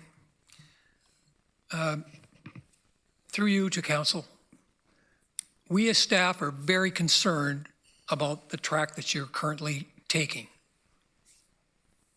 If you give us a fixed amount of resiliency, we do not have an interim risk management framework. It will not work. As a result of that, we are not being able to sign Form 1s because we are in a deficit position. If we don't have a framework to move forward, it will extend the period of time where we cannot sign Form 1s, which is counterproductive to all of the delegations that we heard here today about accelerating, getting to a point of dealing with our resiliency and moving forward with a bucket of water for allocation. This will extend that period of time. So before you make your determination, I'm appealing to you from a staff perspective. If you peg a 10% or 6% or 15%, as Director Law and Nicole showed you on the charts, we will hit a wall. And that wall can put you at risk. So by not allowing us to proceed, we can't sign Form 1s. You're putting yourself in a precarious situation of risk to the system, deferral of Form 1s, and delay of development. I can't say this any more clearly to you as a professional giving you professional advice from your staff. I'll turn the floor over to Michelle Grenier. Michelle Grenier, thank you very much for graciously offering to come back to the podium. Thank you, Madam Chair. I'd like to Point of order, Madam Chair. Point of order. Madam Chair, listen, since when do we allow delegations? We don't allow other delegations to come back forward and make arguments to council, particularly when we're in the midst of a debate on an issue. And now we're allowing this delegation to come forward. I didn't say anything in the beginning because I thought it was unusual that we were hearing from. So, Councillor Vermanovich, Michelle Grenier is not a delegation. She is an expert that we have engaged, and she's also on the board of Aqua, and she has a perspective that I think is pertinent to going forward. So I am asking her to weigh in, and she's graciously offered to. I'm going to challenge the chair on this issue because I do believe that this is an inappropriate use of the chair's authority. Madam Chair, if we're going to do that, then we better allow the other delegations to come back forward as well. I would tell you that she was not a delegation. She was an expert advisor to the region, but you've challenged the chair, so the chair's ruling has been challenged. Please vote on whether or not to uphold the chair's view that we hear this expert.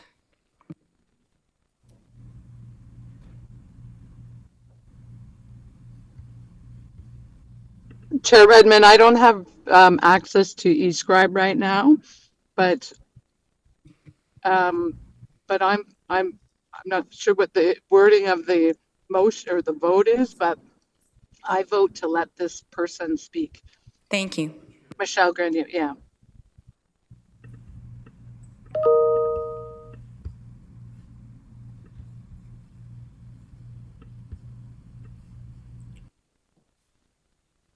This hasn't come up on my screen. I don't support because then we need to reopen it up for other delegations.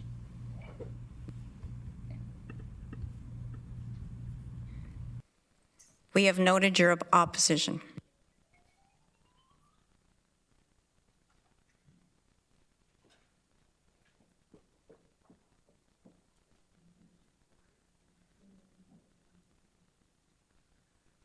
Councillors Gowing and Liggett, could you cast a ballot?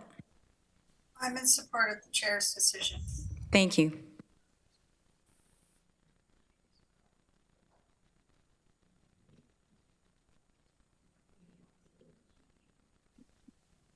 Sorry, my e-scribe isn't working. I'm against the decision.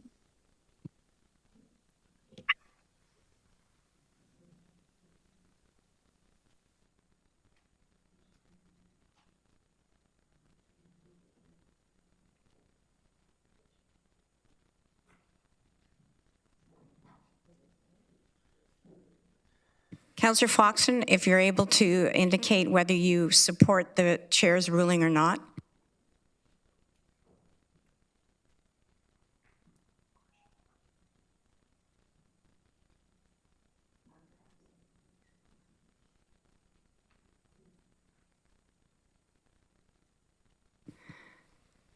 Colleagues, the chair's ruling has been upheld. So, Michelle, thank you, and you have the floor. Thank you, Madam Chair. I'd like to echo the concerns that have been raised by Commissioner Brothers in terms of ensuring the fastest path forward. I'd also like to share, based on my experience, that targets for resiliency and firm capacity are not uniform across the province. And in the case of Waterloo, where your drinking water system is far more complex than a traditional surface water-based system, resiliency has to be assessed along a different set of parameters. I think we've seen across the country how catastrophic infrastructure failures can have a far more significant impact on economic output and the public's well-being, such as in Calgary and Montreal. Recognizing that you've also had catastrophic failures here in Waterloo Region in the past, through no fault of the region's own in terms of the explosion at Greenbrook several years ago, the likelihood is not impossible that these things could occur again. MECP and MMAH, through the use of the land facilitator, aren't going to dictate what safe is. Your staff are best positioned to help you determine and make a reasonable judgment on what safe is. And at this point, I'd like to draw Council's attention to the statutory standard of care outlined under Section 19 of the Safe Drinking Water Act, which establishes personal and legal liability for individuals with decision-making authority over municipal drinking water systems. It requires officials to exercise the care, diligence, and skill of a reasonably prudent person. It extends to mayors, city councilors, and senior municipal officials who oversee the system's accredited operating authority. In ignoring the staff recommendations, Council is expressing its will to take on that liability as individuals. And I would urge them to consider how you would want to guarantee that hospitals and schools and daycares will have access to safe drinking water if such a catastrophe were to occur here again without sufficient resilience in the system. Thank you very much. Colleagues, I thought it was very important that that be underscored. I do not think that that is a fact that has not been discussed previously by this council, but it does underscore the gravity of what we're dealing with. So clerks have gotten together, and I thank them for their quick action, and we're now going to, I think, with the agreement of all of council, we're going to start over at square one, and we're going to have a different motion so that we don't end up with a hanging motion that had been moved and seconded but amended several times. I think this is far more understandable. So, Tim or Julie, who wants to walk us through this? So through you, Chair, so what we've crafted during the recess is effectively a series of votes. The first one, we've combined effectively the staff recommendation and Councillor Harris's, part one of Councillor Harris's amendment, but effectively, along with Councillor Urbanovich's request for provincial input. But effectively, we would take those two options and consider them, or send the options to Council on the 17th, and in the meantime, request input from the province, at which point that night, one of those options could be moved, but we're not left with the hanging piece, and allowing Council then to consider all of the other pieces that have been discussed as separate motions. Point of order, Chair. I don't understand how this override, it's an or clause. Like, I don't understand it's an or. Can that be explained? Why we had to write a new motion? Write it as or. I saw Councillor Harris's as additive. Okay, Julie's going to explain. Sorry, through you, Chair. I believe, and I would like to, I could call in technical staff here as well. Amy would be able to explain it so much better, but from my very simple terms, if you approve the adopt scenario 2, you can't be approving also the scenario or the 10% because they conflict. So that's why they can't be at the same time, because scenario 2 is, again, technical staff, please help me, it's a 20%, I believe, associated with it. So that's why you can't have the one with the other. Yeah, through you, the Chair, just to affirm what Julie has indicated, that the scenario 2 that's being recommended through the interim risk management framework does not have a set percentage. It's fluid based on the 2 pillars that we discussed previously. And by the secondary motion, we cannot approve the framework as it is because the 10% undermines that whole risk analysis that was completed by our staff and the area municipalities. So it's to direct one or the other at the same time to the facilitator, the Provincial Land Facilitation Office, to review. So we're basically asking them to weigh in. I also have a point of order, but I don't know if Matt had clarification first. So I understand, sorry, through you, Chair. I understand, Tim, what you're trying to do. I'm just confused that procedurally right now, we still have a moved and seconded series of amendments. So that technically the mover and seconder needs to remove that off the floor. Then we have an amended motion that's been moved and seconded as amended. And that needs to be addressed before I feel we can start voting on anything else. Because procedurally, at least to my understanding, we can't just say, poof, we're going back to ground zero without actually walking through those steps. Am I wrong, though? I'm really confused. So through the chair, this is our proposal to get you out of the mess. If there's unanimous consent to start back at square one, then yes, I believe council can poof us back to square one. If there's not unanimous consent, then yes, you need to move through a series of votes to defeat things or approve things. However, and this is why my advice is to go back to square one. I don't believe you can refer a portion of a motion to, a portion of a motion that's been amended to a future meeting while also approving the balance of the motion as one item. So I believe that council needs to address this in some form. So if you would like to amend the main motion to add Councillor Harris's items and then approve a portion of them while defeating the other one. My point being, Councillor, I think it's very complicated to go through it all. The team is happy to work through it. I believe the simplest piece, given the volume of it and what I'm hearing, the desire to hear from the province on some of it, but also approve a portion of it today, the cleanest method is to go back to square one. Okay, I'm not arguing that part. I'm just saying, doesn't there need to be a vote from council to do that? Doesn't there need to be something procedurally to wipe the slate clean of what we have, whether that be going through removing what's currently on the floor or just saying we're going back to ground zero? I'm saying procedurally, because we do have multiple proposed amendments on an already proposed amended motion. Julie wants to jump into to help confuse things. Sorry, and that may have been our misunderstanding before we went into recess, where Tim did give that option, and then Councillor Vanovich also weighed in that, and I guess I assumed everybody was on board with this approach. And just to add to what the continued approach is, it's this first motion, and then we're going to move on to a completely separate motion, not an amendment, for Councillor Councillor Harris's 2 to 5, and then back to yours to consider again. And again, it was just based on Tim's suggestion there, it being echoed again by Councillor Vanovich, that we did assume that that was a unanimous consent of going back to this kind of method where we're splitting everything, so we're avoiding what Tim was just mentioning as a problem.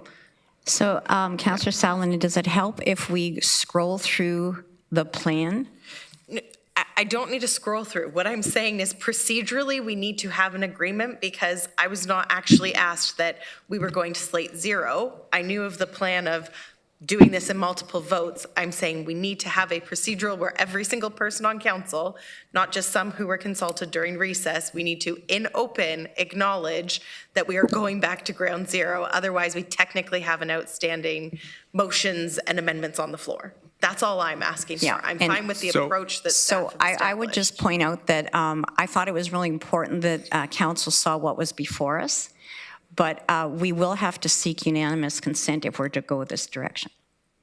Councillor Bravanovich. Thank you very much, Madam Chair.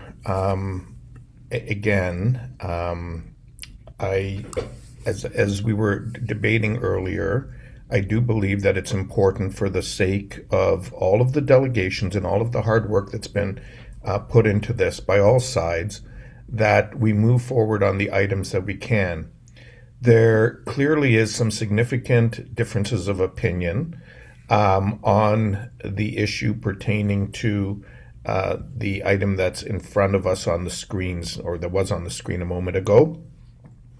And my understanding is that the Provincial Facilitator's Office is prepared to review and provide input to us for the June 17th meeting. And so I think it would be appropriate for us to refer that piece. It's not ideal, but I think so that everybody has clarity and is making decisions on a fully informed basis, I would urge us to allow that piece to be referred, but to move forward on the remainder, which I presume is part of the second motion that Clerks has not put on the screen yet. So I don't see any other speakers. Do we have unanimous consent to go back to square one and deal with the motion before us? And again, if somebody needs to review the motion in its entirety before they give unanimous consent, we can do that as well. Do we have unanimous consent to reconsider, given that, as Councillor Rodriguez cleverly pointed out, the A and B has to be an or because they're mutually exclusive? Do we have unanimous consent? Yes. Yes. Yes. Great, okay. So back at square one. So the motion before us is that basically A is scenario 2, which we had put on the floor, or B, which is the 10% resiliency. And this will be referred to the Provincial Land Facilitation Office to come back on June 17th, 2026. Sorry, Chair, point of clarification. Who's picking between the ors? They're going to comment on both, right? It will come back on the 17th. I see. A and B, okay, that whole package will come back on the 17th, including adoption of the interim risk management framework. That's further down. No, it's not. It's the first part of... Go ahead. Sorry, yeah, so what this first motion, so this is our first motion that we're going to consider right now for this, and it's going to be that we're deferring Part A, which was the original staff, and Part 1 of Councillor Harris's motion. And both those parts are now going to be on Council's agenda on June 17th. That's what this motion is doing. Which would effectively say we're not approving an interim risk management framework today. That part A, exactly. So then, and then the next part, though, that we're going to consider is Councillor Harris's, and we'll take them all separately because I know there was some differing opinions, is part 2, 3, 4, and then 5 of Councillor Harris's motion. And then after that, we're going to go to Councillor Salinen's amendment, and we'll consider that again. All separate, all fresh. Yeah. So do we have a mover and a seconder for this portion of the motion? Just looking for quick clarification. Sorry. Councillor Salinen. So is this a mover and a seconder to put this motion on the floor and then it's getting deferred to the 17th would be the next step? Right, sorry, and I'm misusing that word, you're right, because we've now swept that. It's a motion to consider the following options at the next council meeting. So because we have unanimously, I did misuse the word defer there. We are going to consider these two parts on June 17th. Yeah. Okay. Sorry for my misuse. So do we have a mover and a seconder? Moved by Councillor Erb, seconded by? I'll second. Thank you, Councillor Foxton. Please use your e-scribe Whoa, to whoa, vote. whoa, whoa, whoa, whoa, whoa. Okay, I have my hand up with a question. Okay, sorry, I don't have updated. It sounds like Councillor Vrbanovich and Councillor McCabe want to speak. So Councillor Vrbanovich, go ahead. Okay, Councillor McCabe was first, so I'll wait till she's done. Go ahead. Okay, thanks. My question is, in setting this up now, what we were trying to defer previously was the resiliency factor, not actually the broad piece of the framework. And so I guess I would look to clerks for direction on how we can proceed with the broad part of the framework, but not and leave the piece for input from the province in terms of the resiliency percentage to come back on the 17th. That's what the intent was before. Yeah, so Councillor Vrbanovich, I really don't know that that's a clerk question. I think it's more a Ken Brothers question about, so I will let him refer to this. Thank you, Chair. This is a situation where you can't have both. The interim risk management framework contemplates a fluid, if you will, resiliency factor that cannot get anchored to the 10%. So you can't have both. You can't peg the interim risk management framework with a fixed number. It needs to be fluid. So they're at opposite ends of the spectrum here. You can't have both. So it's one or the other. And of course, we would advocate the staff recommendation of the interim risk management framework that would allow you to move forward more quickly. So I appreciate that that is Mr. Brothers' perspective. I would still like advice from the clerk on how to separate the two. Tim? So through the chair, I'm not sure you can, Councillor, because Part A, like in the motion that we've crafted, essentially is Part A of the staff recommendation and item 1 of Councillor Harris's amendment, which, and I'm in no position to disagree with Commissioner Brothers on this, but the interim risk management approach has a 20% embedded resiliency in it. Am I?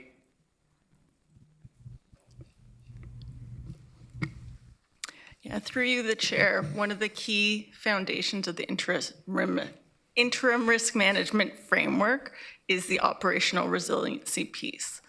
And that is a fluid value based on the 2 requirements that need to be in place as part of that risk assessment, which is a protection for emergencies and a protection for planned shutdowns. By implementing a set percentage in lieu of that risk-based approach, then the interim risk management framework is no longer valid. So I guess I would ask Councillor Harris then, because I heard him say very clearly that he was not speaking of a fixed amount, that he was speaking to a cap, I believe. Exactly. I mean, we're just saying to a maximum of 10%. And I'm not sure I think that staff perhaps are trying to confuse council on this because they say to up to a 20% resiliency. I'm just suggesting that we bring that down to a 10. So I'm not sure why would we have we should be able to have 10 if we can have 20. So you're just going to have to lower your threshold in some of the other categories to get yourself to a maximum of 10. That's what we're saying here. The number is not fixed. Pam? Just like your 20% isn't fixed.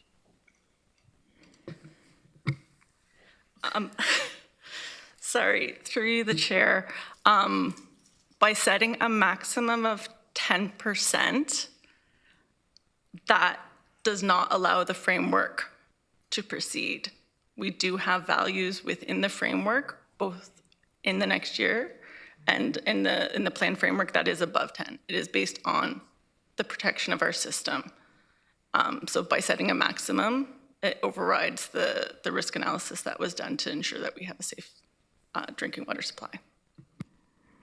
So colleagues, sometimes the perfect is the enemy of the good. And I think everybody was hoping to get this across the finish line today. And it doesn't appear that it will. So I'm going to suggest that if we're really interested in moving this forward, and we're very much interested in having the Provincial Land Facilitation Office weigh in and help clarify this, that it's putting it off for 2 weeks. So I guess the way Could I make a suggestion, Jeremy? Councilor Rodriguez. I've had my hand up for a little bit. Can I just ask my question before others weigh in? Thanks. I get, like I said, I think an hour ago, I think where personally I'm confused, and I hear what Director Law is saying and what Commissioner Brothers is saying about where I'm confused, and we want to find solutions, but we also want to protect our water supply, no question. But what I'm really confused about is that for 5 to 6 months, we've heard that there's this 20% resiliency piece that we're going to work towards achieving. But now we're being told that if we put a resiliency target in of even 10%, and it's a fluid target, that's going to ruin the interim risk management framework. So that's the piece that's confusing me, and it would be helpful if that piece could be explained for me. Mostly what I want to accomplish today is to send a signal through the interim risk management framework to our development community and our community in general that there's going to be the ability in, as water, as into Q3, as water comes online, that there is that we will be able to get back to more at least some sort of a development activity. So I don't understand how we went from 20% to that now we don't need any resiliency, or what you're saying about the resiliency factor. That's the piece for me that I find really confusing. So Pam's going to explain it. Thank you. Through you, the chair. Councillor McCabe, we did hear that feedback. We heard that feedback loud and clear about the 20% resiliency target and to not consider setting that set percentage one right now. And that was one of the key considerations, is how much do we need to protect under a managed risk environment? How low can we go? What does that look like? What are the factors that need to be in place? So we heard the 20% resiliency target should be phased in, and that is one of the core foundational considerations of the interim risk management framework, is that we are not setting a percentage. We are just protecting what we need in terms of capacity to allow us to do planned works and to be prepared for emergencies. Okay. I'm going to go. That's helpful. Okay, I'm going to go to Councillor Salen. Thank you, through you, Chair. I appreciate what's being said, but I think a part that's not being given in context is that council remains the ability to change our opinions and to redirect staff differently. So personally, I think waiting another 2 weeks to approve the risk management approach would be a disservice to everybody who came out today and all of the community that needs movement on this to happen. However, I'm still interested in hearing the perspective from the province on Councillor Harris's proposed 10% component. I'm failing to see any issue if we pass the risk management now and we get different information that maybe people change their opinions and want to support Councillor Harris's motion on the 17th. I don't see anything that prohibits council from then changing an approach that we took. So I guess I'd want clarity from the clerk. Am I wrong in that understanding? And if I'm not, I would suggest that we look at deferring only the 10% component of Councillor Harris's motion to the 17th, and the rest of it we deal with today. And if at that time on the 17th, council decides to change the approach based off of different inputs, that's the decision to be made on the 17th. But for me today, frankly, I think it would be a disservice not to proceed with this and give some certainty to our community. So, Councillor Saladin, what you're suggesting is that we deal with point A, move it, second it, and then the preamble, which it says June 17th, and the maximum 10% resiliency would be the piece that would be referred to the provincial land facilitator. Correct. And then we go through and deal with all of the other now separate motions that we have. Amy. So through the chair, I just want to confirm, yes, you could approve the interim risk management framework today for 2 weeks. If the 10% is approved, the interim risk management framework will become null and void and will need to be completely repeated again with our municipal partners and that stakeholder group, and have to repeat that entire process, which we went through in a 3-month period in an expedited fashion. So I just want to be clear, we can't just modify it, it needs to be repeated.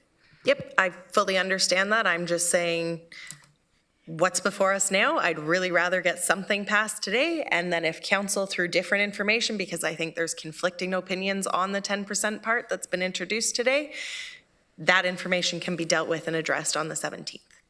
And if council changes route, then I think it's completely appropriate for what you're suggesting that the approach would have to change. So I have 2 other speakers. But Councillor Saladin, are you suggesting then that you would move point A? Yes. As written? Is there somebody who would second it? I'll second it. I'll second that. Seconded by Councillor McCabe. I am going to go to the other 2 speakers, and then I'm going to suggest we vote on that, and then we would vote on the residual piece of that before moving on. Councillor Foxton. You people have no idea how frustrating it is trying to speak when you can't get it to work. A lot of really good discussions. I see both sides. I agree with Councillor Saladin and what she's proposing now. I understand how hard the staff has worked, but I think there's a middle ground here that we can delve on, and I think that's what we're approaching. And I heard from the lady again about how, the emergencies and stuff for hospitals and schools. Schools are out soon. So that should allow us a greater flexibility. So yeah, I'm going to back Councillor Saladin's motion. Thank you. Councillor Rodriguez. Chair, I was just going to echo what Councillor Saladin said, and I was going to suggest if we wanted to reword the 10% to say that we approve the interim risk management framework and say that the provincial land facilitator be engaged to discuss an overall maximum over the long term 10% separate from the risk management framework, but I think we're in a better place now. We need to approve the framework today. Okay, so it has been moved and seconded, and this is scenario 2 from the interim risk management as it was presented by staff. So I'd ask people to use your e-scribe to vote. I vote in favor. I want to get this interim risk management framework today. Councillor I'm in favor. Me too. Councillor Gowing? I am also in favor. Councillor Gowing, do you have access to e-scribe? Oh, you do? Yes, I think I put my vote in, yeah. I'm in favor. Colleagues, that is carried. We will now put up the residual part of the first.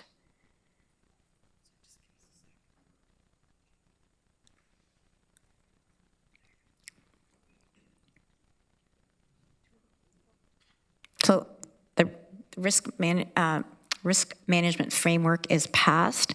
We'll now be voting on consider an option at council meeting June 17th, 2026, pending a request to the provincial land facilitator to review, investigate a maximum resiliency target of 10% on a hybrid of 3 risk management scenarios.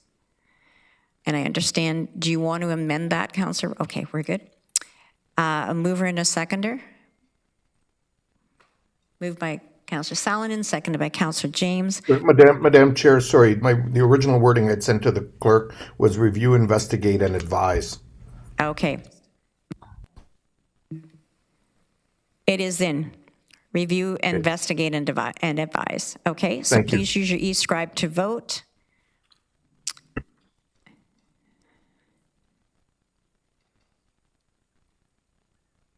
Anybody that doesn't have access, wants to verbally vote, that's fine.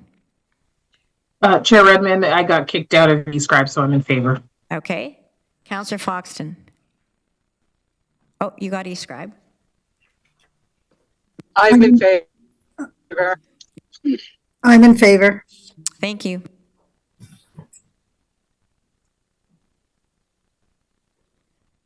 Colleagues, that is carried. We will now go to the next section. Clerks are really quick, but eScribe's a little tired.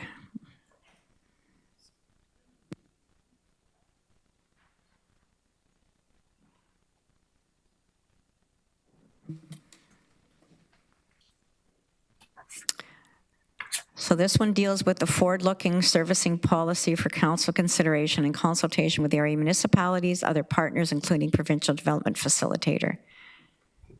Do I have a mover and a second? Moved by Councillor Rodriguez, second by? I'll second it. Councillor McCabe. It's McCabe. Can we please see it on the screen? Sure, it's on my screen. Hang on. Thank you.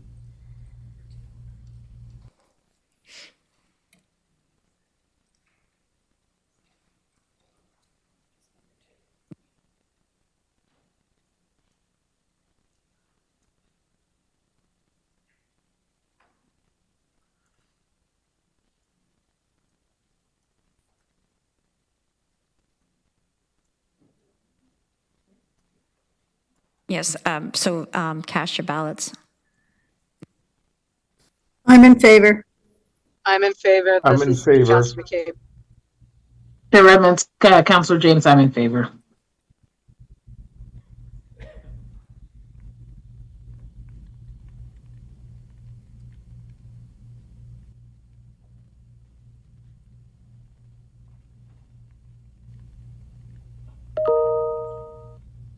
So colleagues, that is carried. The next section is provide clarity and sign off for Form 1s, working with area municipalities to permit projects that have already received full planning approvals to proceed through the conditional building permits and phase construction without further unnecessary delay. Do we have a mover and a seconder? I have a question. Councillor Leggett, go ahead. Staff were saying that they have trouble with signing out this part of it if it's the 10%. So I'm just wondering if we deferring the 10% till the 17th, whatever we're going to do there, is this one okay to do from a staff perspective? That's all I ask. Thank you for the question, and through the chair, the way it's written, no, it seems to be insinuating that we will be signing off on any that had a signed servicing agreement, and without being out of the deficit and without the knowledge on where we're going with this interim risk management framework. As of right now, that's September, so directing us to start signing Form 1s immediately would not be happening. So Councillor Leggett, would you consider deferring this again to the provincial land facilitator for comment? Yes, please. Seconded by Councillor Rodriguez. Rodriguez, did you want to speak? Councillor Rodriguez, do you want to speak to it? That's what the bullies called me. No, I think I'd be happy to defer this. I think it would really upset the work that we just approved in item 1, the framework, and more conversations to come. Thanks. So colleagues, I see no further speakers. This deferral has been moved and seconded, so please cast your ballot on the deferral. In favor. In favor. In favor, Chair. In favor.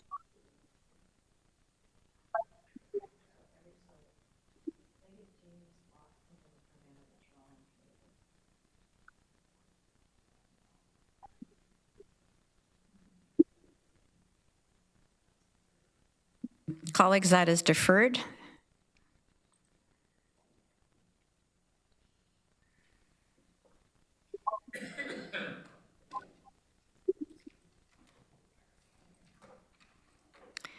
Number 4 is enable and prioritize conservation measures working specifically with the development, residential, and ICI sectors as the region works toward a longer-term resiliency factor of 20%.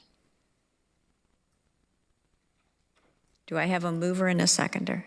I will move it, Chair. I'll move that. Oh, I can second it if Colleen wants to move it. Okay, so James and Foxton. Yep, thank you, Chair. Any further discussion? Councillor Leggett, you're on, or is that just to say, are you ready to vote? I don't have my hand up. Okay, so cast your ballot. Yeah, I'm in favor.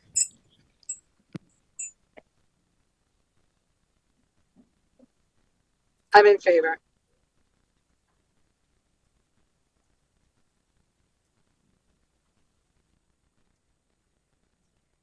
Colleagues, that is carried.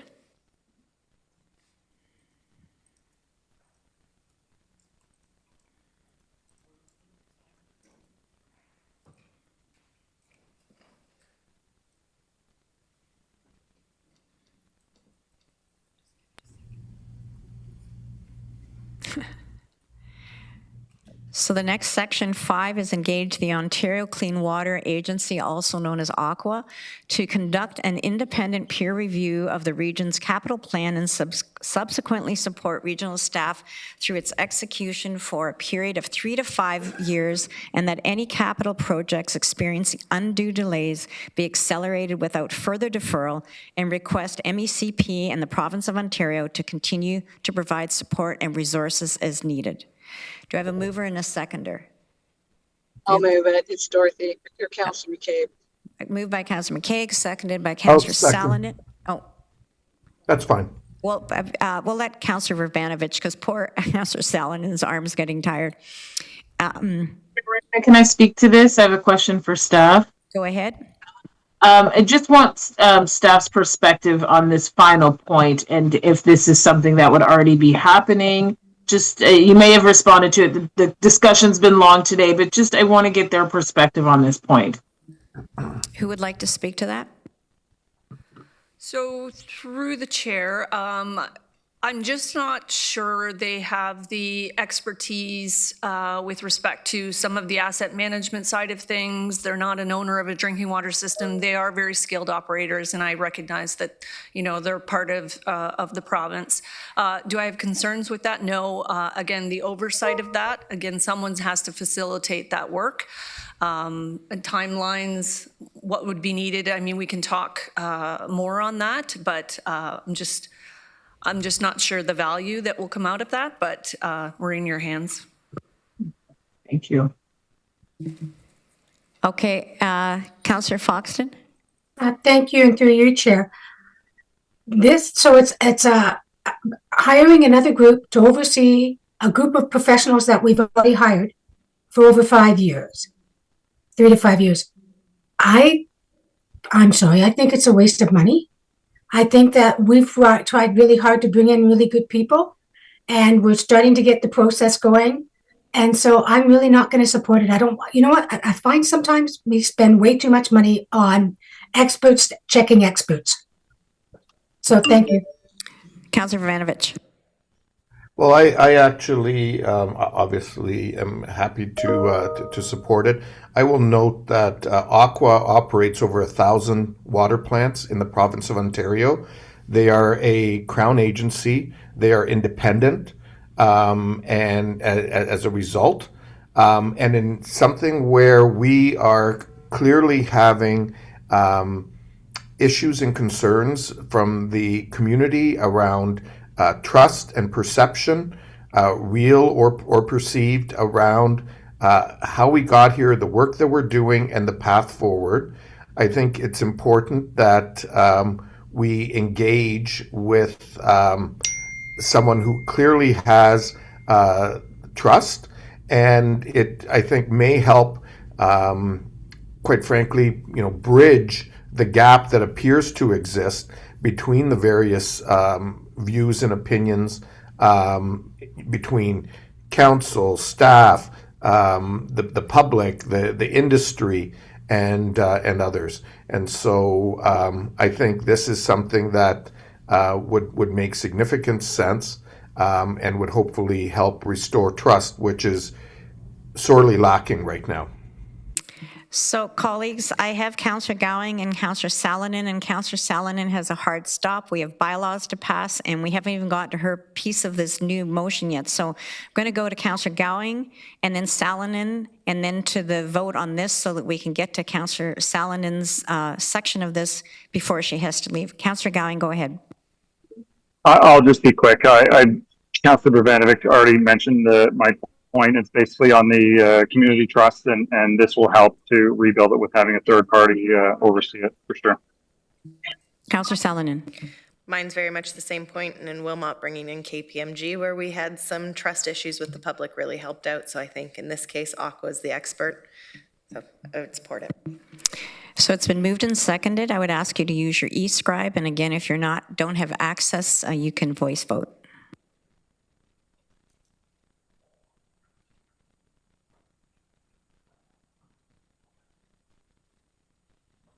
I'm a yes.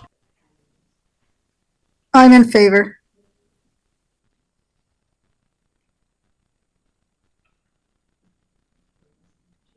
Favor. James?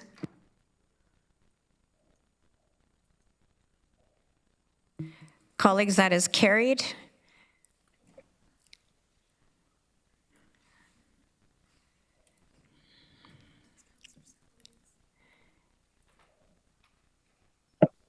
Councillor Salonen, would you like to move this?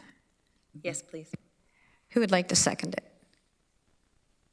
Councillor Rodriguez. Vavanovich was the second. I see no speakers, so I would ask you to cast your ballot.